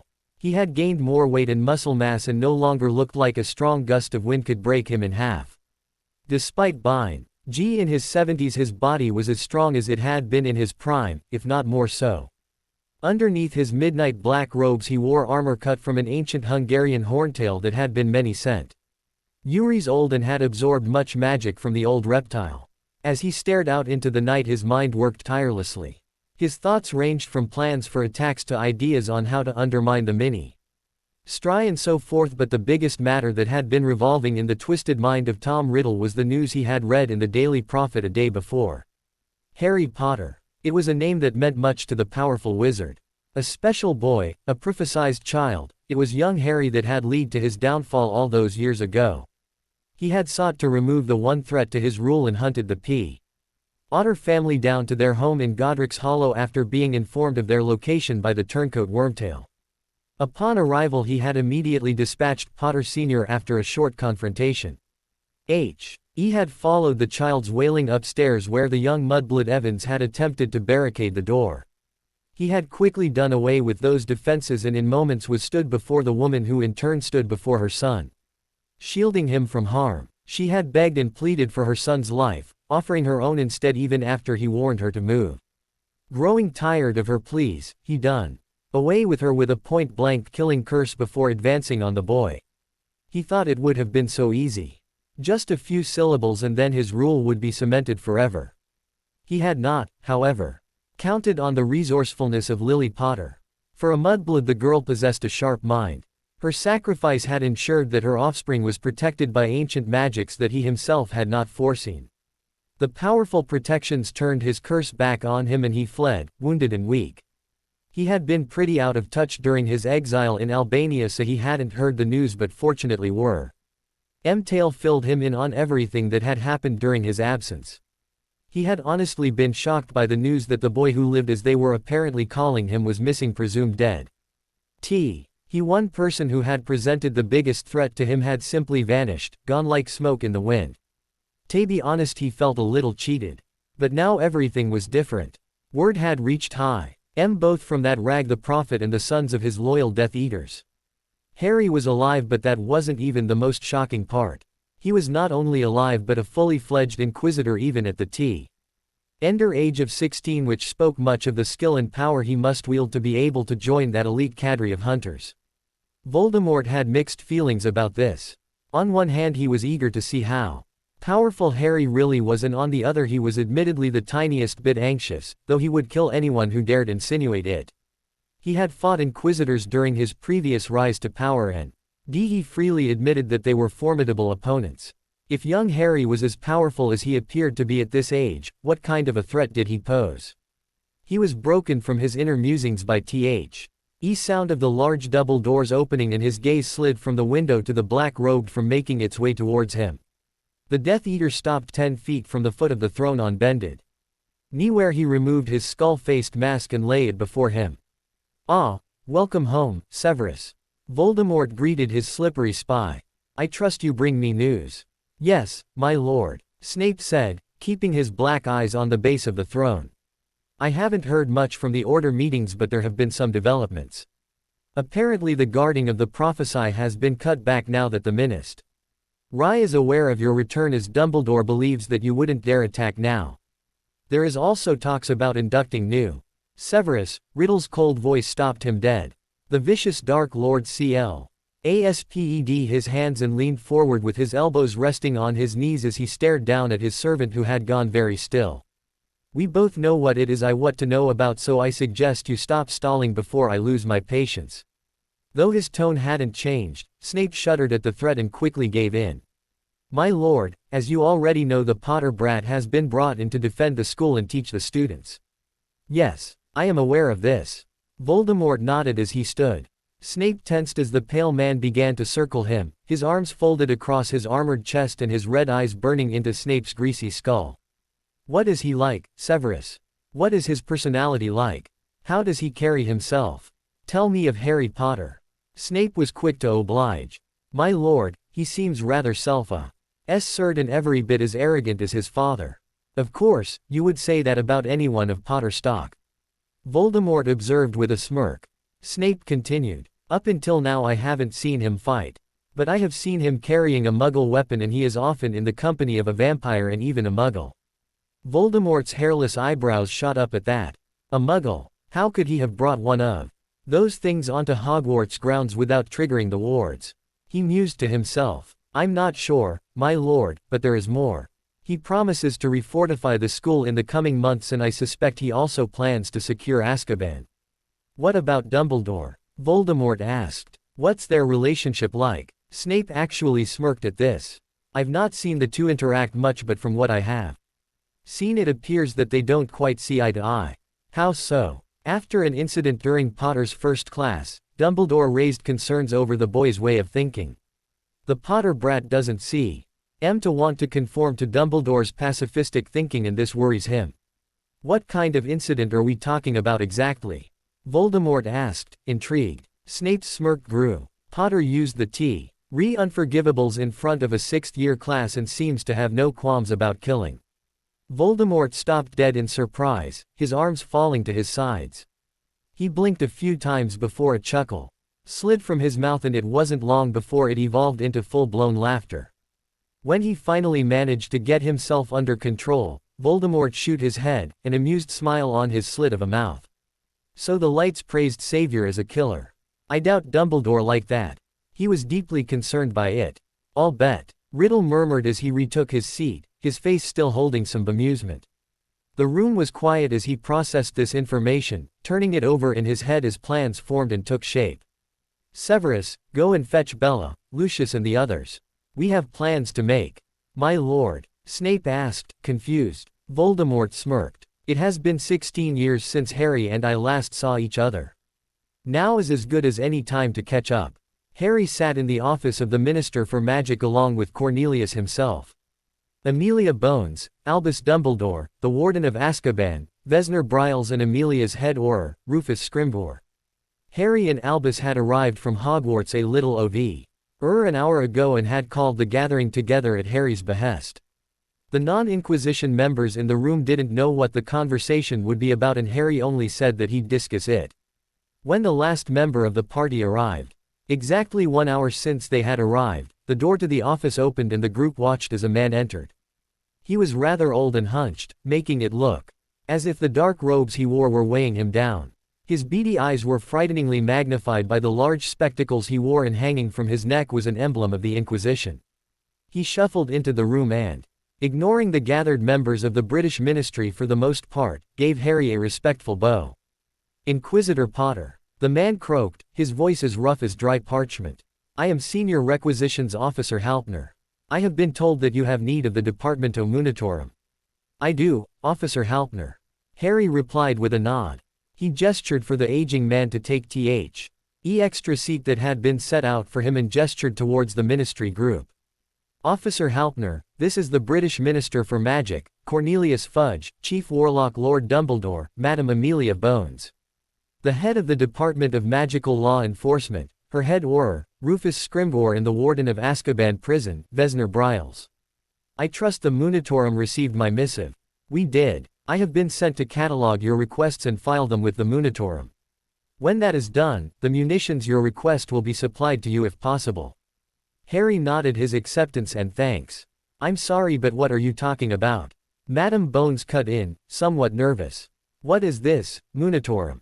Harry and Halpner looked at each other and the young inquisitor motioned for the old man to do the explaining. He readjusted his glasses on his hooked nose as he spoke. The Departmento Munitorum is the department of the Inquisition devoted to the running of administration and the general issue of munitions, supplies and manpower within the Inquisition. If an inquisitorial force needs additional supplies that cannot be gotten elsewhere, they contact the Munitorum and we dispatch those supplies to the force immediately. We create weapons, breed creatures, manufacture drugs and medicine, build transportation, research a myriad of topics and more besides. In short, we run the Inquisition's arsenal. Officer Halpner is here to hear what we need to fortify Azkaban and Hogwarts against the Death Eaters. Harry added. The ministry group were near ecstatic. A chance to build defenses for the country using creations straight from the Inquisition's forges. It was a dream come true.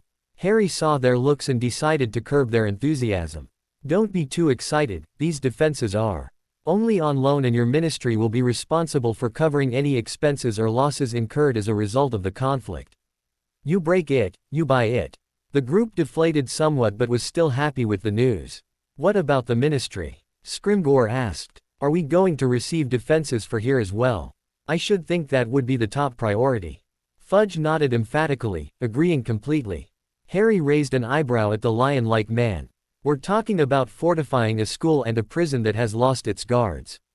Are you telling me that your seat of government is incapable of defending itself even when it is considered the headquarters of the light side in this war? Scrimgeour spluttered. Well no, but it's not that simple. Yes it is. Start off slow. Restrict flow use to a few certain personnel.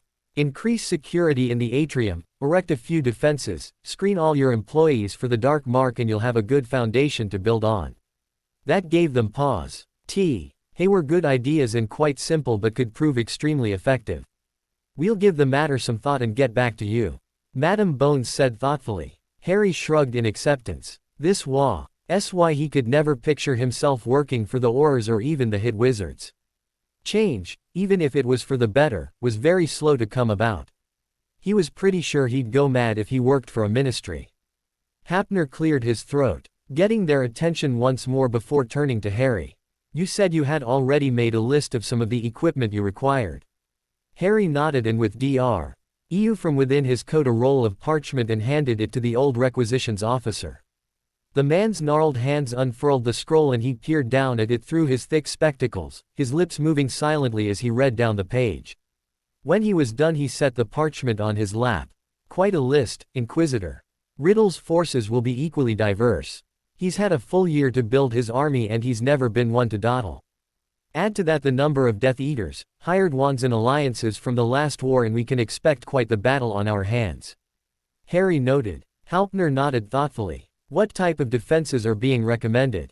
Dumbledore made himself known. He acknowledged that Harry had far more knowledge of the intricacies of the Inquisition but he, along with the rest of the group, felt rather more like observers than participants in the conversation, which was something he was not used to.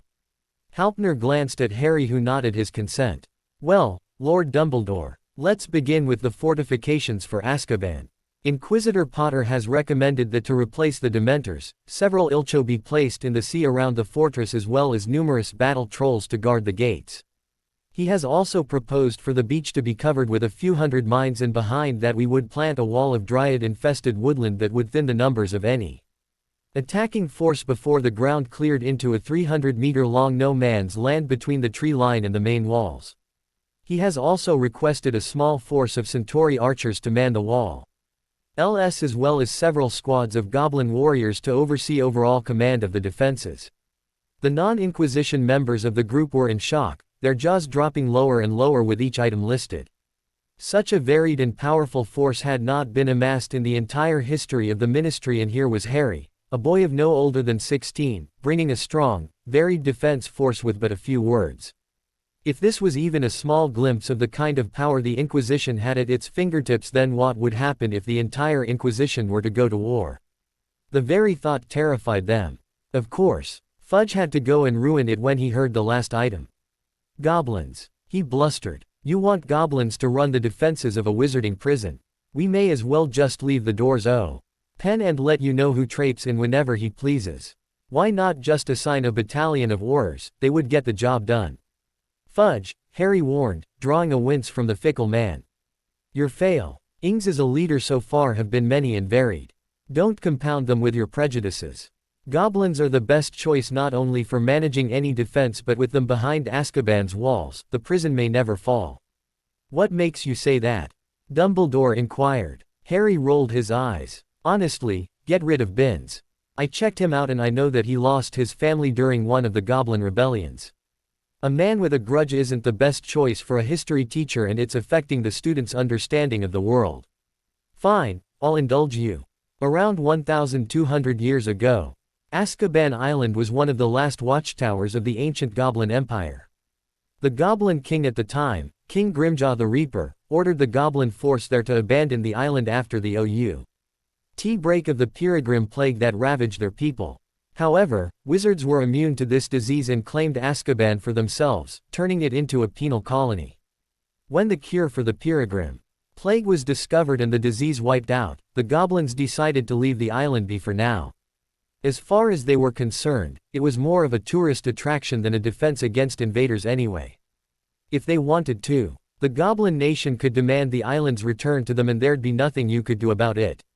Fudge was incredulous. That isn't possible. The goblins can't own Azkaban, it belongs to the ministry. Quote, Harry shook his head. Our records are far more detailed than yours, Minister, but we're getting off track. Officer Halpner, if you'll please continue. The man did so. In addition to these, Inquisitor Potter has requested that at least 3 groups of House Elf sappers be assigned to assist the defense. Fudge and Scrimgeour scoffed loudly at that and aim. Leah and Dumbledore looked rather dubious. Warden Briles, however, didn't seem to notice, and by the look on his face he was more than happy with the arrangements so far.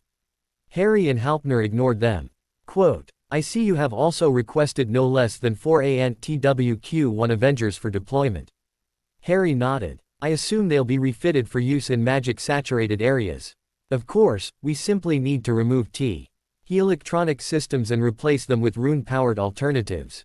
Excuse me. Dumbledore piped up, noticing once more that they were being ignored. But what are these Avengers? I don't believe I've ever heard of such a thing before. Harry smirked at the old man. Do you know what a gun is, Headmaster? Dumbledore nodded. It's a type of muggle weapon. Picture a very big one and there you go. That doesn't answer our question, Harry. Dumbledore responded, slightly miffed. What are these Avengers? Harry sighed. Fine. He took a deep breath and answered quickly, the ANTWQ-1A. Venger is an air defense system which provides short-range protection against cruise missiles, unmanned air vehicles, low-flying fixed-wing aircraft and helicopters. It was designed by the U.S. military, and is currently being used by the Army, and when needed, by the Inquisition, and until recently, the system was also used by the U.S. Marine Corps. The Avenger comes mainly in 3 types of configurations, the basic, slew to Q, and the up gun. The basic configuration, which we'll be using, consists of a Euro-stabilized air defense turret mounted on a modified heavy high-mobility multi-purpose wheeled vehicle. The turret has 2 Stinger missile launcher pods, each capable of firing up to 4 fire-and-forget infrared ultraviolet guided missiles in rapid succession. Harry grinned. Understand now. Harry laughed at their completely clueless expressions. Don't worry, Headmaster, I'd have been shocked senseless if you did. In layman's terms, they're Azkaban's defense against large-scale flying creatures like dragons. Riddle likes to go all out and we need to be prepared for anything. The Avengers will see to that. He looked over at the warden, who was slumped in his seat with a glazed look in his eyes. I assume these defenses will be sufficient. Warden Briles blinked before a large stupid-looking grin bloomed across his face. He was positively vibrating in his chair with excitement, looking very much like a child on Christmas morning. Oh, I think they'll do very well, Inquisitor. I doubt Azkaban has ever, or will ever, be this well protected. I don't think we'll have tea. Oh, worry about losing the prison anytime soon. Harry nodded back, a small smile on his lips. Thank you. There are a few more things on the list, but they're small in number and are mostly defenses for inside the prison, not outside. After allowing the group a few long moments to digest this very welcome information, Dumbledore brought up a matter that meant a great deal to him. What about the defenses of Hogwarts? Harry drummed his fingers against his cane. Well, we know that Hogwarts has always been one of Riddle's primary goals since he launched a number of attacks against it during the last war. Dumbledore nodded gravely. He remembered those days when Tom sent his followers to try and take his old school. Indeed. Fortunately, the Aurors, teachers in Hogwarts itself, managed to repulse the attacks, but not without loss. The others agreed. The Hogwarts attacks were some of the worst attacks during the last war. With that in mind, we'll be setting up a few Avengers on the grounds as well as equipping the walls. Towers and battlements with gun turrets. You'll see. He waved off the inevitable question when he saw Scrimgeour's mouth open. We'll also be brining in a pair of war dragons, battle trolls. House elf sappers, and I'll be adding to Hogwarts wards myself. I'm also curious to see what the Forbidden Forest holds that could help us out. He mused to himself. Halpner cleared his throat to get Harry's attention, and once he had it, he croaked, there's also the matter of your special request in the missive you sent to us. As you know, the Departamento Munitorum has no authorization to issue the personnel you asked for. Such a request must be made to them in person. But you did pass along the request like I ordered? Harry asked. Halpner nodded. Then I expect Th.M. to send someone to talk to me in the coming days. Inquisitor? Amelia asked, confused as to what they were talking about. Harry waved away her question. Don't worry, just trying to ensure us a few guards for the castle. Now, tell me what you have come up with to defend the country. Happy to finally be included, Amelia spoke first. We've increased Auror recruitment and patrols as well as tee up permanent Auror posts in all the major cities as well as Hogsmeade and Diagon Alley. We've also made it an offense to buy a new wand unless you're just starting Hogwarts, have an Auror permit or a letter of approval from the Ministry. This way we can at least hinder a Death Eater's fighting strength if he loses his wand in a fight. We also took your advice and closed off all flow travel both from within the Ministry and without. We've also began to keep tabs on suspected Death Eaters in case the rumors turn out to be true. What about the emissaries? Dumbledore sighed at that. I've already sent one of my staff to talk to the giants and they've decided to join Voldemort. He ignored the others' flinches at the name. We haven't been able to contact any major names in the Vampire Community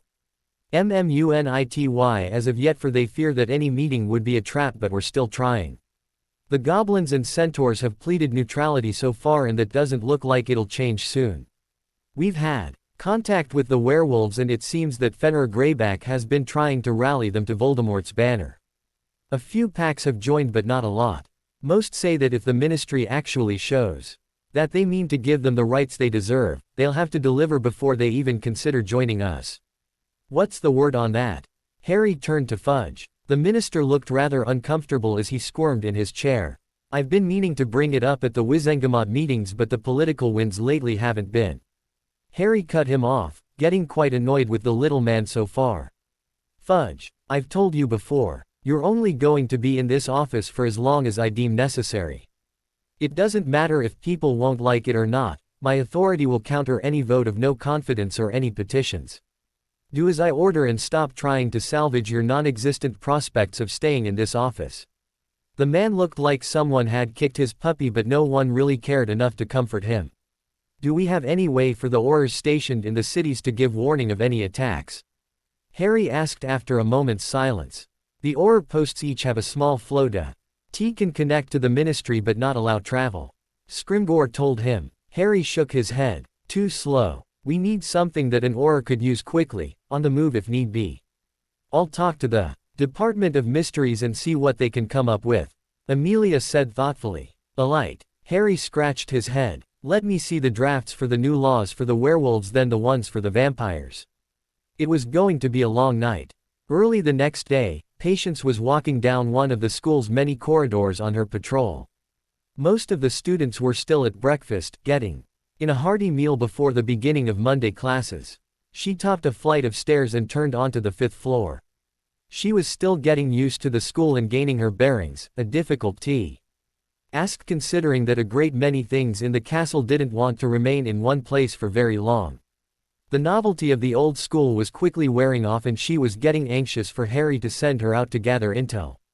Catch a stray Death Eater or something.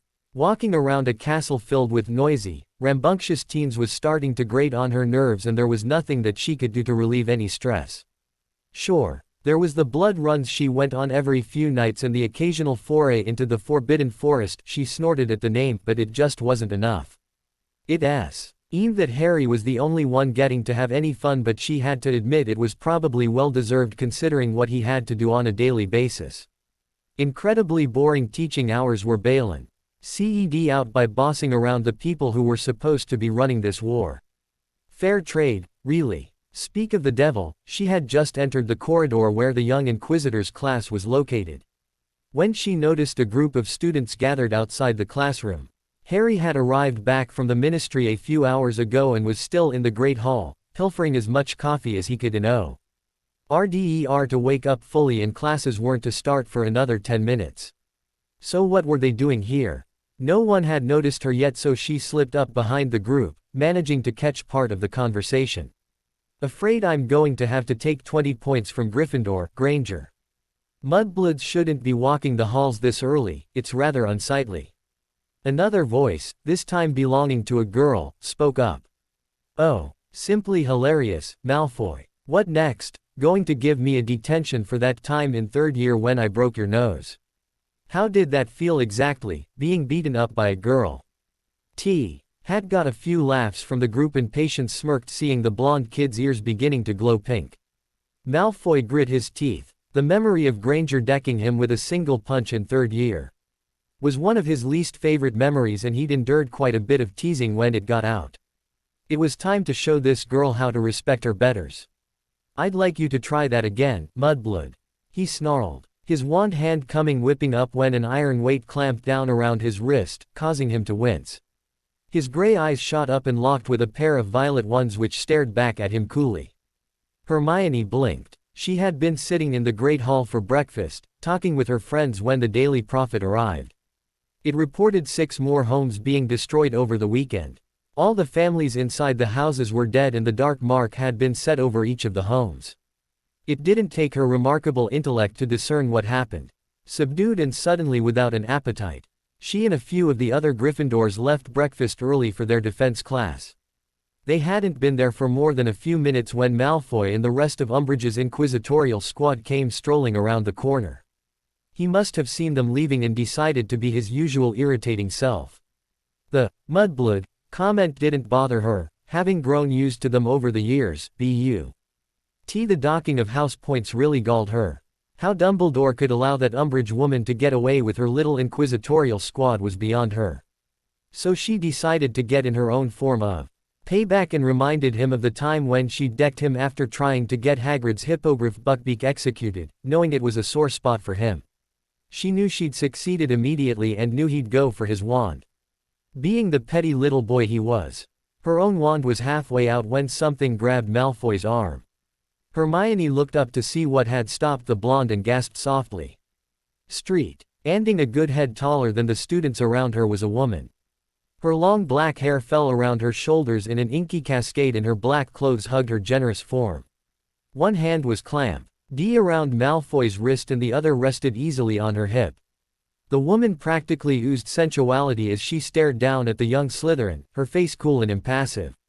Vaguely, Hermione recognized said the woman from the sorting feast as one of their defense teacher's staff members.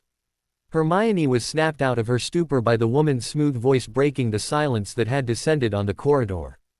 Dueling in the corridors is against the rules, so what do you think you're doing with that wand, boy? Draco, taken aback by the woman's sudden appearance, could only stammer, "Wah." Patience arched one perfectly shaped eyebrow. "Are you deaf? I'll ask again, what do you think you're doing with that wand?" Malfoy fumbled for a moment before managing to come up with a half-decent answer. "She tried to attack me. I was defending myself." Hermione, and indeed the rest of the Gryffindors, looked incredulous at the blatant lie while the Slytherins looked rather smug at the thought of getting out of trouble. Patience just stared at the blonde blankly for a moment before saying, "I read that Slytherin was supposed to be the most cunning of the 4 houses and that was the best lie you could come up with. You're really quite pathetic, aren't you?" Malfoy blinked at the insult before his face began to flush red. Off to the side, Hermione allowed a tiny grin. It was then that Draco realized that he wasn't dealing with a member of staff and that this woman didn't have any real power over him. The thought provided a small sense of protection and he drew himself to his full height. Hitch, he realized with indignation, barely brought him up to her nose, and sneered, trying to ignore the numb sensation that was creeping up his arm. "And who the hell do you think you are, woman? Don't you realize who I am?" Patience had to smirk at the teen. "No. Though I do know that you're not important enough to garner my interest, boy." Malfoy would have retorted if it wasn't for the jet of pi NK light that streaked past him, causing everyone to jump and the girls to shriek in surprise. Lightning quick, Patience's head snapped to the side, allowing the spell to slam into the suit of armor behind her, causing the metal plates to clatter to the floor noisily. A tubby pink-clad figure waddled down the corridor as fast as it could, its stubby arm holding a wand aimed at Patience, the figure's toad-like face pink with fury. Umbridge puffed a little as she stopped a few meters shy of the group, a sure sign of how out of shape the woman was. "What do you think you're doing, you monster?" she shrieked. "Unhand that boy at once." Quote. Patience frowned at the woman, not at all concerned with the wand pointed at her face. In fact, she barely seemed to notice it was there. "Madam Umbridge," she drawled, "to what do we owe this pleasure?" The senior undersecretary sneered at her, her white knuckle grip on her wand tightening. "I'm here to stop you from sinking your vile fangs into a helpless student, now release him at once." Patience's face crinkled in annoyance as she looked between Umbridge and the young Malfoy still in her grip. "That is not true, and quite frankly I'm offended at the insinuation." She raised Malfoy's arm and shook it slightly, looking vaguely disappointed. "Inbreeding always makes for such lousy dinning. With the amount of recycled blood in this boy's veins, I'd probably be violently ill after one bite." Malfoy paled at that, as did some others. The way the women were talking made it sound as if. The students gasped as the dark-haired woman grinned slightly, showing off one elongated fang. Its point razor sharp, perfect for piercing flesh. "VV vampire." Malfoy squeaked in terror, ironically turning as white as Patience. He began to frantically tug at his arm, desperate to get away from the monster before it could drain him of his blood. Patience rolled her eyes at the boy's pathetic attempts at freedom and suddenly released his arm, allowing him to fall to the floor. He scrambled to his feet, wide eyes looking fearfully at Patience, and pretty much threw himself behind his 2 lumbering friends. "Oh please!" Patience exclaimed, causing the Slytherins, Umbridge and some of the Gryffindors to jump. "Didn't I just say I wouldn't even consider draining you? Seriously, the amount of inbreeding your family has gone through makes it a wonder that why. Oh, you even managed to successfully tie your shoelaces, never mind make it through 6 years of school. Word of advice, saturate your family tree with some new blood or you'll lose your magic." "But, GHT that vampires couldn't be out in daylight." Hermione's voice spoke up somewhat hesitantly. "Common misconception." Patience responded absent-mindedly but not unkindly. "We're nocturnal by nature, we can move about in the sunlight if we want, just like owls, only far better." They didn't notice her eyes quickly scanning the skyline, warily looking out for the pure white form of Hedwig, knowing that her master's familiar wouldn't hesitate to prove that owls were indeed the greater nocturnal race. "Don't listen to her, Draco." Umbridge was consoling the distraught pureblood. "This creature just wants you to contaminate your family's pure line with filth. Well, if that's the case, Dolores, then why don't you and young Draco here get together? I doubt you'll find anything filthier than you outside of a dung beetle, and even then it'd be a close contest. How dare you? The portly woman screeched, pointing her wand directly at Patience's face. The students drew a collective breath. It looked like a fight was about to break out when a calm voice broke in. So what's going on here then? They turned to see Harry walking casually towards them, his cane resting on his shoulder and the other hand in his pocket. He stopped between Umbridge and Patience, looking between the two with a raised brow at the undersecretary's drawn wand. Something you want to tell me? He asked them. This monster you brought into the school with you tried to attack and kill a student. Umbridge accused at the top of her voice, which had long lost its faux sweetness. Patience! Harry exclaimed in shock. Umbridge smirked gleefully. Glad that the boy was finally acting like a proper wizard. I'm shocked at you, the Inquisitor went on. I mean, the boy's family has gotten into the habit of agging their cousins so much that it's a miracle that they're not all a bunch of fish-head-eating knuckle-draggers like those two unfortunates there. He pointed at Crabbe and Goyle, who didn't understand that they'd just been insulted. Harry shook his head disappointedly. I thought you had more class than that. I do. Patience near shouted, the two ignoring the looks of indignation on both Umbridge and Malfoy's faces. Come on, as if I'd lower myself to such levels of derogation like that. I thought you knew me. A rather cute expression of face hurt made its way onto her face. You're right, I'm sorry. Harry placated, smiling at the gleeful expression on her face. He turned towards Umbridge, who had been growing steadily redder during the little exchange. Well, now that we've established that Patience wasn't partaking of Café Malfoy, why are you still brandishing that wand? Umbridge blustered. I demand that you remove that creature from this school at once. The minister should have never allowed you to bring it in with you to begin with. For the good of the school you will remove it now. She didn't notice the increasing look of both anticipation and pity on Patience's face. Nor the subtle frown that made its way onto Harry's. Said raven-haired teen simply shook his head with a sigh and lay a hand on Umbridge's shoulder, patting it once. 3 things wrong with that statement, madam.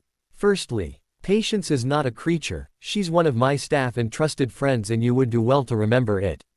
Secondly, as I have previously stated, the minister has no say in what I do or how I go about doing it. And thirdly, his grip on her shoulder tightened, causing her to wince. Don't presume to order me around, ma'am, you don't have the authority nor do I have the tolerance for it. He released her and she staggered back slightly, held upright by her select group of students. Harry turned to Patience casually. Now, what started off all this unpleasantness? Patience explained everything that happened prior to his arrival, from overhearing the students' conversation to when Umbridge tried to curse her. When she was finished, Harry turned to Malfoy, who had been standing there moodily. Mr. Malfoy, as I remember it, prefects such as yourself don't have the authority to remove house points or issue detentions, so what were you doing? Malfoy puffed out his chest importantly, showing off the 2 badges on the front of his robes. Prefects don't, but members of the Inquisitorial Squad do. Harry raised a brow. Inquisitorial Squad? Yes. Malfoy bragged. It's a group specially selected by the Hogwarts High Inquisitor to help manage the school, selected from the best students. Harry smirked slightly, causing the Slytherins to tense. That smirk didn't look good. Well, since the position of High Inquisitor has been terminated, then I guess that means your status as members of the Inquisitorial Squad has been as well. He held out his hand and the group yelled as the badges were torn from the front of their robes, each taking a bit of fabric with them. They landed in his hand and began to reform, and before long, Harry was stood holding a small lifelike model of a Ukrainian ironbelly. The tiny dragon gave a squawk and lifted itself into the air on small metal wings and circled its creator once before taking off down the hall. As it disappeared around the corner, Harry turned back to the group with a contemplative look on his face. Let's see. I guess I'll restore the 20 points taken from Gryffindor while taking 50 from you, Mr. Malfoy, and I'll also be taking this. Malfoy gave a squeak as his prefect badge was torn from his robes, leaving him with a very ragged appearance. Harry pocketed the thing. Your prefect status is terminated on the grounds of abusing the position. Oh, and let's not forget the creme de la creme, the racism. Draco flinched at the sudden hard look in Harry's eyes and started to shiver involuntarily. I warned you that such behavior would not be tolerated ever, didn't I? Harry asked coldly, waiting for Malfoy's hesitant nod. When he got it, he continued. Since this is a first-time offense, since generations of inbreeding has obviously addled your mind, I'll be lenient. Apologize to Ms. Granger and mean it and you will get off lightly with a week of detention and 100 points from Slytherin.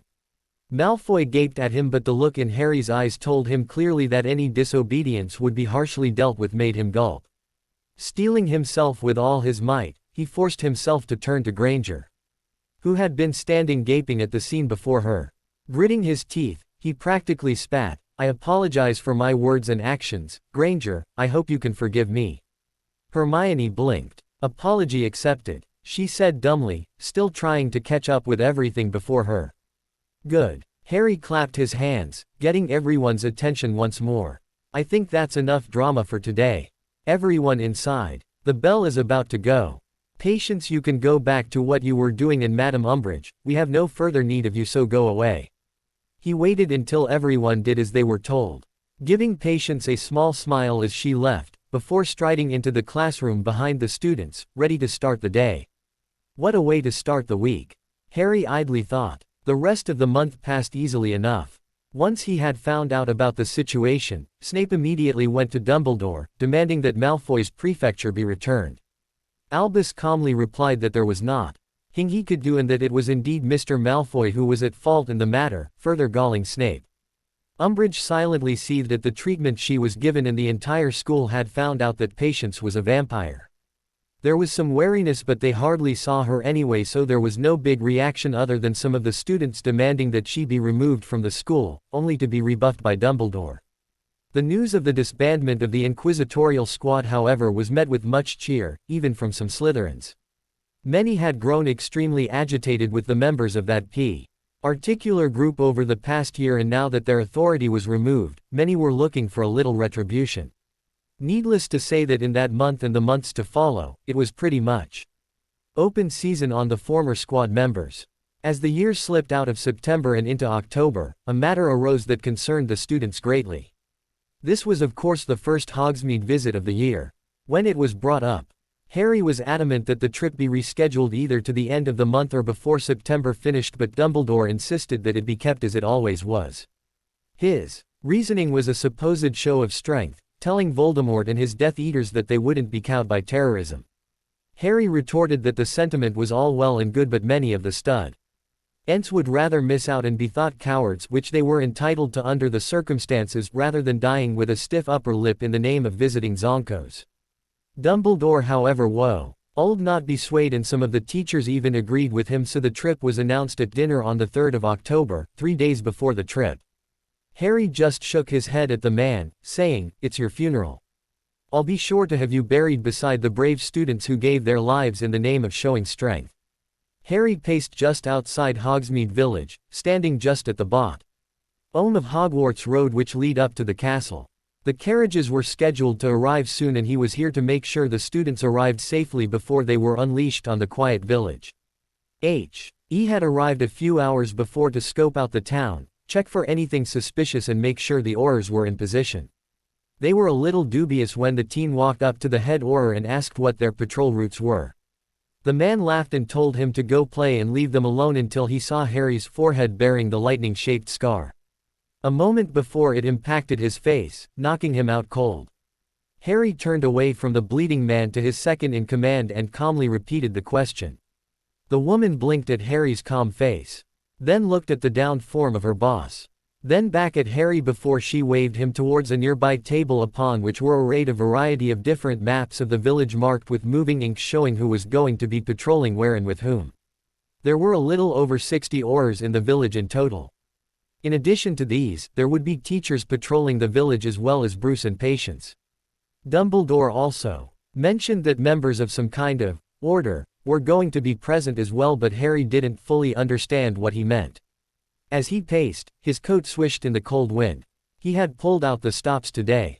Listening to his gut instinct, he had his armor, coat and cane as well as his basilisk hide gloves and his armored boots. His rune-inscribed pistol was strapped to his thigh, the weight familiar and reassuring. He didn't need to bring extra clips for the thing thanks to the array of tiny conjuration runes inscribed to the inside of the barrel for which he was grateful. It always held when you didn't have to stop in the middle of a battle to switch magazines. Clipped to the back of his belt was a small dispenser, filled with shrunken potion phials of all kinds. He doubted he'd need them for himself or his staff, but it always helped to be prepared. His pacing was interrupted by the arrival of the carriages. Sitting in the empty driver's seat behind the pair of black thestrals was Bruce. His rifle gripped firmly in his meaty hands. He too wore his battle gear, if only at Harry's insistence. His red dragon hide armor was wore over a black battle dress uniform which had been charmed to be extra resistant to spell fire. His limiter was strapped to his chest, tucked away safely under his breastplate.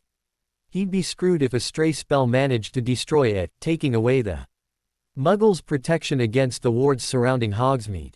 Harry's eyes were drawn to a black figure bounding across the tops of the carriages, silently leaping from one to the next with graceful ease. Covering more distance than a human could have. Patience landed before him in a cat-like crouch before standing and smoothing out her black coat which had been buttoned up to chase away the chill. She didn't know why people thought vampires enjoyed the cold. Sure, they were far more resistant to it than humans and they could move around in a snowstorm wearing casual clothes if need be, but they, like every other living creature, enjoyed things like sitting beside a nice cozy fire or huddling under a warm blanket. Having no heartbeat didn't exactly warm you up either. They waited until Brooke clambered down from the carriage and joined them before speaking, each watching their surroundings carefully. "You two remember the plan?" Harry asked. They nodded. "We walk around the town, making sure to keep our eyes out for trouble. And make sure the students don't stray too far." Patience elaborated. "And if there's an attack, I cover the students as they head back to the castle while you and Patience get them out and clear the village." Bruce said. "Exactly." Harry nodded then sighed irritably.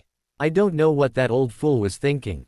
Keeping the trip on schedule is just like hanging a massive sign over the village that says, 'Attack here.'" He shook his head. "Let's go. If there is an attack, all we can do is contain the damage." The group split up, each going in the general direction of the mass of students. Patience could blend easily with the public, having nothing that made her stand out apart from her deathly pale skin and good looks. Bruce on the other hand couldn't have stood out better if he had been dipped in pink paint, lit on fire and had a large neon sign strapped to his forehead proclaiming his love of all things destructive. However, Harry, even though he lacked Bruce's size or full battle gear, stood out better than the other two if only for his mere presence which seemed to flood the streets. As he prowled from one building to the next like some kind of silent predator, all eyes seemed to be drawn to him. People whispered and pointed as he passed, but he ignored them, alert for any sign of a threat. The winter wind billowing around him, Harry's talked further into the village of Hogsmeade. Daphne Greengrass pushed open the door of the Three Broomsticks, her long winter coat and scarf wrapped around her tight. Behind her were her two best friends Tracy Davis and Blaise Zabini. She pulled her scarf from around her neck and sighed in relief as she led the small group over to a table tucked away into the corner of the tavern, out of the way of the bustling crowd. "Bloody shite weather," she grumbled as they sat down. "I swear, the second I leave Hogwarts I am moving." Tracy smirked at her friend, knowing full well Daphne's aversion to the cold. "What's this? The famed Ice Queen of Hogwarts doesn't like her natural environment. Should we call a mind healer?" Daphne glared at the raven-haired girl, though it was with little heat. Quote, "One more word and I'll hex you so badly that you'll be the one needing healing." Blaise shook his head at the blonde. "You'd never hurt either of us and you know it," he said with a smirk of his own. "You love us too much." "Yeah, love you like a bad illness." "Fine, you think we're too useful to lose. Now you've got it." The three chuckled and turned as the curvy Madame Rosmerta bustled over, ready to take their orders. After asking for 3 butterbeers, the three lapsed into conversation. "So," Tracy started as she shrugged off her coat. "Did anyone else notice how nervous the teachers seemed to be when we left?" Blaise nodded. They were glancing around as if they expected to be attacked at any minute. "I think I even saw McGonagall with one hand on her wand as the carriages left." "Can you blame them?" Daphne asked. "There is a war going on after all." I don't know why they didn't reschedule the trip, though.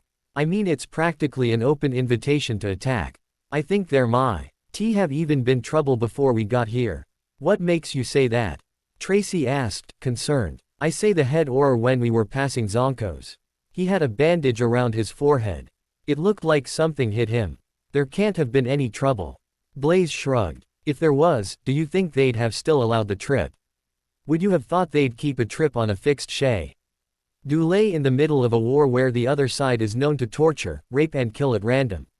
Daphne challenged. Touché, Greengrass. Speaking of which, did you see those three from the Inquisition? Tracy asked with a raised brow. They were geared up as if they were going into a battle. If that doesn't say there's likely to be an attack during this trip, then I don't know what does. Maybe they're just being cautious. Blaze proffered as Madame Rosmerta returned with their orders.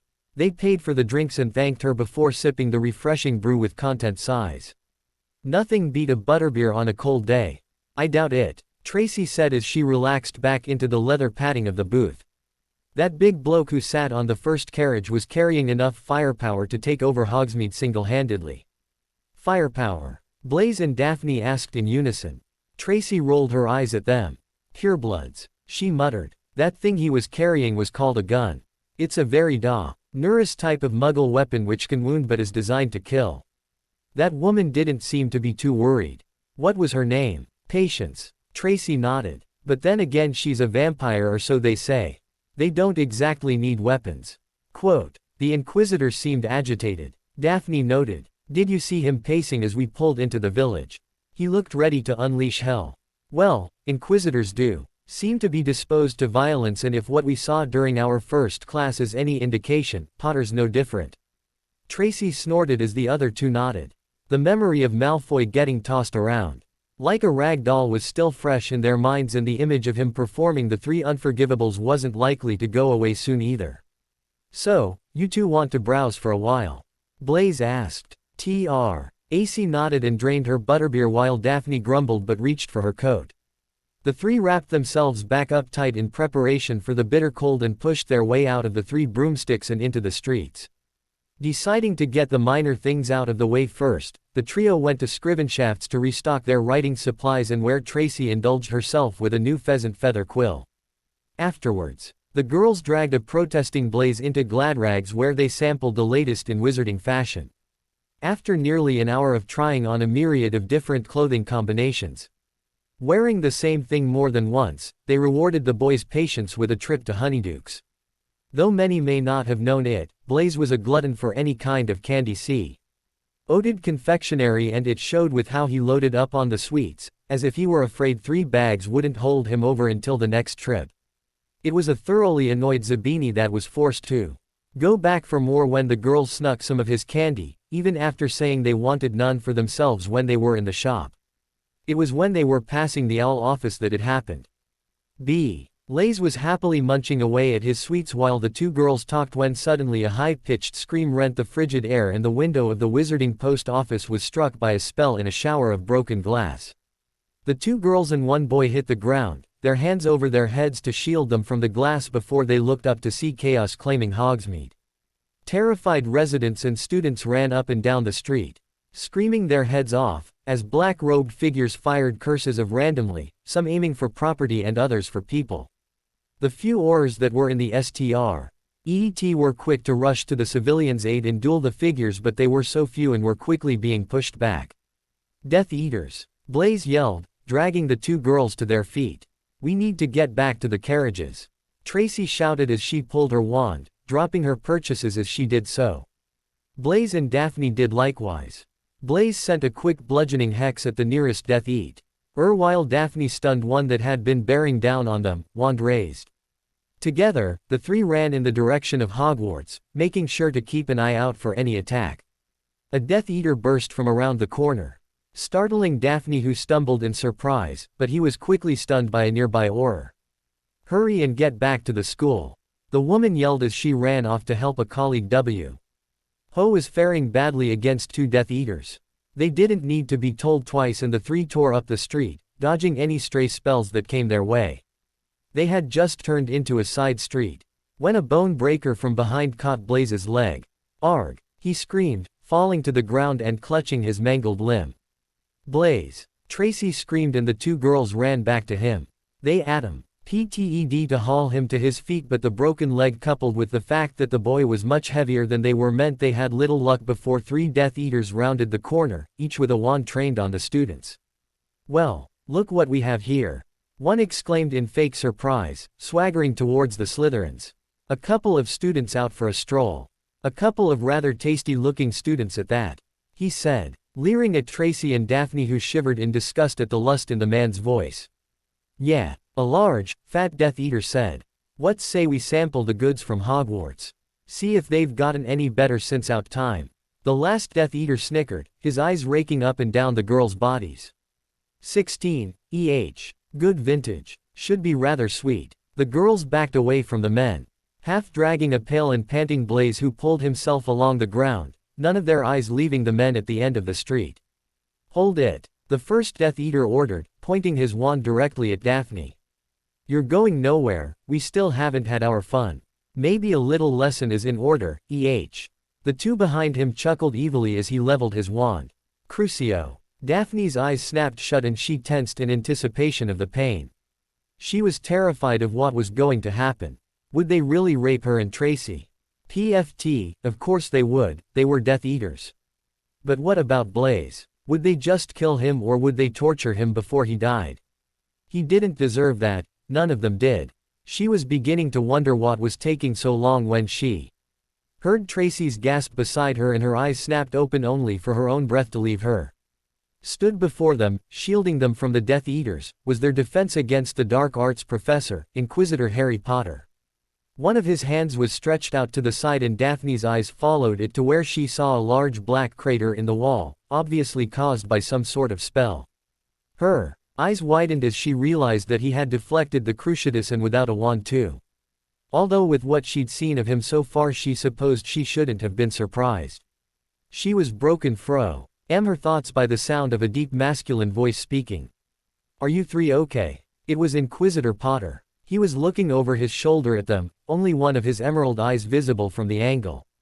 Daphne blinked until she realized he was talking to her and she shook her head to snap herself out of her daze.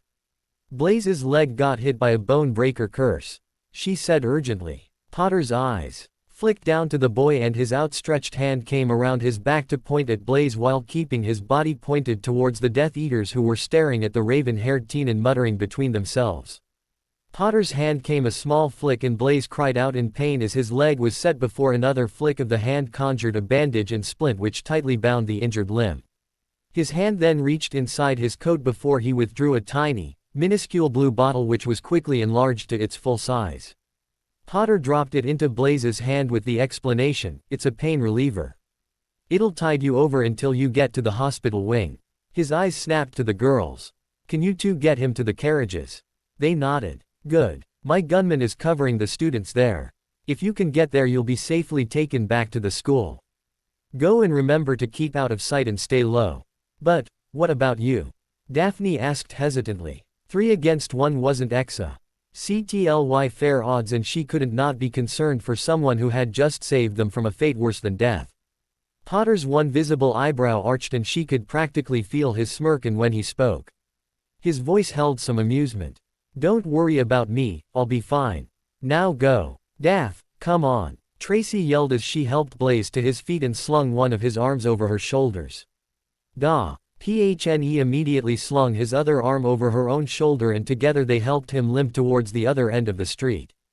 Just before they turned the corner, Daphne glanced over her shoulder see their teenage teacher staring down the 3 Death Eaters, his stance casual and unworried. Just before he was out of their sight, she sent a quick prayer that he would be okay. Harry waited till the 3 Slytherins were gone before speaking to the Death Eaters who were none too pleased that their entertainment was gone. "That wasn't wise, boy," one of the Death Eaters growled. By the way as they stood, he appeared to be the leader of this little group. "You've cost us our fun for tonight. I guess we'll just have to make do with you." Harry smirked with mirth, completely unconcerned with the wands pointed at him. "Sorry. Hate to disappoint but I don't bend that way." "Oh, so we've got a comedian here, The man asked sarcastically, but it was easy to tell by his voice that he was getting angry. Let's see if you think this is funny, you little prick. Crucio. With a snort, Harry casually sidestepped the spell and shook his head. That was pish. The man snarled and leveled his wand. Avada Kedavra. The green energy streaked towards Harry, who braced himself. A moment before it connected, the spell suddenly changed course and slammed into the ground between the two groups. What the Death Eaters muttered in confusion. Nothing could block the killing curse, so what happened? So pulling out the big guns already, Harry asked as he lowered his arm. It was then the Death Eaters saw what had blocked the unblockable spell. Clutched tightly in the teen's hand was a sword. Its silver blade gleamed in the weak sunlight, seemingly without a single imperfection. The double-edged weapon was near a meter in length and its guard-less grip appeared to be made of black, green-veined marble with a silver cap at the top. In his other hand was clutched the cane he had been carrying, which was now missing the top part and now had a small opening which looked perfectly sized for a blade to slide into. It was a cane sword. Well, Harry said, gaining their attention once more as he cracked his neck. He swung his sword a few times, hearing the sound of the razor-sharp blade cutting the air. I suppose we should get on with it. Barbarisitor hasn't had a good workout in a while, so please make it a good one, The lead Death Eater shook himself, then forced a snort. You think you can take on all three of us with just a sword? Boy, even fully trained Aurors would have trouble taking on 3 opponents with their wand and years of training, so what makes you think you have a chance? Harry grinned and the Death Eaters unconsciously took a step back. That grin was one of a predator that had cornered its prey. Harry shook his head at them, grin still in place. You're right. Aurors would have trouble with 3 opponents. His grin widened. But Inquisitors are on a whole other level. The lead Death Eater's eyes widened. Inquis Arg. He screamed as Harry disappeared and white-hot agony tore through him as a gleaming metal blade carved through his spine. Harry spun low and cleaved the legs out from under the second Death Eater before following the momentum around and up to take the head and wand arm from the third. The Death Eaters fell, 2 dead and 1 near enough. The man grabbed at his bloody stumps, trying desperately to stem the bleeding. A shadow fell across him and he looked up through tear-filled eyes at the green orbs above him. Who are you? He whispered in fear, already growing cold from blood loss. 2 words were his answer. Your executioner. Silver flashed and the Death Eater knew no more. Harry turned from the 3 bodies, flicking Barbarisitor free of blood, and strode towards the end of the street where the sound of fighting was loudest. He felt through the numerous magical signatures in Hogsmeade until he found the 2 he was looking for. The minds he had left a piece of himself in. Despite what some may believe, magic does indeed have a nature. Now, wild magic, magic unattached to any life form or chained into an object like a ward stone, did not have a nature as it was the source of all magic, but essence magic did. For example, magic that made up the magical core of a wizard, goblin, dragon, muggle, tree, plant life, wards or any other living or magical handmade thing was essence magic. Wild magic was the ambient magic that made up the universe, waiting to be converted into essence magic. Each creature's essence was unique to them, with no 2 being the same. Each creature's essence also gave the creature control over a certain kind of magic. Dragons were famed for their control over fire-based magic, and dryads had an almost symbiotic bond with life magic, but for more diverse creatures like wizards and goblins it was a little different. Wizards had a very loose hold on magic, and for each wizard could have an entirely different essence from the next. Dumbledore had a fire-based essence even though he preferred transfiguration. Nicholas Flamel was greatly gifted in the area of alchemy-based magic, but also had a touch of necromantic magic which allowed him to be the only person in history to create a philosopher's stone. Merlin had the greatest charms-based essence ever recorded in wizard kind. Harry's essence was based around mind magic. With this, abilities like occlumency and legilimency were second nature to him, and as such he could take their practices to new levels entirely. It also helped his control over other kinds of spells. Following the first rule of magic, it's all about intent. This made spells far easier to cast, regardless of what they were, but spells that affected one's mind were his forte. It was near impossible to break his occlumency barriers. His legilimency skills were far greater than most, and it was tough even for Inquisitors to throw His imperious curse, and even then only the seniors had been able to do it. It was with skills like this that Harry had been able to create many mind spells, both offensive and defensive, one of which was a kind of telepathy. All he had to do was enter a person's mind, preferably willingly, and leave a kind of marker that he could connect to, even from many miles away, and he instinctively knew where that person was. Within the small village of Hogsmeade, such a thing was easy. Plus patience. Plus he sent. Plus what's your status? Plus. Her response was immediate. Plus I'm near the high street. Death Eaters have engaged the Aurors and are attacking at random. Mostly Cruciatus and killing curses. Heading to engage. Plus good, tell me if you need assistance. Bruce. Plus I'm at the carriages, covering the students as they head back to the castle.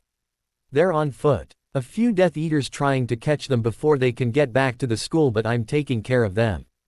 Plus the large Muggle's gravely voice answered back. Plus place any injured into the carriages and send them back to the school and order one of the non-injured students to go with them. You should have enough space for 6 in each carriage if you lay them down on the benches and floors. Plus Harry advised. Plus got it. What about you? What'll you be doing? Plus. Harry grinned, and although they couldn't see it, they could hear it in his thoughts. Plus what I do best. Plus he answered. He withdrew his mind from theirs as he strode into the next street just as a Death Eater disarmed an Auror protecting a small group of third years. Harry pulled his pistol in an instant, and leveled it at the Death Eater's head, pulling the trigger. The man's skull vanished in a burst of red, thoroughly shocking the Auror. Lead them to the carriages. Harry barked as he strode past, firing at more Death Eaters. Harry slashed and hacked, removing limbs and opening guts as he cut a bloody path through the street. A swift kick of an armored boot broke a man's knee, while a banshee charm sent another through a store window.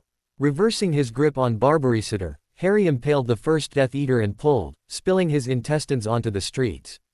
The sound of crunching glass drew his attention, and Harry looked up to see a woozy but determined Death Eater trying to climb back out through the store window. When he had one leg over, Harry grinned and waved his hand. Reparo. The man's masked head tilted slightly in obvious confusion as the glass flew up from the store's window. The fact that the shards had to go through the Death Eater first were of little consequence. Harry turned from the shredded body and started towards the group huddled near Honeydukes. They hadn't been expecting this. When Aurors went into a fight, they were ordered to stun only, but this kid was slaughtering them without even trying to take prisoners. The Aurors just watched dumbfounded as the 16-year-old cut through the swarms of dark wizards with practiced ease, allowing them to help the injured or get the students to the carriages.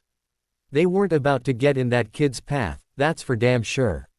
Harry quickly ducked a killing curse and a Cruciatus while allowing a low red blasting hex to splatter harmlessly off his armor as he swept Barbarisitter up, cleanly bisecting a Death Eater from crotch to crown. 3 staccato burst from his pistol killed 3 more, and he banished a piece of rubble across the road and into the face of the last one in this street. As he moved into Ravenclaw Avenue, Harry idly wondered how the others were doing. The Death Eater screamed as he was tossed against the wall. Before he had even hit the ground, she was there, holding him up with a strength that belied her lithe body. His mask was ripped off and his terror-filled eyes Fly met a pair of cold violet ones before she snarled and sunk her teeth into his neck. He screamed in agony and fear, his thrashing getting weaker and weaker as his blood was drained from him. In a matter of seconds he was dead. His corpse pale as winter snow and with 2 small teeth marks on the side of his neck, the only sign of what killed him. Patience threw the body to the ground, licking our lips free of every last drop of blood as she turned and booted a chunk of rock the size of her head with amazing strength, sending it rocketing across the street, pulverizing another Death Eater's spinal column. Faster than any human could move, she ran forward and wrapped an arm around another's neck and jerked, breaking it with an audible crack. She bodily threw the corpse into a small group firing after retreating students, knocking them to the ground. She landed amongst them, claws tearing and shredding. Like a cat, she propelled herself out of the street and onto the roof of the apothecary before leaping into the back alley behind the houses. It was nothing more than a thin path between the back gardens, thick enough to only allow one man to walk down it at one time. And right now it was packed with Death Eaters. She launched herself off the apothecary roof and literally dived into the group, moving with all the speed and grace her kind were known for.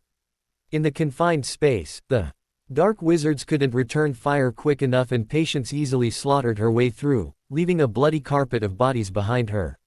She kicked the man in front of her in the sternum, throwing him back and knocking down the ones behind him that were trying to flee. A few more slices and they were dead.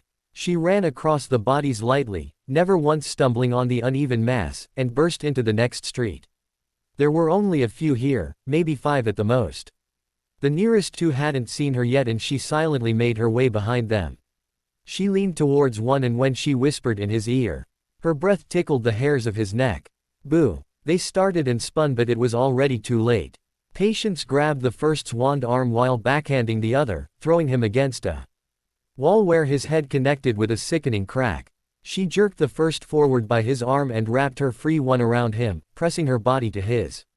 To the casual observer, it might have appeared to be a lover's embrace but they would have been terribly wrong.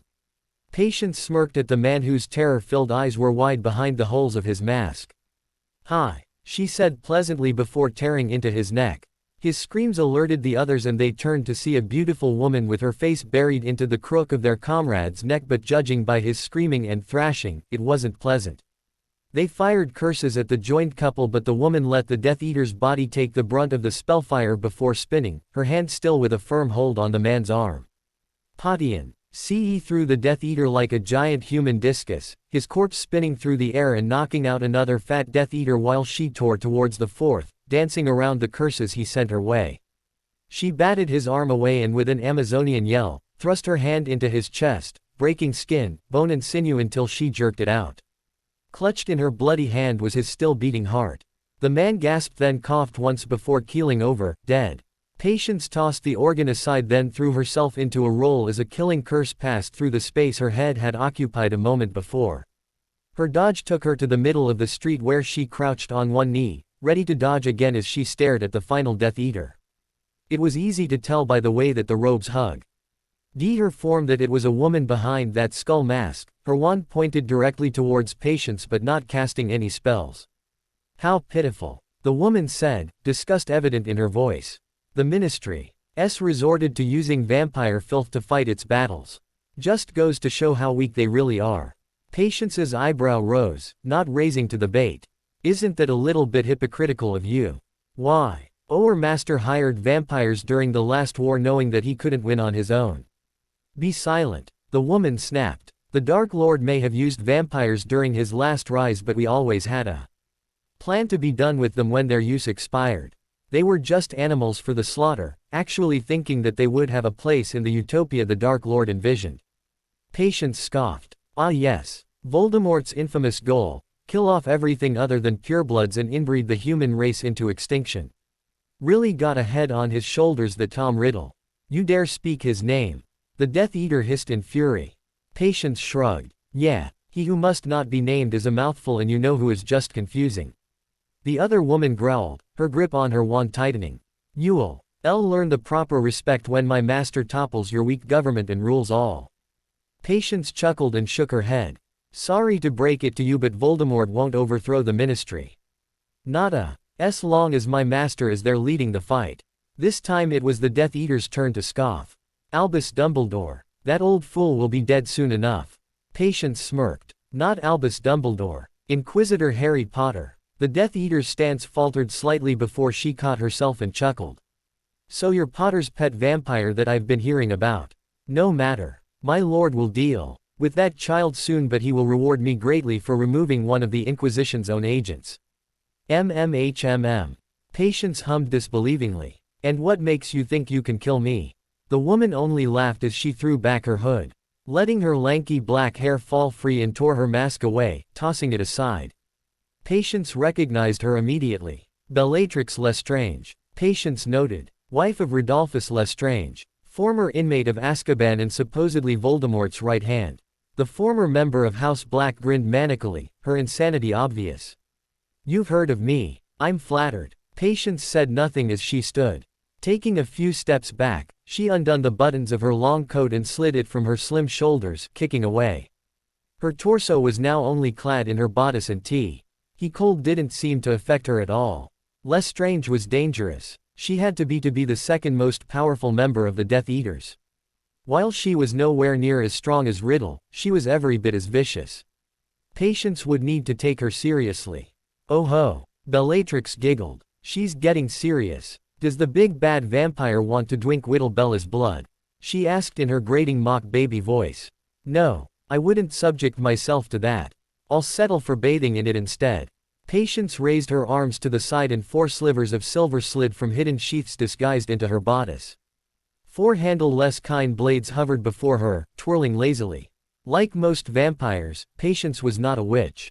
There was an unwritten rule to never turn a witch or wizard, not matter what the reason. There was too much bad blood between the two people, and turning a wizard was only reserved for as a grave punishment. That's not to say that she couldn't control magic. She could do some minor spells and charge low-powered runes if need be, but her real power lay in her inert ability to manipulate objects. Patience was a telekine. A rather gifted one too. You think a few measly blades would save you? Bellatrix asked mockingly. Patience shook her head. No, but they should be enough to kill you. The women stared at each other, bodies tense and ready.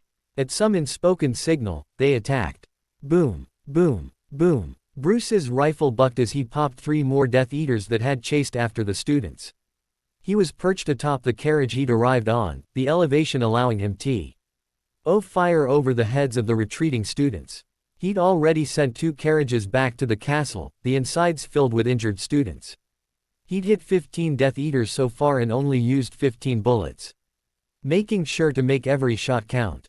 With his rune-inscribed weapons, he'd never run out of ammunition, but it was a matter of pride that he only needed 1 shot. It was part of the reason Harry hired him. His eyes scanned the area ahead, his keen eyes searching for white masks while watching for any injured students. His eyes caught a group of 3 Slytherins lumbering out of the village, a boy supported between 2 girls. His leg was bandaged, obviously broken, and his weight was beginning to tire the girls out. Bruce dropped off the carriage, landing with a loud thud, and marched over to them. The 2 girls looked up, somewhat fearfully, at the large muggle, but knew this was the man that Inquisitor Potter told them about. With this knowledge in mind, they didn't protest much. When he actually lifted Blaze from between them and carried him over to the carriages with 1 arm, like you would a small child. Blaze, while in pain, couldn't help but look a little indignant at being lugged around like a kid. Daphne and Tracy actually managed a giggle at their friend's predicament and followed them over to one of the empty carriages. Bruce opened the door and placed the boy inside somewhat gently before stepping aside and waving the girls in. He disappeared for a moment before returning with 2 third-year girls, one a Hufflepuff and the other a Ravenclaw. They were bleeding from cuts to their faces and arms and crying heavily. Bruce passed them to Daphne and Tracy. Take these 3 to the hospital wing, he ordered before snapping the door closed. A smack to the ump was all it took to convince the Thestral to move, and the carriage was on its way back towards the school. Bruce clambered back atop the carriage he was on in time to kill a Death Eater that had been aiming at an unsuspecting girl's back. His gun gripped tightly in his hands, Bruce watched for any sign of danger as he did his duty. He couldn't let Harry down. He had a perfect record so far and he wasn't about to lose it now. Harry ducked behind the wall as a killing curse smashed into the stonework, obliterating it.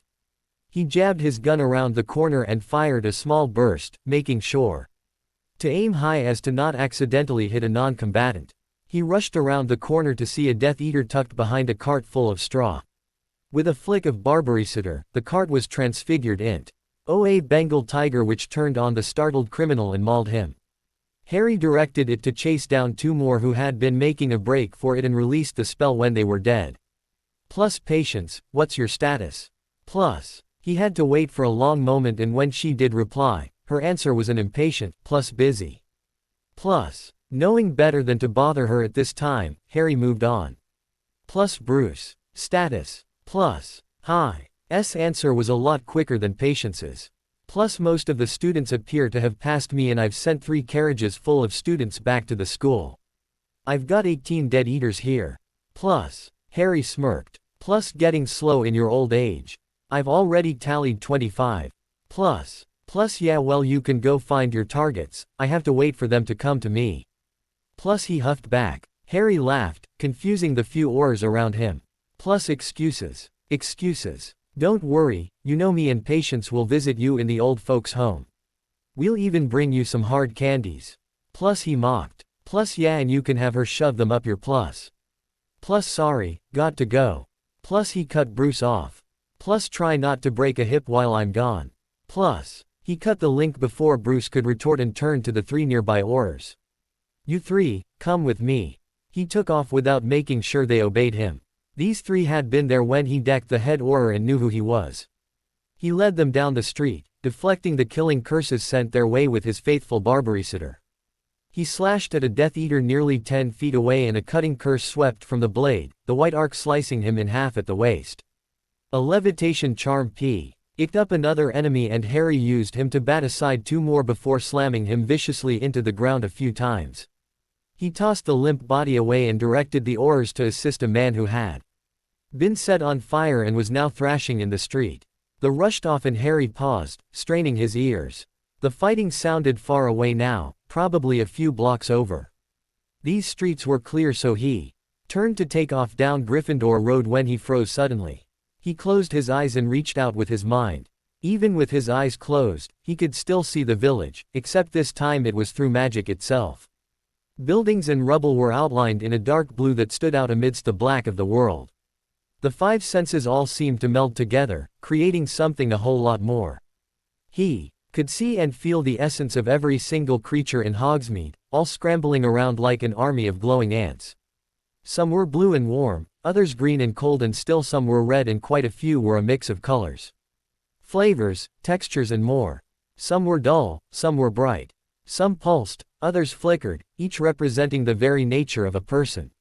He looked down at his transparent hands which glowed the bright gold of a bearer of mind-natured essence with a subtle undertone of black, no doubt a result of his constant tinkering with wards. He reached out and he could see Bruce's very dull signature atop a carriage at the bottom of Hogwarts Road, the weapons in his hands glowing brightly with the amount of magic imbued into them. Further into the village, near Helga's well, was Patience, her vampiric crimson essence glowing vividly. She was fighting someone with a muddy essence somewhere between green and an ugly yellow that reeked of lust and hate and insanity. That someone was powerful, and Harry sent a silent warning to Patience to be careful. Within both of his agents was a small spark of gold, the little piece of himself that he'd left in their minds, with their blessing. It was in Hogsmeade Square that he found who he was looking for. If the other essences in the village were candles, then this one was a verifiable bonfire. Its light obscured its figure in a flame of silvery black. This essence hurt to touch, and merely looking at it forced Harry to resist the urge to vomit, feeling as if thick grease coated his skin, rust clogging his throat.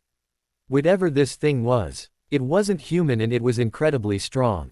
Harry reined in his mind and opened his eyes to reality. Taking a breath, he slid his pistol into its holster and reverently buttoned the flap. It wouldn't be of any use. Not in this fight. Picturing his destination, he let his desire to be there fill him and twisted, dissipating away. He reappeared at the end of Hufflepuff Road, just where it opened up into Hogsmeade Square. The square was the pride and joy of the village. It contained the finest restaurants in magical Britain in a wide open space made of even light gray cobblestones. The fences were painted a pristine black and gold, and the few flower beds that were around were kept immaculate, colorful flowers bursting from the earth. The buildings were made of a light stone, the same shade as the ground. Outside the restaurant stood small tables for when the weather was pleasant, which surrounded the large, ornate fountain dedicated to the village's founder, Elgrum Hogsmeade, and at his feet stood his ever-faithful war pig, Pinky. The bear of a man held his famous hammer high over his head, his bare stone torso carved so that it was covered by rich furs. It really was a beautiful setting. And there, sitting at a table outside Rello's Bistro, sat Lord Voldemort. Like excrement on a famed piece of artwork, the man that was Tom Riddle contaminated the area with his presence. The pale man sat at a small table, completely at ease. At his side sat a young couple. The woman was sprawled across the table and the man was slumped back lifelessly, his dead eyes reflecting the gray sky above. The fighting was near non-existent now, a few dull poundings that seemed to echo from many miles away. They were the only people in the square. Well, the only living people at least.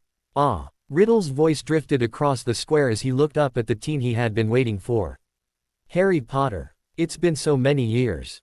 Not near enough, Harry retorted. Riddle tilted his head, a smirk playing around his slit of a mouth.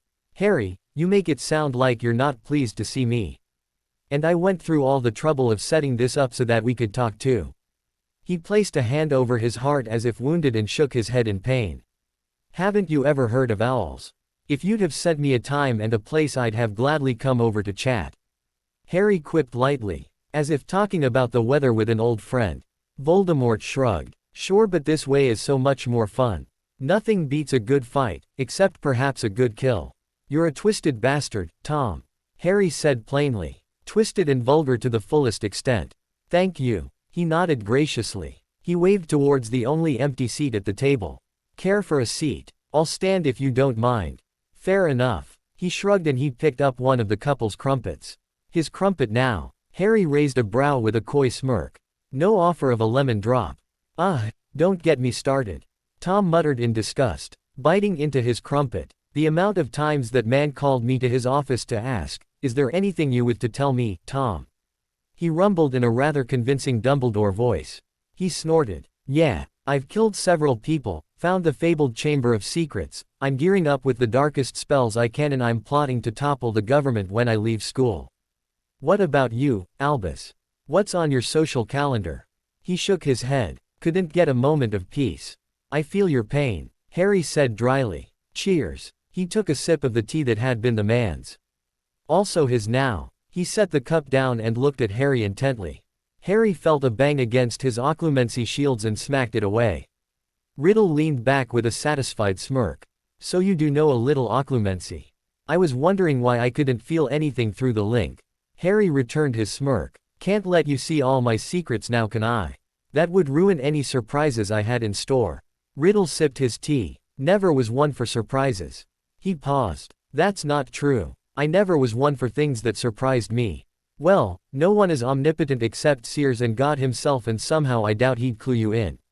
Well, if things all go according to plan, I'll never have to meet the Great One, so I'll never know. Voldemort said as he leaned back, crossing one leg over the other. Why are you here, Tom? Why attack a school trip? Harry asked, getting down to business. Riddle quirked an amused eyebrow. Or at least, Harry though he did. It was hard to tell from this distance. Haven't I already said, I wanted to meet you, Harry? The famed boy who lived, if I'm correct. He smirked. Yeah, what about it, you know who? Riddle looked rather disgruntled. Don't look at me, I didn't come up with the damn name. You think I like being called you know who? Imagine what the history books will say 100 years from now. The governments of Britain fell to the Death Eaters, and a few years later the world followed. All thanks to you know who. No, I don't know who, and I'd very much like to find out if you don't mind. He shook his head. No Dark Lord, no almighty Voldemort, just you know bloody who. Moving on. Harry drawled, slightly bemused at the infamous Dark Lord Voldemort having a temper tantrum because no one would say his name. Since you've gone to all this trouble to call me out, what is it you want? Simply, I'm here to offer you a deal. Harry groaned. This isn't the join me or I'll kill you and everyone you know speech, is it? Because if it is, I've heard it a million times and I'm really not in the mood to hear any more variations. Tom looked thoughtful for a moment before slowly saying, it, maybe, but with a slight twist. This ought to be good. Harry muttered. Okay, let's hear it. Riddle swirled his tea, looking down into the warm brown liquid as he spoke. There's a prophecy concerning us, as I'm sure you're well aware. I happened to hear a part of that prophecy, but sadly not the whole thing. What I have heard, however, intrigues me to no end. It read, the one with the power to vanquish the Dark Lord approaches, born to those who have thrice defied him. Born as the 7th month dies. These words annoyed the hell out of me for over a year. Who is this mystery person? When would they arrive, and what was this power the prophecy spoke of? I'd thought on this for countless hours until eventually all I wanted to do was beat my head bloody against the nearest wall. Psycho. Shut it. Anyway, I eventually learned that 2 of the families consisting of Dumbledore's biggest supporters had recently had babies and had also went into hiding. I wondered why the old man had sent these families into hiding. I knew it wasn't just because of the newborns. The McKinleys had kids, but Albus didn't send them into hiding. If he did, they might still be alive now. Then I realized. These babies were born as the seventh month died.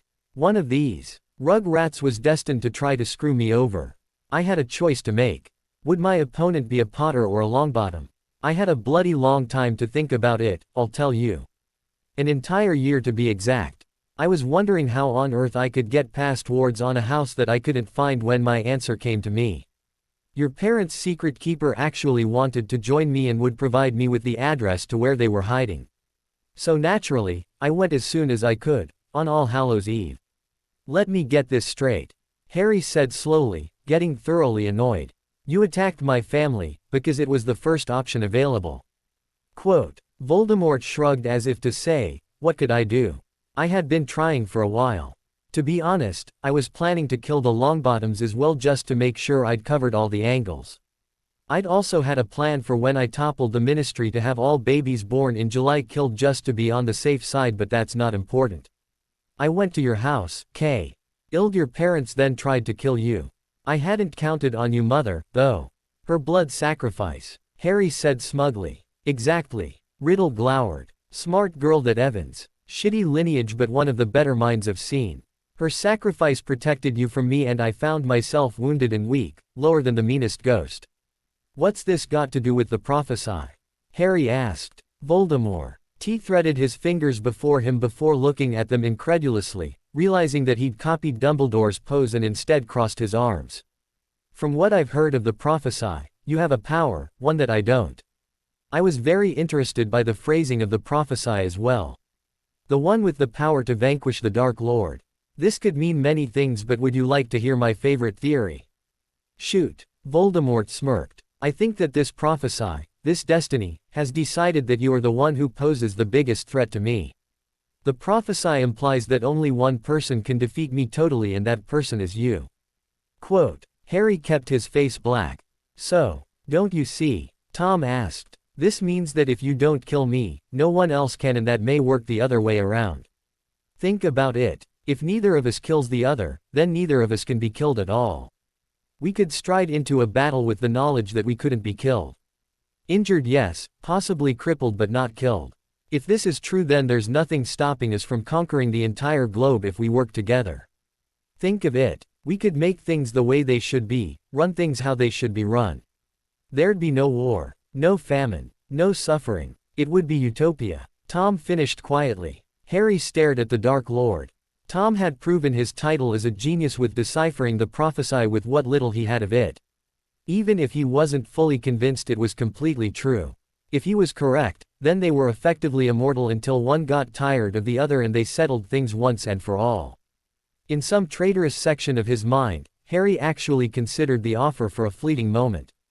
Not for the whispered promises of power, wealth and glory, but for the chance to make things right. No child would lose their parents to war. No child would be starved. No child would be beaten by cruel relatives. No child would be locked away in a small, dark space for days on end. No child would suffer. It really would be utopia. There's just one thing you haven't considered, Tom. Harry said quietly. Voldemort met Harry's emerald gaze with his crimson one. What's that, Harry? Harry's eyes suddenly hardened, becoming dark, icy pits. You killed my parents, and for that I'll kill you. Riddle sank back into his chair, shaking his head in disappointment. He really thought that he boy would have taken up his offer, and like some of the other deals he'd made, Tom had actually planned to honor this one. You would deny this chance? Harry's reply was immediate. I would. I see. Voldemort said quietly. Harry's eyes shot open as he sensed a large bolt of mental energy coming towards him. From behind, he threw himself to the side moments before a large crater was blasted. Nto the stone ground where he had stood not a second before. Harry rolled forwards and slapped one palm to the ground to steady himself as he glanced over his shoulder at the hole before looking back at Riddle, who hadn't moved from his seat. You've learned how to project your thoughts, he accused. Thought projection was the highest level of legilimency there was, taking years of practice to achieve. Harry himself had only managed to achieve it in the last year and a half. It didn't require direct eye contact and could do a lot more than read minds. I have, Tom said simply. Harry smirked as he slowly rose to his feet. A battle of minds then. I hope you've had enough practice, Tom, otherwise this will be a short fight. Harry closed his eyes, once more releasing his mind. Standing before the monster now, Harry could see through the beacon, flaring his own golden one to clear the silvery haze from his vision. The world was black and blue, held in much more definition than Harry would ever see without his sight. His conscience lifted from its physical chains, leaving enough of itself for the cage of bone and flesh to function independently if the need arose. Harry's mind took the form of a great two-headed eagle. An Oculia, the heraldic animal of the Inquisition, just as Voldemort's conscience broke free, forming a giant skull wreathed in flame. With an ethereal caw, Harry launched himself at Voldemort. Every head in Hogsmeade turned towards the square as a mighty sonic boom echoed across the village, the magical discharge rattling the panes in the windows while those in T. Square itself were shattered as the two minds clashed. Harry arced high in the air and dived, his razor-sharp talons ready to tear Voldemort's conscience apart. The green skull flew up to meet him, its great maw opened to belch a ball of eldritch fire. Harry gracefully avoided it, not once pausing in his dive, and rammed into the skull, forcing it to the ground in an explosion of rubble. Harry backed off quickly lest Riddle's mind fire scorch him and watched as the skull floated out of the crater, grinning madly. Suddenly, it exploded into a shower of pain darts that peppered Harry, causing him to screech in pain. A great basilisk swam up through the air and bore down on the wounded bird, its jaws ready to tear its life away. Frantically, Harry reformed into a tiny snitch and snapped out of the massive snake's path. Hovering just outside the Gilded Wand restaurant, Voldemort hissed in anger and launched himself at Harry again, only for the teen to dodge once more, allowing the reptile to crash through the eatery's window, thoroughly demolishing the building.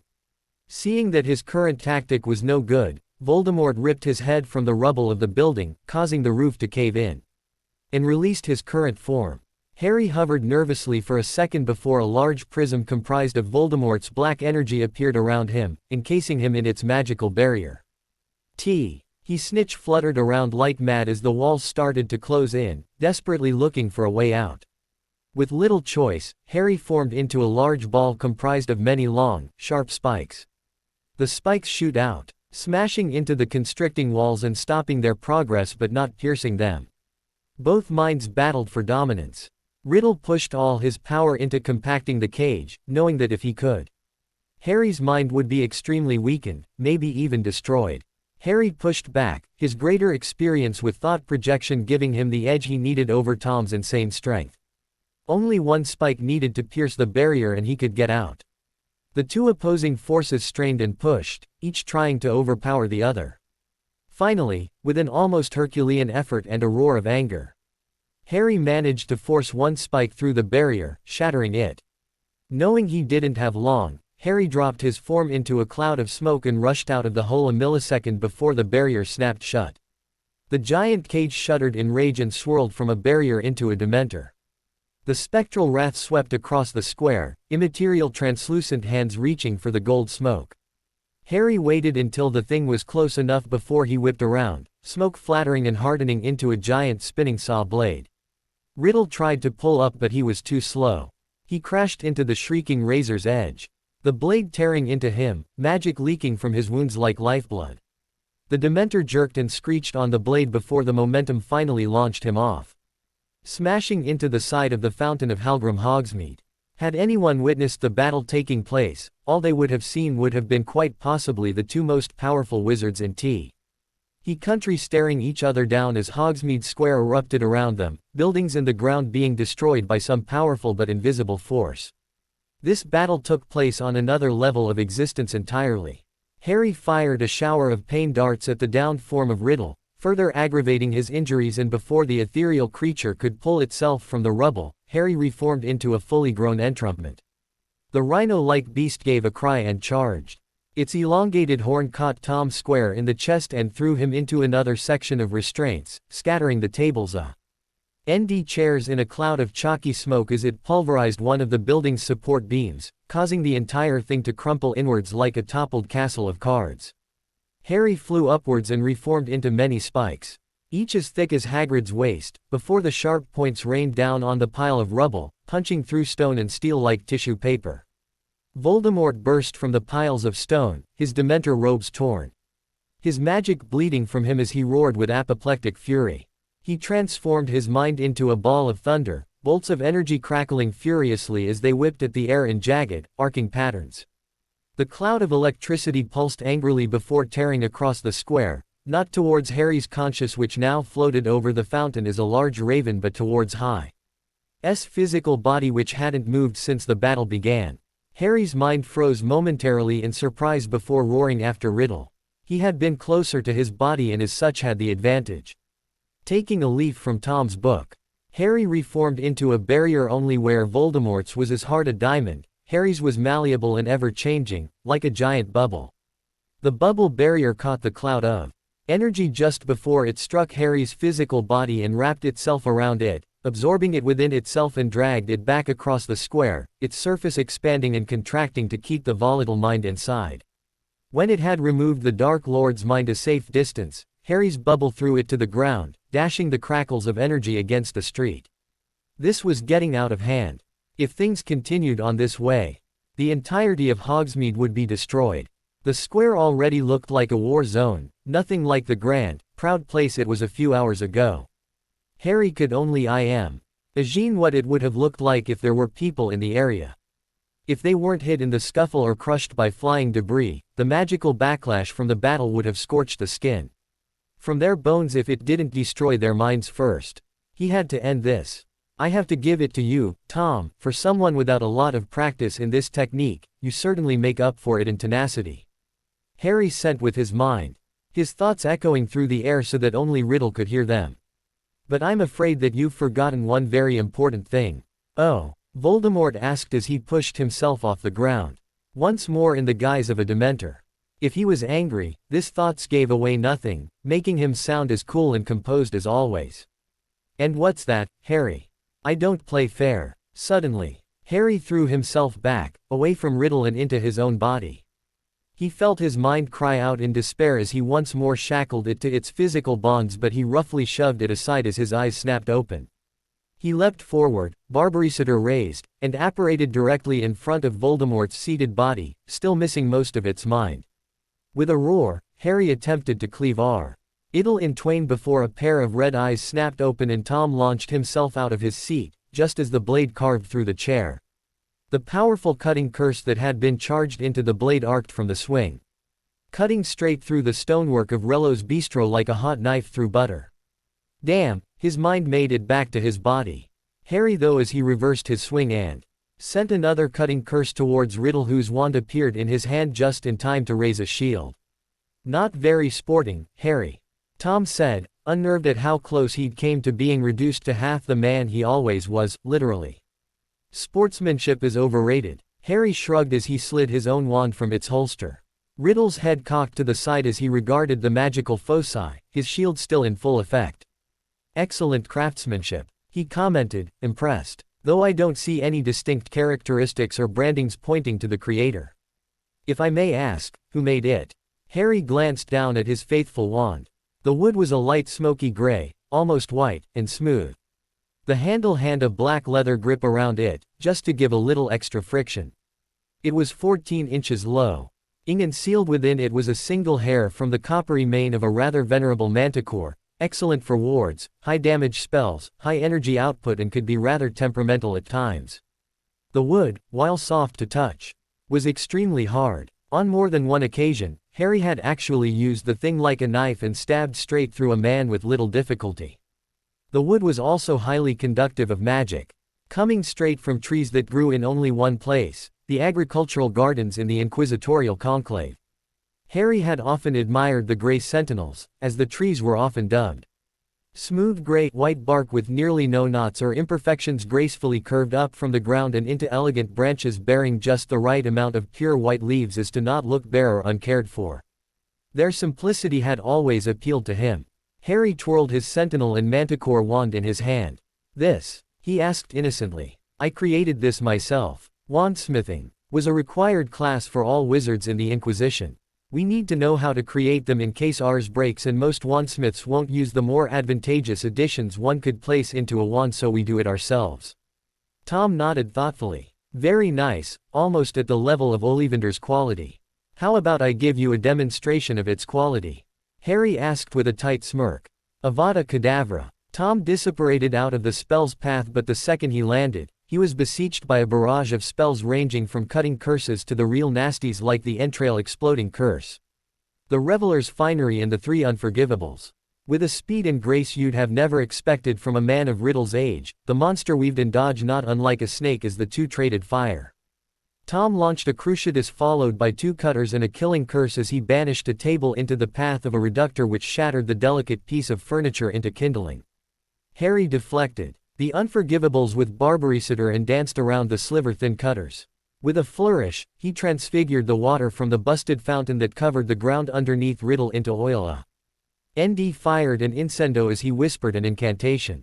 3 black shapes shot from the tip of his wand and quickly unfurled into 3 Dementors. The soul-sucking wraiths flew across the ground behind the incendio, towards Tom. Voldemort cast a flame-freezing charm on the area around him as the flame spell hit the oil, lighting it ablaze. He swept up his wand and the flaming liquid swam up and engulfed the advancing Dementors, igniting their cloaks. The creatures squealed and thrashed as they were consumed, and Tom banished them against a far wall, destroying the conjured things. Before Riddle could launch a second barrage, he felt a pair of strong arms wrap around him tightly from behind, pinning his arms to his sides. He looked over his shoulder to see the dead face of the man he'd killed at the table staring back at him. Unseeing eyes wide and haunting. Confringo. Voldemort's eyes widened and he managed to twist his body enough for the blasting curse to hit the Inferius, blasting it of F him with all the power of a moving train, destroying the corpse enough that it wouldn't be able to move again. With a flick of his wand, the rubble behind Harry was transfigured into a rabid hippogre. IFF, which gave a mighty screech and charged the boy. Harry heard the screech and ducked just in time to avoid a large claw from tearing his head from his shoulder. He spun with Barbaricitor, taking Beast's other front leg off with a spray of blood. The half-horse half-eagle cawed in pain as it collapsed to the ground, kicking madly as it tried to clamber to its remaining feet. A point-blank killing curse put an end to its efforts.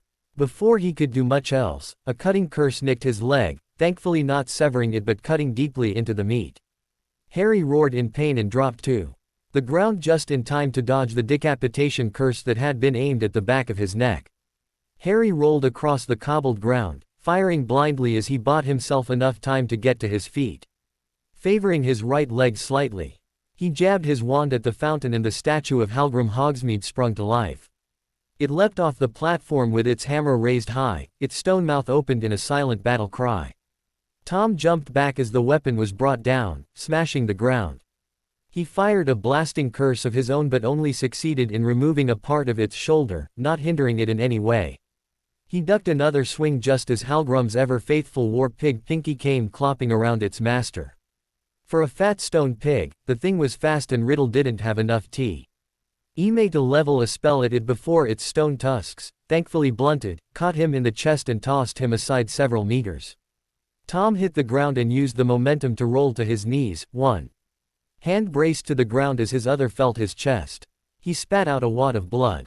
His horntail hide armor had taken the brunt of the impact but he could feel a broken rib or two which was making breathing difficult. He cast a quick numbing charm on himself and leveled his wand at the pig who had returned for a second charge.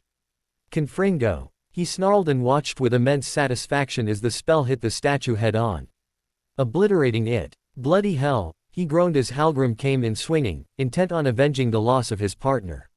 He threw himself back, firing off another blasting curse, this time managing to remove the stone man's hammer as well as both his hands. The statue looked at its new stumps in confusion and it gave Voldemort the chance to cast more blasters, reducing it to a small pile of stone. Harry watched as Tom dispatched his animated statues and painfully clambered to his feet, obviously still suffering pain from getting tossed by a stone pig. He had used the the statues bought him to heal his cut leg, giving him full mobility again. He drew his wand back and basically threw the Reveler's Finery towards the snake-like man, the purple and pink curse TTING through the air with a screeching sound like a firework. Riddle saw it coming and ducked to the side, allowing it to streak past him, striking one of the corpses outside Rello's bistro. The body twitched and jerked violently for a second before exploding from the inside in a shower of gore and purple flame, covering the front of the restaurant in crimson humor. With a whispered word, a great whip of flame erupted from the tip of the phoenix feather wand and he cracked it. Harry took a hasty step back but still received a small scorch to the front of his armor. He cast the charm he needed on his hand and waited for the next attack. When it came, Harry's hand snapped out, catching the flame whip in his hand and holding on tightly. He wrapped the flames around his hand and jerked, pulling Voldemort off balance. Quickly, he cast the killing curse only to bite back a growl as a piece of masonry intercepted it. Tom cancelled his spell and instead fired a chain of curses. A killing curse, 2 Cruciatus. A bone breaker and another killing curse streaked across the square. Harry backpedaled as they came nearer. Barbaricitor bucked in his hand, deflecting the first Avada Kedavra. Before she knocked the others away from her master, Harry brought his wand arm before him, his forearm horizontal, and rested the blade atop it, its tip pointed at Riddle. It almost looked like he was taking aim. Harry smirked. Ictus. Voldemort's look of confusion was replaced by one of surprise as the sword's blade shot out, elongating at an incredible rate as it speared towards him.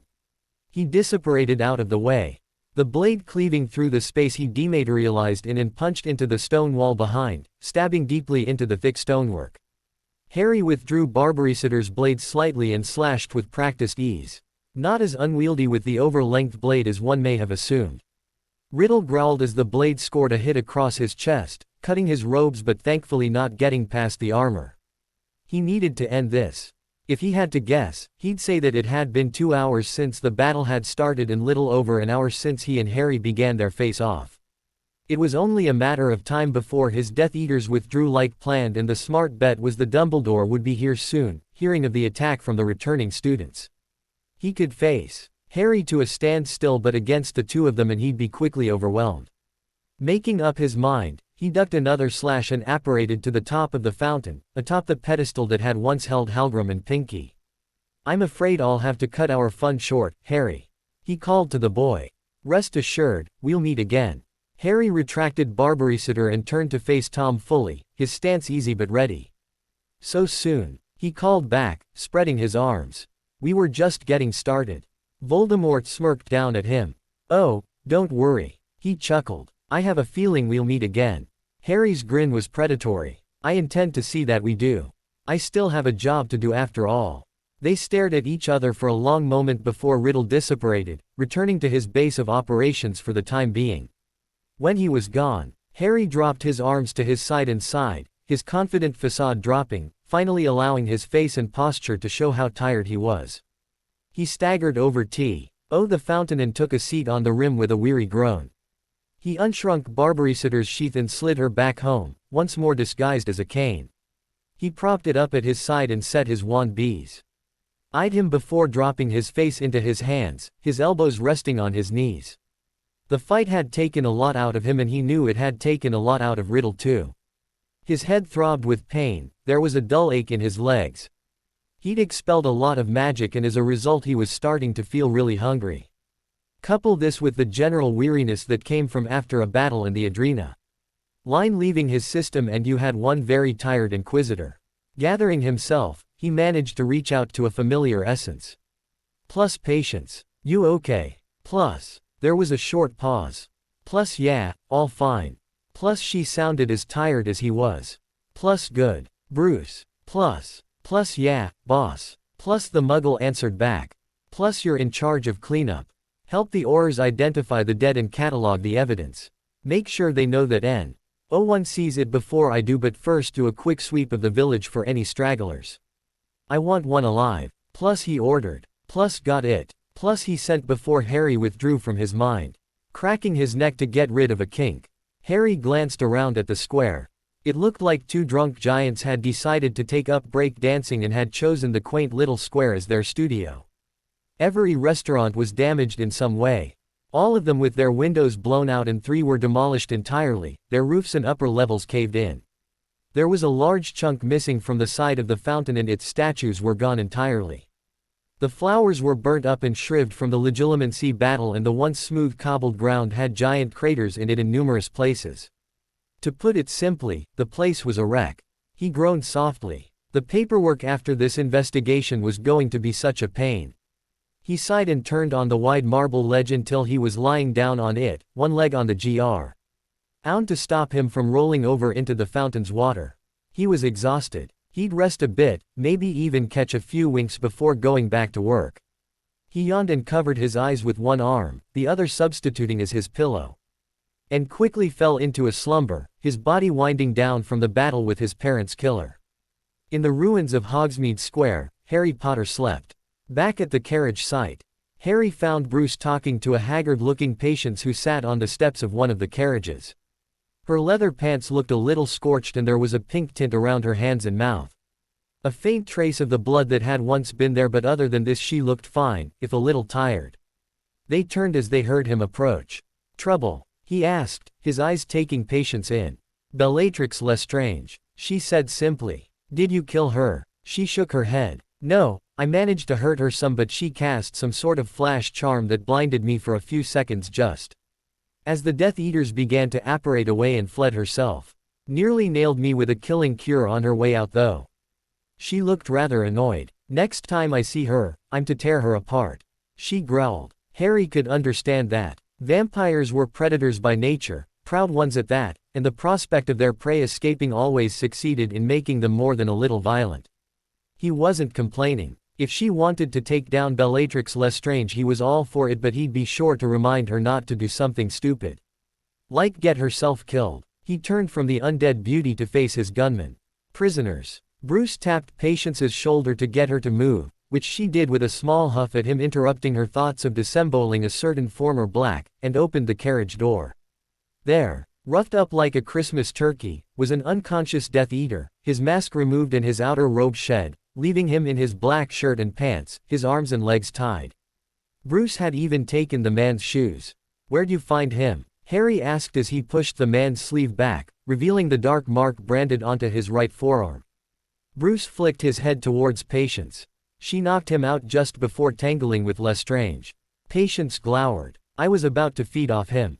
Fighting that Bella bitch took more out of me than it should have." Harry said not. Hingbert removed 2 small phials from the dispenser attached to his belt and tossed them to her. Patience caught the bottles of blood and with a wave of her hand, restored them to their original size and downed them quickly. "Ah," she sighed in content. "Be positive. Always good for winding down." "Did I taste horse?" "Centaur," Harry replied, now rifling through the Death Eater's pockets. "Here," Bruce said, handing him a small sack. Harry opened it to see the Death Eater's possessions inside. A wallet containing 3 galleons, 6 sickles and 3 nuts, as well as a picture of the Death Eater next to his wife. A small folding knife. A set of keys. A receipt from a Wizarding News agents for a copy of Teen Witches Uncovered. A syringe filled with Obscura, a highly addictive wizarding narcotic. A wand. Absolutely nothing to give an indication of where Tom was or what his plans were. Harry cinched the sack closed and tucked it into a pocket just as Albus Dumbledore came striding up to them, the director of the DMLE. Auror Scrimgeour and Cornelius Fudge right behind him. "Harry," he called as they approached. "What happened here?" Harry raised a brow and looked towards the battered village. Pillars of smoke still rising from some areas. "Well, Albus, it appears the village has been attacked." "Oh, wait, yes, it has indeed been attacked." Dumbledore frowned. "I don't think this is the time for sarcasm, Harry." "What do you want from me, Dumbledore? I warned you this would happen but you refused to listen." He snapped. He paused for a moment before asking, "What's the tally?" Dumbledore sighed. "Fortunately, the students returned from the village mostly either unscathed or with superficial injuries. Only Mr. Zabini of Slytherin and Mr. Combs and Ms. Ambers of Ravenclaw require an overnight stay in the hospital wing." Amelia spoke up next. 12 of my Aurors are dead and there may be more by the end of the day. 31 were wounded and 6 will never be fit for active service again." Harry could see the pain behind her eyes. She really cared for those under her command, it seemed. Finally, Scrimgeour spoke. "We counted the bodies. Most of the civilians were in their homes at the time of the attack. Not wanting to get caught up in the Hogwarts rush, but of the ones that were out, 29 are dead, 44 wounded. Of the approximately 100 Death Eaters that attacked, we've found the bodies of 57 with various causes of death but none wounded or stunned. They managed to cast Enervate on the ones we did stun before they dissipated out. The Attack happened too fast and there were simply too many to properly detain them. He shook his head with a sigh. So we have no prisoners? The minister asked. Well, it appears Harry has taken care of that, Dumbledore said with a smile, nodding towards the bound man in the carriage. Fudge started, having not seen the criminal a few feet in front of him, but the sight of the ropes assured him he'd be safe. Excellent, he said, his face lighting up. We should have him taken into custody immediately. Scrimgeour, see to it. Not so fast, Harry said, stepping between the prisoner and the ministry officials. He is currently in my custody and therefore in the custody of the Inquisition. He goes where I say he goes. I still need to question him.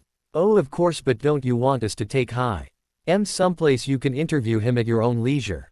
Fudge asked. He sneered at the unconscious man. I shouldn't think you'd want this criminal following you everywhere. Don't worry about that, Harry assured him. I plan to question him up at the castle. Dumbledore's head snapped round at the mention of his school. I don't believe I'm too comfortable with that idea, Harry, he said, a frown stretching his face. You're speaking of bringing a dangerous criminal into a school full of children. It could prove dangerous. Harry's eyebrow arched. Didn't you bring 3 fully grown female dragons into the school, then have students compete to steal an egg from their nests? Dumbledore had the grace to look minutely sheepish. Yes, but we had the strictest security procedures in place to ensure nothing would endanger the student population. The man is unconscious, wandless, restrained and under guard. He'll be no more a threat to the students that Mrs. Norris, he assured the old teacher. He turned towards the carriage when Amelia's voice spoke out. Would you mind if we witnessed the interview? If we do, it could provide an insight into the Death Eater organization, she asked. Harry paused for a moment before saying, I see no reason why not. Shall we? He hauled himself into the carriage as Patience settled herself on the driver's seat next to Bruce. They were to act as guards and lookouts for the carriage containing pretty much the entire leadership of the light side in this war. Not that they really needed to, with Harry and Dumbledore present, and Amelia and Scrimgeour were no slouches either. Shacklebolt. Scrimgeour barked to a tall, powerfully built black man clad in aura robes. You're in charge here until either myself or the director release you. With that, he followed Director Bones and Minister Fudge into the carriage, followed closely by Dumbledore. The carriage lurched as the Thestrals began to pull it back towards Hogwarts, the uneven road making for a slightly bumpy trip. The ministry personnel kept wary eyes on the unconscious man lying on the floor, but neither Harry nor Dumbledore seemed concerned, the former sitting with his head bowed and the latter staring out the window at the passing scenery. They sat in silence, only the crunching of dirt and stone under the carriage's wheels breaking the quiet. 20 minutes later, they said through the school's boar-flanked gates and pulled into the large courtyard where the 3 carriages Bruce had sent the injured students back in sat unmanned. They unloaded from the carriage with Bruce tossing the Death Eater over his shoulder like a sack of potatoes. Harry led the group through the great double doors where they met a haggard-looking Professor McGonagall waiting for them. Minerva. Dumbledore greeted his second-in-command. I trust things are well here. She nodded, the few hairs that had fallen out of their severe bun swaying slightly. The students have been treated are there injuries, and Poppy has dispensed calming drafts to them all, as well as a dose of dreamless sleep to some of the more traumatized ones. They're in their common rooms now. Dumbledore nodded his thanks. Harry then led the group through the castle until they came to the Inquisitor's quarters. Giving the password, Harry made his way to one of the spare bedrooms. When he opened it, the headmaster's eyes widened. This isn't the room the house elves set up, Harry, Dumbledore pointed out unnecessarily. No, it isn't, but I knew I'd need one eventually, Harry agreed. What was once a lavish bedroom had now been transformed into a bare cell. The floor, walls and ceiling had been replaced by solid concrete, lit by a single bulb hanging from the ceiling behind a grate. Apart from the one they entered from, there was only one other door, one made of dark steel, set near one of the walls. In the center sat a single metal chair. Harry directed Bruce to place the prisoner on the chair and back away. With a wave of his hand, the man's Death Eater garb disappeared, leaving him naked to the world, and another wave conjured heavy chains to bind him to the chair, their links biting into his skin uncomfortably. The others Sans, Bruce and Patience were surprised at Harry's undressing of the man but said nothing as they were led through the other door into a small dark room. One wall was completely transparent, allowing them to see into the room where Harry stood before the bound Death Eater. When the door to the observation room was closed, Harry began. Taking out his wand, he gave it a wave, dropping the temperature to mock that outside, causing their breath to mist. Giving the spell a little time to take full effect, Harry aimed his wand at the Death Eater. Enervate. The manja RKED slightly and gave a low groan as he was jarred into full awareness. His blurry eyes blinked open, and when he saw his bland surroundings and felt the cold, making him acutely aware of his state of undress, everything came back to him. The attack, terrorizing Hogsmeade, and that black-haired bitch knocking him out. He panicked slightly, realizing that he must have been captured, but his indignation of his treatment quickly overrode it. "What is this?" he asked the boy before him angrily. "You can't treat me like this. I have rights. You're in the custody of the Inquisition." Harry informed him. "You have no rights whatsoever." The Death Eater froze at that, and he began to sweat even in the cold of the room when he saw the distinctive lightning bolt on the boy's forehead. It was that Potter bastard. "You," he gasped. "Me," Harry said simply. He began to slowly circle the bound man, whose eyes followed him as best they could given that one of the chain was wrapped around his neck, restricting his movements. "You are in serious trouble. You were found during a Death Eater attack in full Death Eater garb. You caused massive damage to people and property. A simple test of your wand will most likely confirm use of at least one of the unforgivables, and you attacked one of my staff who just happens to be a recognized agent of the Inquisition. You face imprisonment at best, death at worst. If you answer my questions truthfully and freely, I will be lenient." The Death Eater spat at Harry's feet. "Go to hell. I know you can't authorize the use of Veritaserum without full Wizengamot approval, and that would take weeks. Till then I say nothing." Harry shook his head at the man, his face giving away nothing. "You're wrong. While it's true that Aurors cannot utilize Veritaserum without written consent, I am under no such constraints. I say again, help us and I will be lenient. Do your worst." He snarled at the boy. "My lord has had each of us trained to fight Veritaserum. I will give you nothing." Harry tilted his head to the side, as if confused. "Who said anything about using Veritaserum? I have no such plans to use it today." "What do you mean?" the Death Eater asked, distrusting the boy. Harry twirled his wand absent-mindedly. "There's a little saying I thought up during my early days as an interrogator: sometimes you can get more with a kind word and a cruciatus than you can with several kind words and a bottle of Veritaserum." He brought his wand to bear on the bound man. "Let's test that theory. Crucio." The eyes of those in the observation room widened in horror as the man's agonized screams cut the air like a knife, and Dumbledore whirled around, fully intending to stop this, only for the door to be blocked by Bruce and Patience. "You can't go in," Patience warned him. "He is torturing a defenseless prisoner." Dumbledore exclaimed. It was bad enough that Harry performed the spell on a spider in front of a class full of students, but actually performing it on a person. He'd been having some serious doubts about Harry for the last month since they first met, and his fear of Harry falling to the dark had only increased with each passing day. He'd hoped to convince the boy to show some more humility and compassion through a few carefully thought-out conversations, but the boy had either shot down his arguments or snubbed him completely. If this continued, Harry could fall to the same seductive influences as Voldemort. This could not be allowed to happen. "He is performing an interrogation," Bruce replied casually. "You should count your blessings, Headmaster. He's already shown a great deal of leniency by simply allowing you to view it. Don't push him or he'll push back hard." Dumbledore thought hard for a few minutes before blowing out a frustrated sigh. There was no winning this battle. He was sure that he could subdue them both and get into the room, but the biggest problem would be Harry's reaction once he was in there. He doubted very much that the young Inquisitor would react well to him attacking his staff, and the kind of authority the teen could bring to bear would see him stripped of his titles and imprisoned before he could blink. If Harry didn't try to kill him first, he could only sit and bear the Death Eater's screams for what felt like an eternity before Harry finally lifted the spell, leaving a shaking, panting, sweating prisoner shackled to the chair. "Ready to cooperate yet?" Harry asked politely. The man glared at him through bloodied lips which he had bitten through in a vain attempt to stifle his screams. "Fuck you, P. Potter. The man shouted as tremors racked his body. Harry shrugged and pointed his wand at him again. Crucio. Harry had to give it to the man. It took 4 full cruciatus before he agreed to talk. While they weren't fully powered, they were still quite strong. Normally Harry would have saved time and tore into the man's mind, but sometimes the target's thoughts were muddled. There were mental traps designed both to keep intruders out and, if they were only a servant like this guy, there could be traps set to kill the prisoner if they sensed a foreign presence, but most of all, Harry was still a little winded from his legilimency duel with Tom. His head was throbbing regularly, not helped at all by the Death Eater's ear-splitting screams, and the first thing he planned to do after the interrogation was finished was to find a mental restorative. What do you want? The prisoner panted, his head lolling forward on his heaving chest. How about your name to begin with?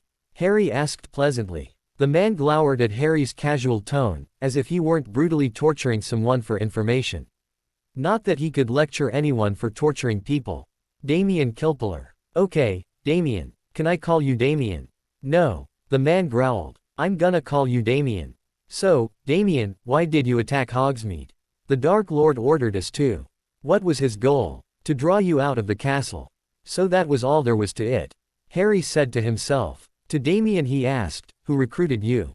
The man hesitated. I can always loosen your tongue if it'll help. Harry said, giving his wand a twirl. Simon Elders, he's my supervisor at the Nimbus Broom Company, he recruited me a few weeks ago. Damien said hastily, not relishing another go of the torture curse. Exa. CTLY. How long have you been a Death Eater? 6 or 7 weeks. So that would be before the Ministry acknowledged Voldemort's return then, yes? Harry asked, to which Damien nodded. Harry glanced towards the one-way wall but said nothing. Do you know the names of any other Death Eaters? I can't tell you. They'll kill me. I'll kill you if you don't. Harry pointed out. You do and you get nothing. Damien sneered. Fine. Let me rephrase that. I'll tear the names from your skull with legilimency then kill you. Harry said, adding a slightly menacing growl at the end. Damien shuddered in his chair then sagged. Dodge Hilton. Betty Dorson. Dave Morris. Harry jotted the names down in a little notebook he conjured. There were only 10 or so names, but it was a good start. When he got them all, Harry flipped the notebook shut and tucked it away into his coat pocket before looking back to Damien, who was starting to shiver badly from the cold. Harry didn't do anything to help. It would all be over soon. He continued to pace around the bound man. How many Death Eaters does Voldemort have? I don't know, he doesn't tell us. Damien muttered. What about werewolves? I don't know. Giants. Vampires. Where are his bases? Who supplies his forces? What attacks is he planning? I don't know. Damien shouted. Then what do you know?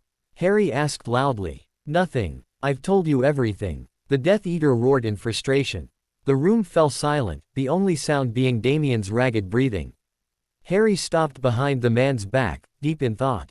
They were all startled when the prisoner began to laugh. It wasn't a joyful one or even a humorous one. It was a laugh filled with contempt and loathing. Care to tell me what it is that's so funny? Harry asked the back of the man's head. Without looking up from his feet, Damien said, You strut in here, thinking you're all powerful because of that little trinket you carry. You think that just by waving your rosette around and proclaiming your authority, that it means people will fall over themselves to follow your orders. Let me tell you something. You're nothing, boy, except a small nuisance that the Dark Lord will do away with soon enough. The Ministry will fall and soon after your pitiful Inquisition will follow. Put me in prison if you want. Eventually the Dark Lord will rule all and I'll be there by his side, ridding the world of Muggle and mudblood filth. He was beyond them now, his voice that of a devout fanatic. He waited for a response but received none. He heard Potter sigh, the sound of something sliding against leather, then a crisp click before Harry finally spoke, his voice cold and empty. No, Damien. The Death Eater jumped as he felt cold metal pressed against the back of his skull. You won't. Harry pulled the trigger. He had just slid his gun back into its holster when the door to the observation room was wrenched open and out stormed a very angry Albus Dumbledore, followed by a grim pair of Aurors and a pale minister, as well as Patience and Bruce, who followed behind leisurely. Harry, what in Merlin's name have you done? Harry turned to the Supreme Mugwump, unfaltering in the face of the old wizard's anger. While Dumbledore may have intimidated some, Harry had seen Elizabeth when she was angry, and he could say without any doubt that his old mentor beat the headmaster. Hands down in the intimidation department. I executed my prisoner, headmaster. Harry said calmly while secretly admiring the red creeping up Dumbledore's neck. Albus gawked at the completely natural way Harry had said it before his face once more became thunderous. He was a prisoner, he said lowly. You promised him you would show leniency. Harry nodded in agreement. I did. I was lenient and out to kill him instead of sentencing him to the Dementor's kiss like I planned to if he didn't help. Now his soul is free to be dragged into whatever pit in hell is reserved for Riddle and his men instead of slowly digesting in the stomach of a Dementor. I don't know about you, but that seems pretty lenient to me, headmaster. He should have been taken into custody. He should have been given a real and charged with his crimes like every other Death Eater. The elder wizard exclaimed. Harry raised an inquisitive eyebrow. And just where, pray tell, would you have kept this prisoner? Unless you have forgotten, Azkaban has yet to be reinforced, he said, low and calmly. That doesn't matter. We would have worked something out until the reinforcements arrive. More needless death helps no one, Dumbledore said, trying to stifle his anger. What about the innocent people he would have tortured, raped and killed when he was inevitably freed from this hypothetical prison? I'd say that killing him has definitely benefited them, Harry challenged as he crossed his arms. He cocked his head slightly to the side. Why are you so angry about this anyway? He asked, honestly not knowing what the problem was. Dumbledore blinked before saying incredulously, because it's wrong. By killing him you have robbed him of any chance of redemption. Redemption? Harry laughed, looking at him like he was stupid. The others simply stood in the background, watching the drama unfold, knowing it probably wasn't wise to interfere. Oh, I see, Harry said, eyes widening in sudden understanding. And to convince them to renounce Tom and bring them back to the light. Killing them would be meaningless if we can defeat Tom by turning his own men against him. Precisely. Dumbledore nodded. I have that Harry was finally seeing things his way.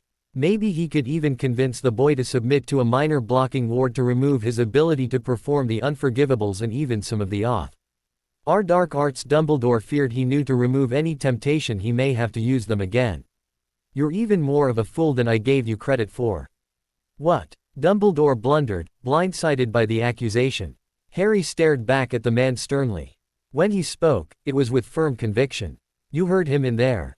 He was firmly set in his belief that Riddle was right and that anything not pure by their standards has to be killed.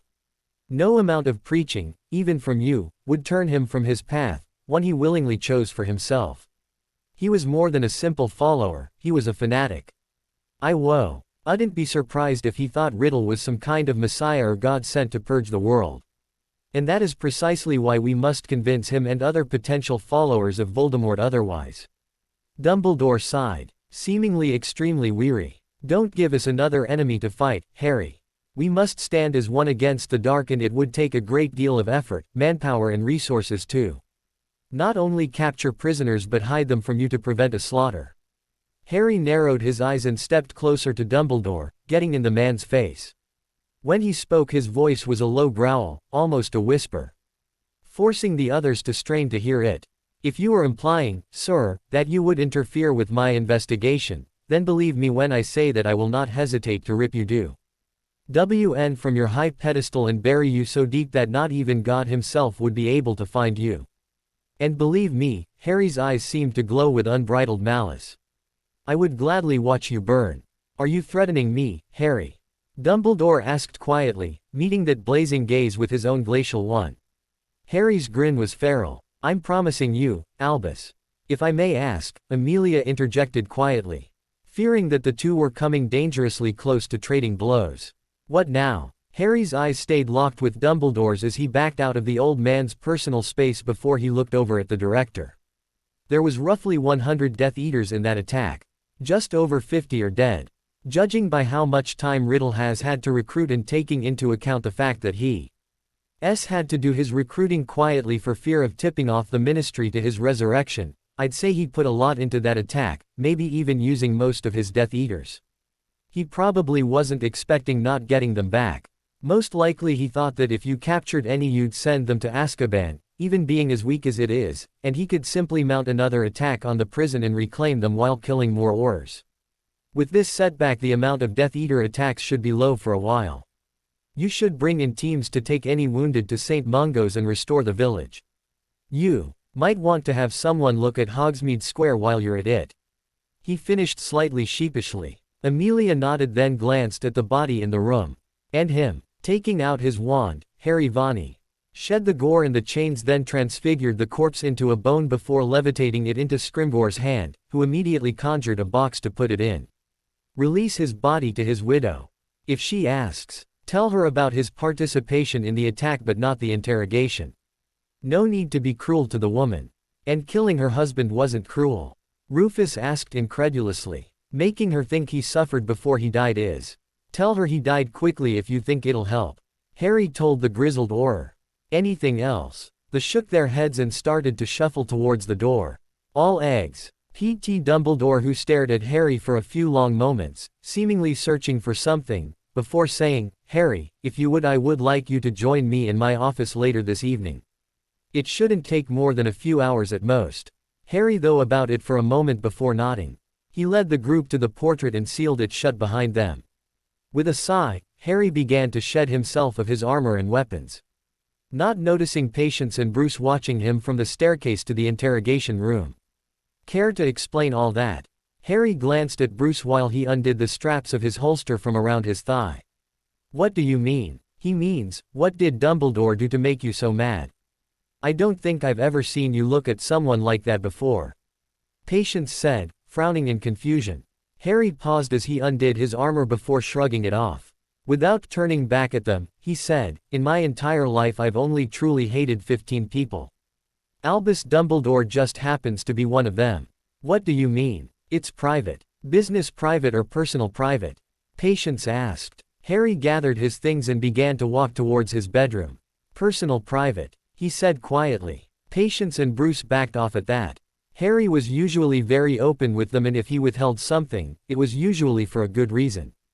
That, plus they never butted into each other's personal private business. They all had ghosts that haunted them, refusing to go away. At 9 o'clock that evening, Harry met Dumbledore in his office. The headmaster was stood beside his fireplace alongside, surprisingly, McGonagall and Snape. Ah, Harry, the old man said jauntily. Apparently he had forgotten their confrontation in the interrogation room. Either that or he was hiding it from his two professors. Now that everyone's here, let's be off. Hold on. Harry stopped them. Could you tell me where we'll be off to? You didn't exactly fill me in earlier. Oh yes, my apologies. I.J. thought it time to introduce you to the other element in this war. He said, eyes twinkling merrily. Other element? The Inquisitor asked, confused. What are you talking about?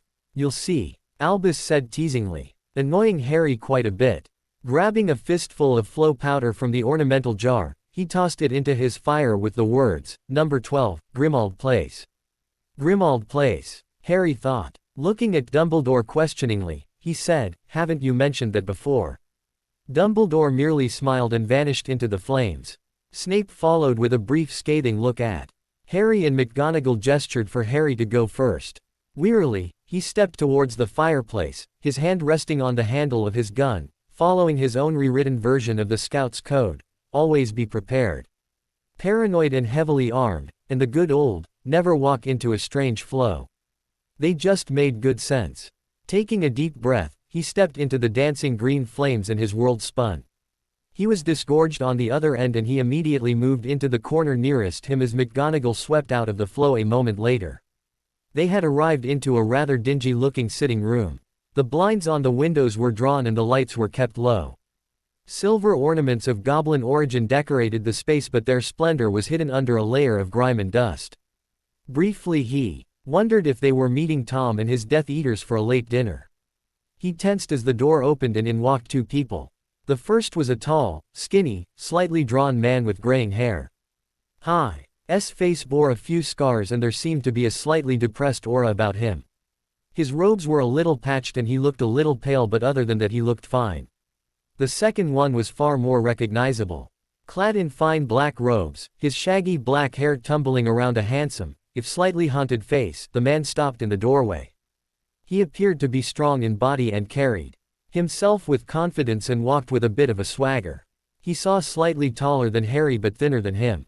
He was also looking directly at the young inquisitor with a mix of hope, disbelief, happiness and relief in his eyes. "Hello, Harry," said Sirius Black. Harry stood, his jaw slightly drooping and his eyes wide as he stared at the man. Here was his father's best friend, his own godfather. A man he thought locked away in Azkaban for the last 15 years. He looked the same, if a little older, from the 1 or 2 pictures Harry had seen of him. The room was quiet as Harry struggled to comprehend this revelation. Harry blinked once to make sure this was not an illusion. Then blinked again. Finally he did the only thing he could think to do. He pulled his gun and fired. Sirius had seen the flicker behind the boy's eyes. "Harry, wait." He threw himself behind the couch as a bullet shattered the doorframe. The wizards in the room ducked for cover as Harry fired into the couch, trying to hit the bastard behind it. "The bastard that sold out his parents." "Harry!" Dumbledore shouted, trying to get the boy's attention, but the teen seemed to be beyond them now, his face twisted into an angry snarl. Before the boy could regain his senses and start brining magic into play, Dumbledore flicked his wand at the wall behind the teen. Thick arms of stone reached out from the wood and wrapped around Harry, dragging him against the wall where more hands struggled to pin him down. Dumbledore flew to his feet and strode towards the furious Inquisitor before firing off a noisemaker charm right over his head. Harry grimaced and flinched at the deafening bang which succeeded in overpowering his temper, if only for a short while. "Harry, you need to listen. There are factors that you're not aware of," Dumbledore quickly urged, knowing that the spells wouldn't hold the last Potter for long. The last thing anyone needed was an overemotional Inquisitor. Harry's green eyes snapped to Dumbledore and he glared with such intensity that the headmaster was almost positive that would burst free at any moment and burn him to cinders. "Dumbledore," Harry growled lowly, causing the room's occupants to shiver. The boy's voice had somehow changed, becoming deeper and unnaturally ethereal.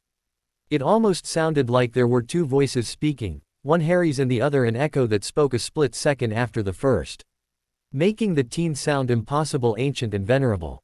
Harry strained against his restraints, leaning close to Dumbledore. "You have exactly 3 seconds to tell me why you're harboring a wanted felon before I kill you and everyone else in this room." "I understand you're angry, Harry," the old man began quietly, as to not anger the teen further. "But believe me when I say that Sirius did not betray your parents to Voldemort. He was their secret keeper. He was the only one who had the ability to betray them." Harry ground out through gritted teeth. "I know how you feel, Harry. Because I was under the same impression. It was only a few years ago that I learned the truth," Dumbledore said calmly. "And what truth would that be?" "That Sirius was not your parents' secret keeper. Peter Pettigrew was." Silence descended upon the sitting room of Grimmauld Place. Remus crouched near a shaken Sirius, both of them eyeing the son of their best friends as SN. Ape and McGonagall crouched near the fire, their wands drawn in case the emotional teen decided to start firing again. "You're lying," Harry said quietly, his eyes boring into Dumbledore's. "Pettigrew's dead. Black killed him." "No, he didn't, Harry." Dumbledore shook his head. "Your parents switched secret keepers from Sirius to Peter without telling anyone, not even me. When Sirius went to confront Peter after Voldemort tried to kill you, Sirius went after him. When he was cornered, Peter destroyed the street behind him, killing 12 muggles before escaping down a sewer drain. He was a rat animagus, Harry." He silently urged the boy to believe him. Harry stared into Dumbledore's eyes for a few very long minutes before barking out, "Black! Get out here!" Slowly and carefully, Sirius stood firm behind the ruined couch. He gave Remus a reassuring pat on the shoulder before walking around to stand before Harry, Dumbledore slightly between them. It astounded him how much Harry looked like James, even more so from up close. Harry stared at the man hard, the man he was convinced had sold out his patents, before reaching out with his mind. He didn't know if Black felt it and accepted it or if he simply had no experience in occlumency, but Harry encountered no resistance as he searched the man's memories. Images of his parents at different stages of their lives danced before his eye. And Harry wished nothing more than to plunder them from Black's head and leave him a frothing, mindless mess, but he slid deeper. There. The memory of Black talking with James and Lily Potter, of Th. Ir decision to switch secret keepers, and of him confronting Pettigrew in an alley right before the little man blew away the street behind him and transformed into a rat, disappearing down a sewer grate. He withdrew his mind from Black's. His anger dissipating, Dumbledore slowly released the restraints but kept his wand in hand just in case. Harry slid his gun into its holster and fixed his coat, not meeting the ex-convict's eyes. "My apologies, Mr. Black," he said just above a mutter. Sirius gave a nervous chuckle and waved it off. "No problem, Harry. And call me Sirius. Mr. Black was my mother. She was very masculine for a lady." Quote. Harry chuckled lightly, the joke breaking most of the tense atmosphere. Remus came around from the couch as Snape and McGonagall put away their wands. "Harry, this is Remus Lupin. Another of your parents' friends." Dumbledore introduced them. "Mr. Lupin." Harry nodded, shaking the man's hand. "Just Remus, please." The older man smiled. "Has everyone arrived?" Dumbledore asked Sirius. "You arrived a little early, but we're expecting them about." The sound of the doorbell ringing echoed throughout the house, and Harry tensed as he heard a woman screaming profanity in the halls. "What on earth is that?" he asked, bewildered. Sirius grimaced as he headed for the door.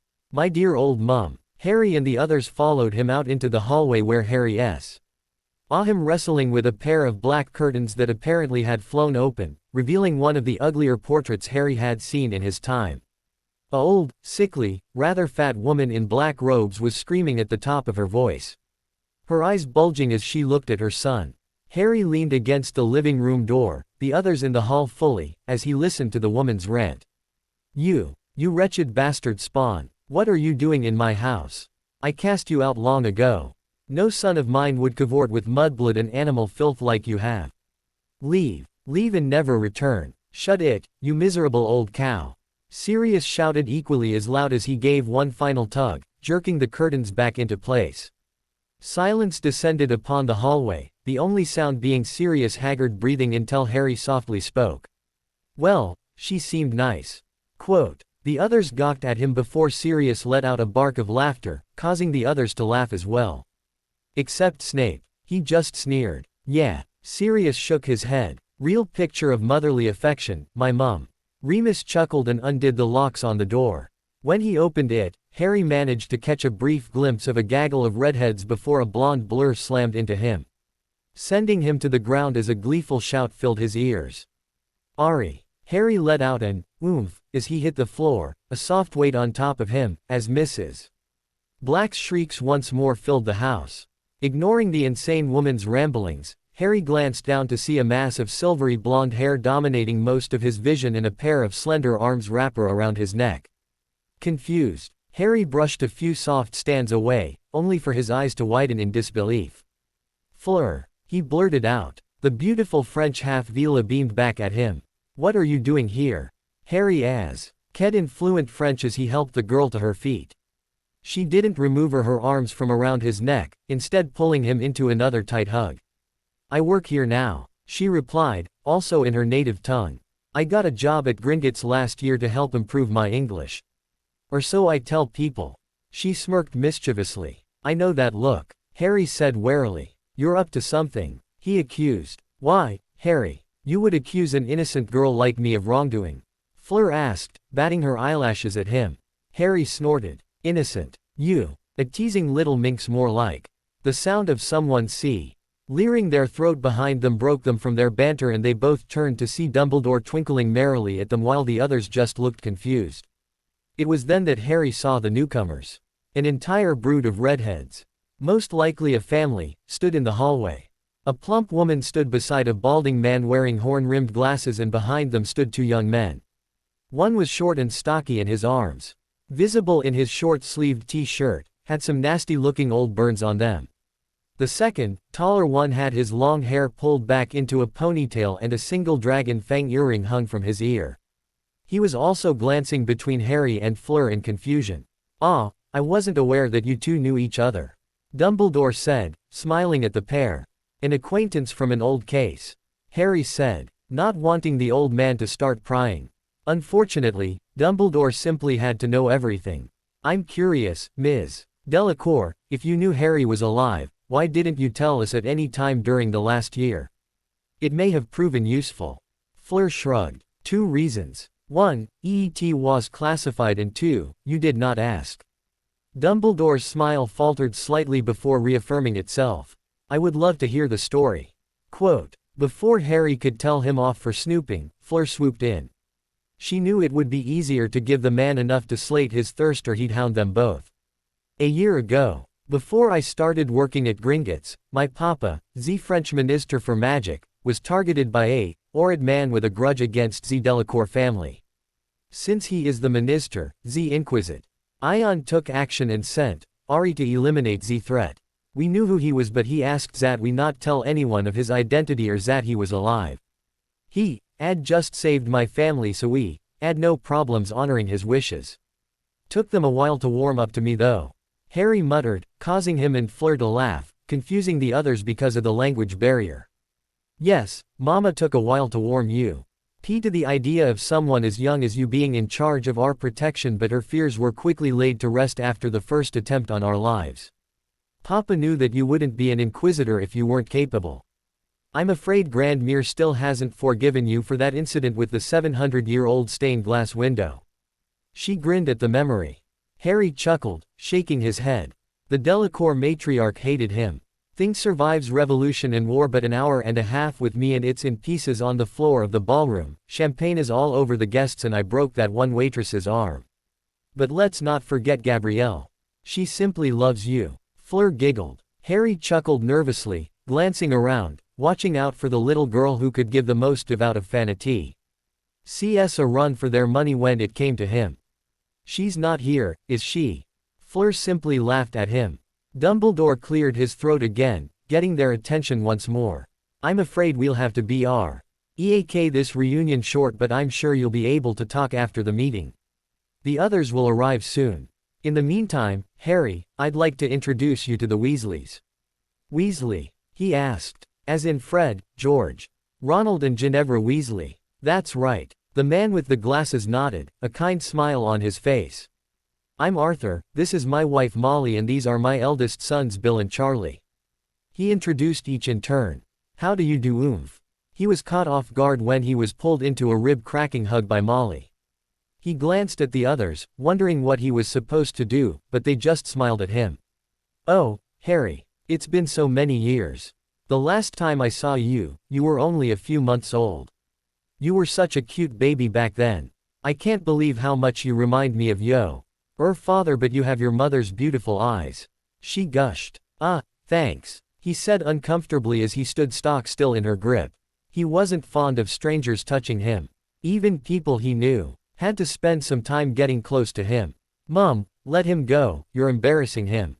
One of the guys, Charlie, chuckled. Harry threw him a grateful glance as Molly released him. He shook each of Weasley men's hands in turn before Dumbledore ushered them into a large dining room in the basement where a large table was set up, able to seat many people.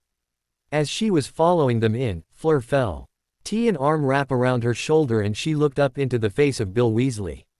You are wondering why I am so familiar with Ari.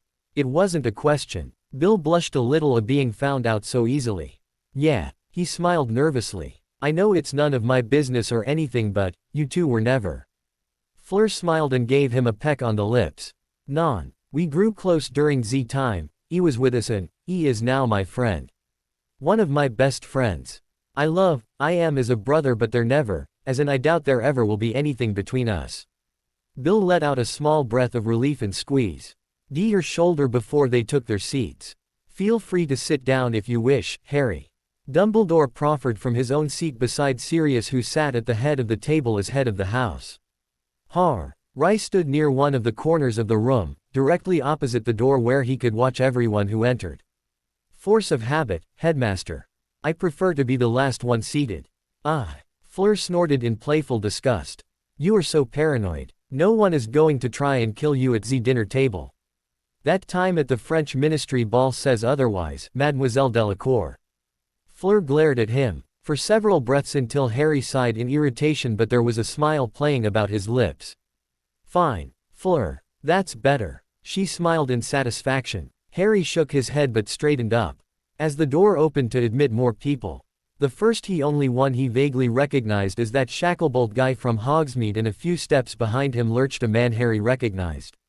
Alistair, Mad-Eye, Moody.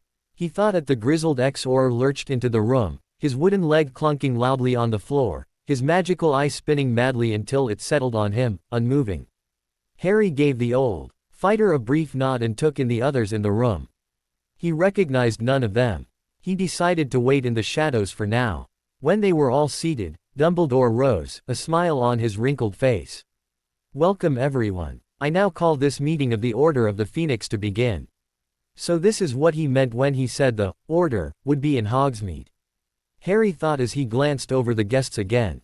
Apart from a few exceptions, none looked like fighters. Dumbledore continued, his tone more grave. As many of you undoubtedly already know, the forces of Lord Voldemort attacked Hogsmeade during the Hogwarts trip. The gathered members gave a collective shudder at the name, some even yelping or crying, and started to mutter to each other. Dumbledore raised his hand for silence, which was granted almost immediately. The battle was long and hard, but in the end we managed to drive the Death Eaters out of the village. The group gave a few cheers at that. What do you mean, we? You weren't even there, Harry thought from his corner. Sadly, this victory didn't come without loss. While none of the Hogwarts students were killed or severely injured, the final tally put it at 13 dead Aurors and 30 dead civilians. The room fell quiet at that, a small moment for the dead, until one person in the back spoke up. What about the Death Eaters? How many did they lose? The man's voice was angry. Dumbledore sighed softly and glanced towards the shadowed corner where Harry is before softly saying, of the approximately 100 that attacked the village, they have lost 57 of their numbers. The room was silent before it suddenly burst into cheers. It took nearly a minute before they settled down. One man spoke up from beside Moody. Do you mean to tell us we've captured 57 Death Eaters? Dumbledore shook his head. If they didn't know better, they'd have thought he seemed sad. No, he said quietly. We didn't capture 57 Death Eaters. 57 is the amount of Death Eaters that were killed in the attack. Once more, the room fell into a stunned silence. Many were looking at each other in confusion except Fleur, who was looking at Harry from the corner of her eye. He stood unrepentant. Wait a minute. Bill's confused voice broke through the silence. I thought Aurors were only authorized to stun on sight. I heard that Amelia Bones is trying to force through a bill to give Aurors more spells to use from, some that could be deadly, but it hasn't even gone through yet. I know 1 or 2 could have been killed by accident, but how did 57 die? Dumbledore sighed and shook his head. I believe we shall see tonight. Before that, however, I would like to hear your reports. William, why don't you go first? Bill got to his feet. I've spoken to some of the more senior goblins in the bank, as has Fleur. So far they believe that the war isn't their problem or top priority. I doubt they would join with you-know-who. But they've made it clear that they don't intend to join the ministry yet, nor have they agreed to help police Death Eater vaults or freeze their accounts. I'll keep trying, but I don't know how long it will take. Thank you, William. Remus, what news from the werewolves? 2 more clans have joined the Death Eaters, but I've managed to convince quite a few to wait until these new laws come through before they make a decision. They know Voldemort will only turn on them in the end, but they still won't do anything to help until they see change in the way they're treated by the ministry. Albus, if I were you, I'd see about getting those laws passed as soon as possible. They'll only sit idle for so long. The tired man warned. Dumbledore nodded in thought. I will redouble my efforts, but Cornell Hughes is proving difficult to deal with these days. Mundungus, what news from Nocturne Alley? They went through all those who were in a position to give information, some even just reporting rumors. Harry had to admit, from what looked like a group of civilians playing vigilante, they had an okay spy system. While it was a far cry from the best, it wasn't the worst. Though, he thought a little smugly. His spy system in some countries was far better. He didn't think to acknowledge that many of those spies were introduced to him by Elizabeth. While this was all going on, Snape sat in his corner, silently willing himself to disappear. What the hell was that old man thinking? You do not ask a Death Eater, X or not, who is currently acting as a double agent about their activities while in the company of an Inquisitor. When he'd brought up his concerns to Albus in his office before Potter arrived, the headmaster only smiled and reassured him that he would be able to convince Harry to let him go about his business without incident if it came to it. Snape had snorted at him. From what he'd seen so far, the Potter brat wasn't one to cooperate with Dumbledore on any level.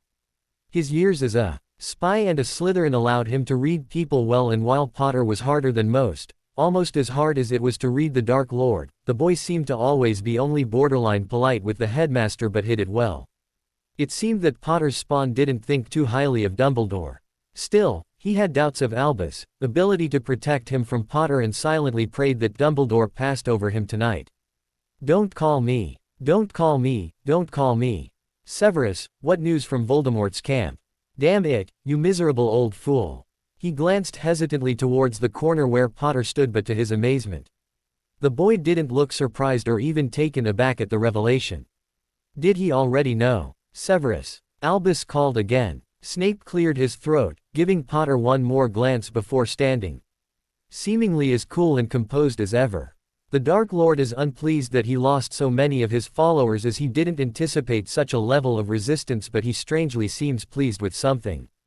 I don't know if he didn't tell me of the attack because he is unconvinced of my loyalty or simply because he felt I didn't need to know, but I have heard that he will need to cut back on attacks for a while until his forces are replenished. He is also still interested in getting the prophecy from the Department of Mysteries, and I believe he had several plans, but he has told no one of them," he finished imperiously. Dumbledore nodded. "Thank you, Severus. As always, we appreciate the risk you are taking for us." He waited until the greasy-haired man sat before continuing. "I would now like to bring up the matter of the protections of Azkaban." He looked over his shoulder. "Harry." Those that had been unaware of his presence gasped in shock as the Inquisitor stepped from the shadows, his heavy coat and armor making him all the more imposing. They muttered among themselves, many pointing to his scar, but Harry paid them no heed as he sat at the table, folding his arms and crossing one leg over the other. Talking over the whispers, silencing them, Dumbledore asked, "What news of the protections we were promised?" Harry sighed in annoyance. "I received a MISSIVE from the Departamento Munitorum about a week and a half ago. It seems that Officer Halpner, the man that took our order, was found dead in his office. Cause of death was a heart attack. His paper work was passed on to his assistants for a time until his replacement was found, but they couldn't authorize the kind of troop mobilization we ordered. I heard that he has since been replaced, so I expect the defenses to arrive in the next week or two." Dumbledore nodded, both of them ignoring the looks of confusion the others were giving them. "We appreciate any help the Inquisition can give. About the names of the Death Eaters we were given, I assume you wish to be with the teams that are sent to apprehend them." Harry nodded. "Either myself or one of my agents will go with the Aurors." Suddenly, Molly Weasley's scolding, disapproving voice spoke up, rather condescendingly, Harry thought. "Now, Albus, you can't possibly be thinking of sending Harry to apprehend those monsters. He's only a child, for Merlin's sake." Harry took a deep breath as his right fist began to slowly clench and unclench, a habit he'd developed when he was getting agitated. His basilisk hide gloves creaked, but no one heard as more spoke up. "Molly's right, Albus." Another voice spoke up. Harry saw from his robes that the man was an Auror, but the lack of wounds or fatigue suggested he hadn't been at the Hogsmeade attack. "The kid should focus on getting us our supplies and defenses. It'll just cause problems if we have to have someone looking after him in a raid. No offense, kid, but leave this to the professionals." There were a few muttered agreements, but others sat silently, not commenting. Harry didn't know whether to laugh at the man or break his jaw, so he settled for the diplomatic course of action and turned to Dumbledore. "I think we should carry on with the meeting, don't you, Headmaster?" His face, voice and posture gave away nothing, but Albus could tell by the way Harry's fist was clenched that it would be best to hurry things along. "Yes, of course." Dumbledore cleared his throat before pulling out a small stone basin from his robes. He set it on the table and tapped it one with his wand, restoring it to its true size. "If no one disagrees, I would ask them to please submit a pensive memory of their actions in the attack. I believe that it could give us insight into Death Eater tactics, and there may even be Death Eaters who were unmasked in the memories, allowing us to know who to watch." Harry covered his grin with his hand. This was going to be fun to see. Dumbledore passed the pensieve to the Auror, Shacklebolt. The powerfully built man placed his wand to his temple and dropped the memory into the bowl. Dumbledore tapped a few of the runes on the rim with his own wand. And a 3D projection appeared above the stone basin. They all watched, from Shacklebolt's point of view, the start of the attack. As Harry watched the memory of the man's duels, he had to admit that Shacklebolt had skill. While it wasn't on the level of an Inquisitor, the man clearly had prowess above that of normal Aurors. It was especially evident when he took on 3 Death Eaters by himself and one when he stunned them after transfiguring a pile of straw into a swarm of bees and had them attack his opponents. The memory ended with the Death Eaters apparating out, grabbing those of their numbers who were unconscious. When the memory faded, Shacklebolt received quite a few compliments to which he just gave a simple nod of thanks. He was modest. Good. The pensieve continued to be passed around from person to person. For the most part, Harry hardly paid them attention. The duels he saw quickly fell into a pattern. Run in, dodge, get hit by spell, spend 5 minutes trying to hit target, finally succeed in stunning them. Repeat. He had to agree with the others though when that one man, Mundungus, who fled 5 minutes into the battle after stunning one Death Eater in the back. The only high point in his opinion was Moody's memory. That old man had moves. He especially liked the tactic of transfiguring the boar head sign of the hog's head into a cauldron of acid then dropping it onto the Death Eaters below. He'd have to try that sometime. He caught the old fighter's eye and gave him a respectful nod, which was returned. Finally, after Remus deposited his memory, Dumbledore turned to Harry. With a sly smile, he tapped his wand to his temple and withdrew his own memory before dropping into the bowl. Sitting back, he crossed his arms and waited for the show. He didn't have to wait long before the projection of him in Hogsmeade appeared just as the attack began. He'd apparated to the top of a nearby building to see smoke plumes drifting over the village before a scream of "P." Ain drew him to a nearby alley where the 3 Slytherins were cornered by 3 Death Eaters. They watched as he deflected the Cruciatus and healed the boy before sending them off towards the carriages. Harry turned his attention from the memory to the faces of those watching just as his memory self spoke. You're right. Aurors would have trouble with 3 opponents. But Inquisitors are on a whole other level. Everyone in the kitchen jumped as the sounds of the Death Eaters being killed echoed around the room. They paled as arterial blood sprayed from the gashes and they were shocked by how natural Harry sounded as he spoke with the last Death Eater right before they killed him. Then the slaughter began. They watched, both in amazement and spellbound horror as Harry cut through swaths of Death Eaters like a scythe through wheat. For those with an appreciation of fighting skill, e.g. Shacklebolt and Moody, they were impressed by the young teen's ability to somehow know where the next attack would come from in his subsequent counter. The screams and explosions of the battle were the only sound to be heard in the kitchen of Grimmauld Place. Briefly, Harry heard faint sobbing and saw Molly Weasley clutching to her husband, tears running down her face. She was looking between him and the projection, her expression flickering between fear and pity. Harry didn't know what to make of it. He glanced at Fleur who was watching the battle, her face grim but understanding. Dumbledore also seemed to be watching the battle with great disappointment but Harry could see the cogs turning in the man's mind. Finally they came to the part where Harry sensed Riddle's presence in the village before apparating to the square. It was then that they got their first look at the Dark Lord. Many screamed in fright. Some started and Harry even heard Sirius and Moody growl at the sight of the man. Dumbledore's eyes snapped to Harry. He was probably confused as to why he didn't tell him of Riddle's appearance in the village. They listened to the back and forth between the two. Some glanced at Harry, wondering how he could have been so calm when he was facing you-know-who of all people, and some watched Tom in fearful fascination. They probably didn't expect someone so feared and so evil to be so normal. They all gasped when Riddle revealed his half of the prophecy, many eyes flicking too. Harry and only he saw Dumbledore's face pale and tighten when Tom revealed that he'd deciphered the prophecy, and when the evil wizard offered Harry a chance to join him, Dumbledore's eyes glued themselves to Harry. Now that he was watching, he realized that he'd considered the offer for quite some time, and the Order members began to look at him somewhat fearfully during the drawn-out pause, only T.O. release a sigh of release when he turned it down. They jumped when the memory Harry dodged out of the way of a seemingly invisible attack only for the ground beneath him to be destroyed. There J's D. Ropt as Hogsmeade Square began to erupt around the two wizards apparently without cause. "Harry, what is going on?" Dumbledore whispered in awe. He'd never seen this type of power before. "What is happening to the village?" "Oh, sorry," Harry said. He quickly drew his wand and reached over to the pensieve where he tapped a few of the runes before muttering something and giving the wand a small stab. The hewn bowl pulsed gold and the projection shifted. The world it showed became dark and people could see the glowing mind representations battling it out. When the fight was over there was a heavy silence before Dumbledore turned to Harry. "Why did you let him escape?" Harry scratched the back of his head. "I couldn't capture or kill him in the village. There were simply too many people. And I would have needed to use more powerful spells that would have caused more damage. If we'd have used our more useful spells, Hogsmeade wouldn't be standing. I let him go to kill him another day. Plus something he said concerns me. I'd like to meet with you sometime in the week to talk, Headmaster." Dumbledore blinked. This was one of the few times Harry had ever actually sought him out to talk. Usually it was the other way around. This development pleased Albus greatly. "Of course, Harry. I'll set up an appointment and get back to you."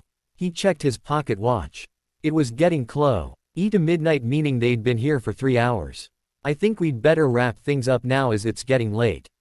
I ask that you each continue with your individual assignments and remember, be vigilant at all times.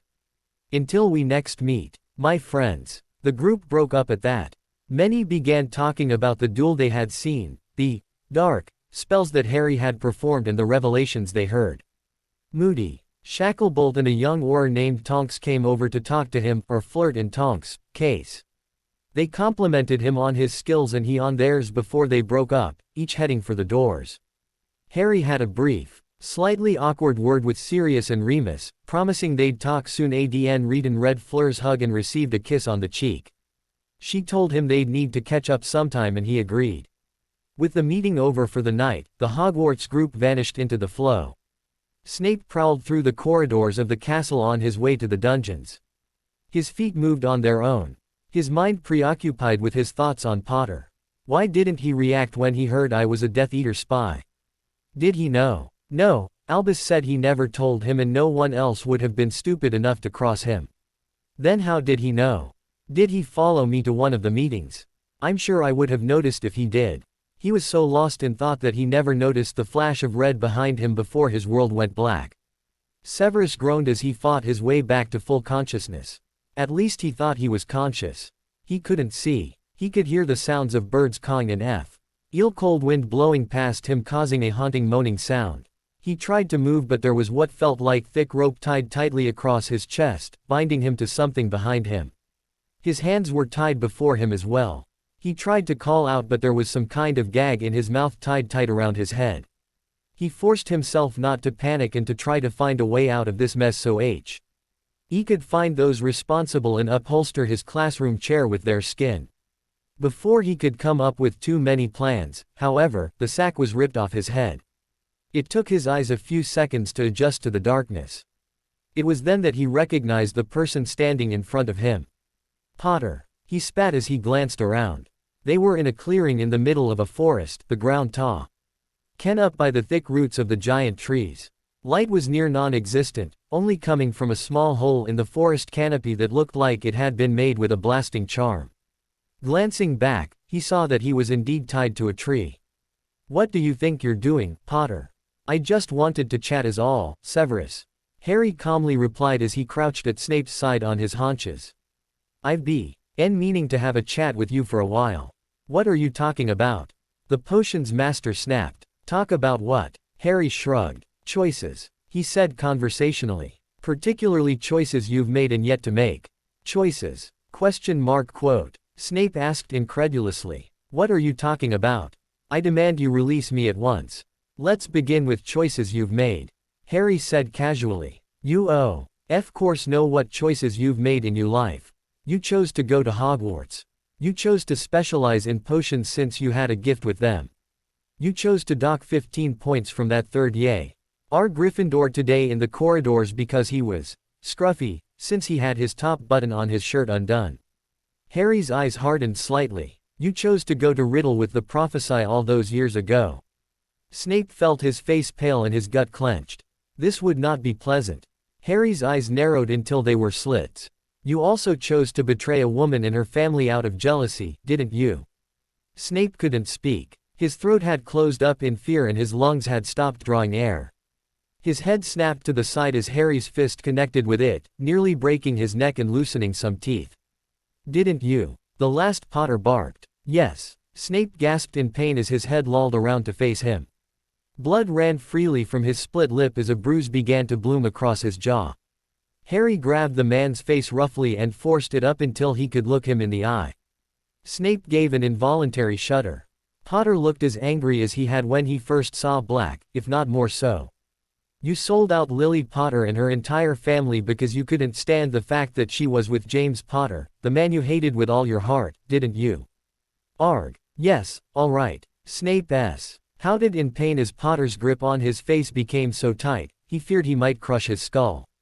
Harry snarled and slammed the man's head against the tree with such force that Severus saw stars before he leaned close, his breathing ragged. Oh, how he'd love to break this man's neck like a dry twig. Harry's voice dropped to a furious whisper. You sold out a woman's entire family and begged that starred Riddle to kill them but spare her for you, didn't you? RMS's. Snape tried to nod as Harry's grip on his face became so tight that he could move his jaw.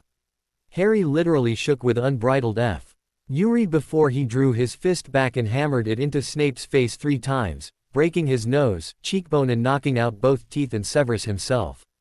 He threw the man's head out of his grip. N surged to his feet as he began to pace. He went through every occlumency meditation technique he knew to try and rein in his anger. It wouldn't do to kill the man yet. He still had his uses. It was nearly 5 minutes before Harry was anywhere near calm.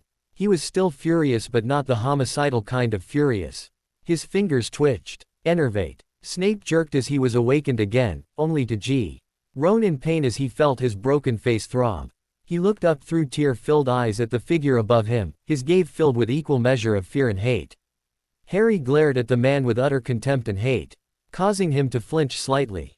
Taking a slow breath to try and compose himself, Harry managed to speak in a controlled voice that was only slightly shaking with anger. You have 2 choices, Snape. You can either accept the punishment I've chosen for you or you can do something worthwhile for once in your pathetic excuse for an existence. From now on you will tell me everything you see, hear and think about both Riddle and Dumbledore as well as their little groups. I don't care if you couldn't have passed it on to him for fear of being killed, that's not my concern. Nothing will change between us in the public eye. You'll still mock and ridicule me and I will continue to not care, but out of the view of others you will report to me. I want to know every little detail you can. Now, and staying alive once you do is your problem. I want names, times, dates, and anything else of importance. You will leave nothing out, and believe me, I will know if you do, and the consequences will be very dire. And if I don't? Snape asked hatefully through bloodied teeth, wincing as his wounds throbbed. Harry had to give it to him, the man had guts. Harry simply gave a shrill whistle and Snape's eyes widened in horror as from the darkened bushes emerged a pair of rabid-looking wolves. Their fur was black, almost blending them perfectly with the dark, and thick ropes of saliva dripped from their jaws as their hungry eyes locked onto Snape's bound form. They snarled and growled, their hackles rising back over sharp teeth as they stopped beside Harry, who was completely at ease with the hungry beasts. Harry reached down to scratch one behind its ears and it leaned into his touch, the crazy, ravenous look of hunger still on its face. Harry looked Snape in the eye. If you refuse, I leave you here and allow these 2 to have their fill. You either do as I say or die. I don't care what option you chose, it's a win-win situation for me. Chose quickly though, I haven't got a lot of patience.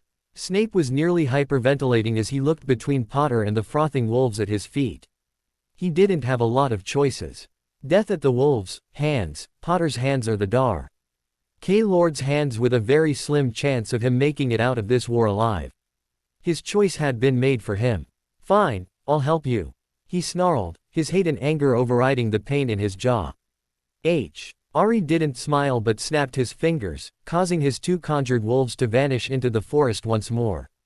Snape tensed as he raised his hand and on the palm began to glow a arcane symbol, the Ho. Orange light almost blinding in the dark. What are you doing?